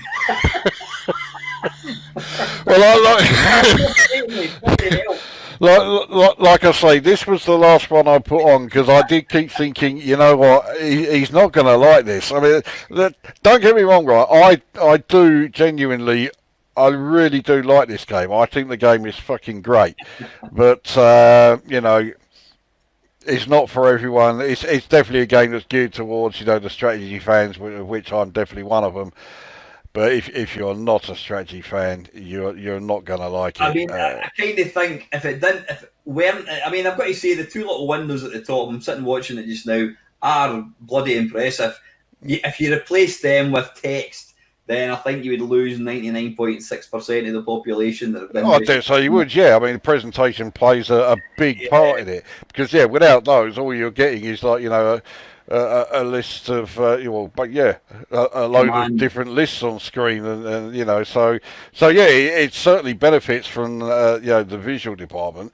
No way anyone would deny that. Yeah, they've tried to increase the eye candy to draw people in. Even the way the screen shakes when I'm assuming you're getting hit. Yeah, that's it. Yeah, if you're taking hits, that is impressive. Yeah. It is impressive, but as we know, graphics doth not make a game. So that's it. I mean. Yes, the visuals are impressive, but it takes more than visuals to make a decent game. Yeah. And if you are not a fan of the genre, you're not going to like it. It's as simple as that. Is it worthwhile me reading the manual, or does the manual give you very much? The manual tells you everything. I mean, the manual does go into quite a bit of depth, but I mean, let's be honest. You're going to play this for the 10 minutes that you do your video, and you're never going to look at it again. So, how much of the manual you'll want to read is, that's a call for you to make. All I can say is to the viewers, don't expect part 2 of this video this side of Christmas. I'll still be wrestling with Mama Llama at this point, I think. But anyway. Oh, yeah, that bombshell, why should you play this? If you're a strategy fan, then the game plays every bit as good as it looks. But the caveat there is, you got to be a strategy fan. It is definitely not a game for everyone, which could explain why it didn't do as well as I would have hoped it would. Mm-hmm. Oh, well, good, excellent. Can't wait to play that one. Said that with such sincerity. Sucks conviction, Convict. Fine, buddy. Talk properly. Dear me. All right, hang on, I'm going to go and change number 10. Let me. Oh, fucking hell, yeah. Number 10 is China Minor, yeah. Right, well, I know for a fact you're going to go, good stuff, I love this one. It's a great game. It's a very early game because it came out in a cartridge. It was a game that I bought. It's horrendous. I think I might know it. Horrendously overlooked. It was released by Commodore, and it begins. It's WOW. Wizard of War. Absolutely fantastic game. Like I better just actually start the video. Wizard of War, based on an arcade game. Application. There we go. Wizard of War, I'll just put it right back to start. Based on an arcade game, it's a very, very simple game. You basically shoot stuff and don't die. Now, it was you could have 2 players. I'm obviously the yellow player. At the bottom left, if you played 2 players, you get the wee blue character. Now, you could basically shoot each other. So you have to be very, very careful when you're playing 2-player. But it's a good game playing as 1 player, but it's even better playing as 2. When you're playing co-op, you're kind of watching each other's back. It's kind of Pac-Man with guns. That's about the size of it.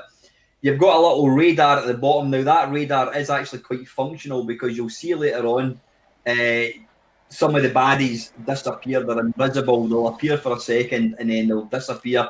And the longer you take to kill them, the faster they move. So you've got to keep your eye on the little radar at the bottom. Anything else to really talk about? I don't think so. I mean, it's a fairly simple game to play. One part which you're completely missing at the moment is the sound. Now, when you watch Lukozer fight with this, whenever it is, you'll see the sound. The sound is epic, and this is probably I don't know. I would say it's in probably the top 3 arcade conversions on the C64. Definitely. Is it one you're familiar with? Oh yeah. When we did the top 10 arcade shoot 'em ups recently, it was almost physically painful for me to have to leave this out. It is one of my favourite arcade shoot 'em ups of all time, and this conversion is almost absolutely fucking bang on. The only things it's missing are the speech. Although I understand if you had a speech synthesizer cartridge, it did then add the speech to it. The version I'm playing, I don't know if you've got it on cartridge, has got the speech in it. So this is version. Oh, okay. Has got the speech. You've got to send me that cartridge image because the cartridge that I've got, the cartridge image, it doesn't have it. And it's your Christmases and birthdays all at once. It's a double cartridge bonus with Gorf as well. There you go.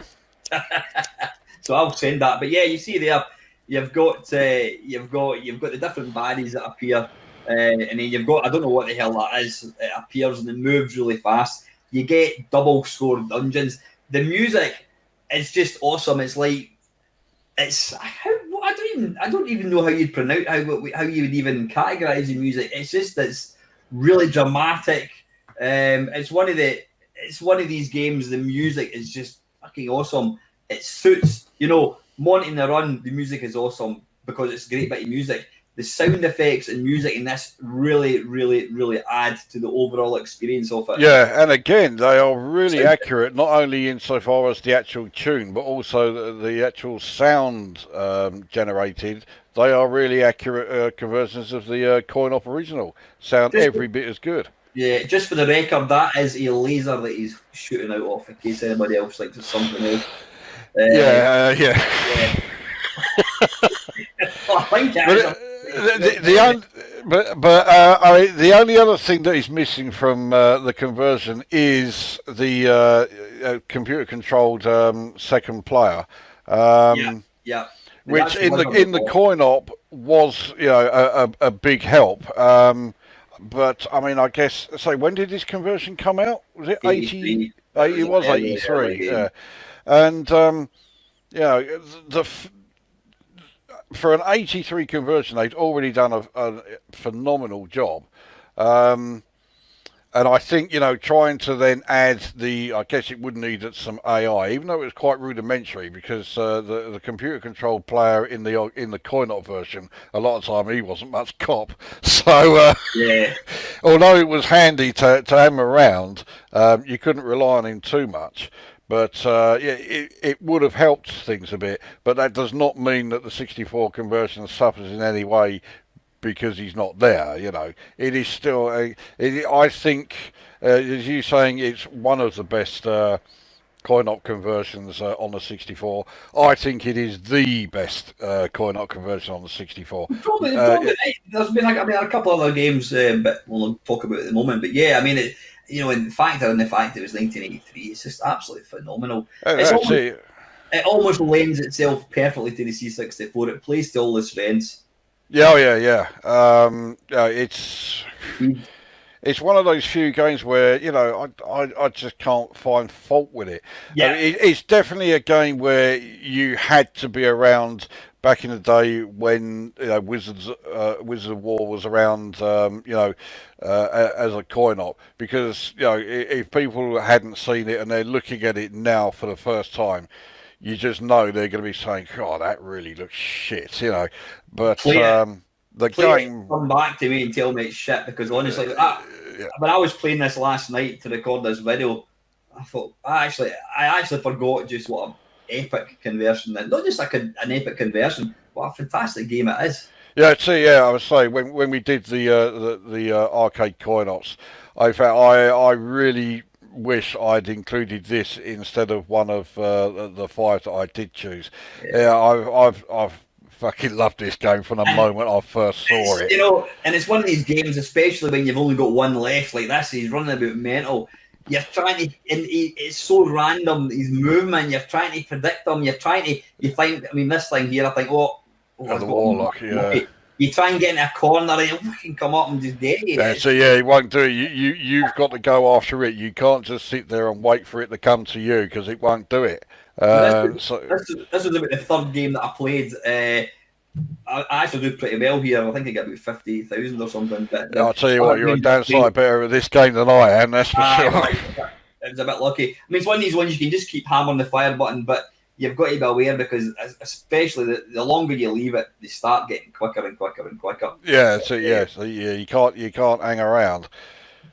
But it's almost kind of like an early gauntlet, you know what I mean? But it's so fast paced. It's just awesome. And again, you're missing the sound, which you will see when Lukozer plays it. But if you've never played this game, go and play it. I mean, play it in MAME if you want, but trust me, this is an impressive conversion. Yeah, whichever version you play, MAME or Commodore 64, it's a fucking great game, It really is. And again, I think a lot of people probably aren't aware of it just because it came out in 1983. And if you got your Commodore 64 Christmas pack back in 1987 with, I don't know, Batman or something, you would never in a million years think, oh, I'll go and play this game from 1983. Why would you? But you're missing out on that classic. You miss out big time. Absolutely. So anyway, why should you play this? It's quite simply an epic arcade game, and it's probably one of the best two-player. It's one of the best two-player games that cooperative two-player games you could get. You've got to watch each other's back quite literally, because you can shoot each other, so you can't be too trigger happy. And many a time you would be helping each other, and then you would shoot. They think you're doing it deliberately, but just a absolute epic game. But just to also add to the jeopardy, if you do shoot the other player, you get 1,000 points for it. So you're always going to get someone who thinks, "Oh, I'll take 1,000 and fucking shoot you anyway." But fantastic game. So anyway, listen, that is it. That's 21 games that you have to give a go. They're not going to be for everybody. Yet, as will be revealed in part 2. So what Lukozer and I are going to do, we're going to go away and have a cup of tea, and then we're going to then attempt to play each other's games. Obviously, I've played a number of the games that you've picked, and vice versa. But I think for effect, we should include all these anyway. Yeah, we'll do all 10 then. Yeah. What we'll do is we're both going to play each other's 10 games. We'll not bother playing. Archon, I don't think, because we've already included that one. But we'll play the 10 games each with our own commentaries, and then what we'll do is we'll reconvene and we'll collectively watch the video. And just see how kind of unravels, and we can do our usual comedic commentary over the video. Is it comedic? I mean, because I always genuinely mean everything I say in my videos, Well, anyway, listen. I just want to thank everybody for watching this. I'm assuming it's going to run about 4.5 hours, which for a YouTube video is just quite frankly ridiculous. Yeah. People, there are a tiny percentage of people that seem to enjoy them, but you know what? I'm not going to say I don't care if you don't enjoy it. I don't care if you don't enjoy it. I enjoy making them. It gives. I personally, I get a lot out of these videos because it gives me an opportunity to play games that I may have overlooked back in the day for whatever reason. And when somebody comes along and says, well, you know what, you should, if you're a video games fan, you might actually enjoy this. Yeah, see, it gives you the chance to play Marmalade and Sci-Fi Trading Company. What more could you want? Yeah, so anyway, you might never see another one of these games, depending on how that go. Chances are you will. There's tons and tons of games that I could feature in a third part. You know what I mean? There's so many awesome games. So just want to really finish and say thank you very, very much to everybody that watched the video. And finally, thanks to Mr. Lukozer for joining me once again. Till next time, guys, take it easy. Thanks for watching.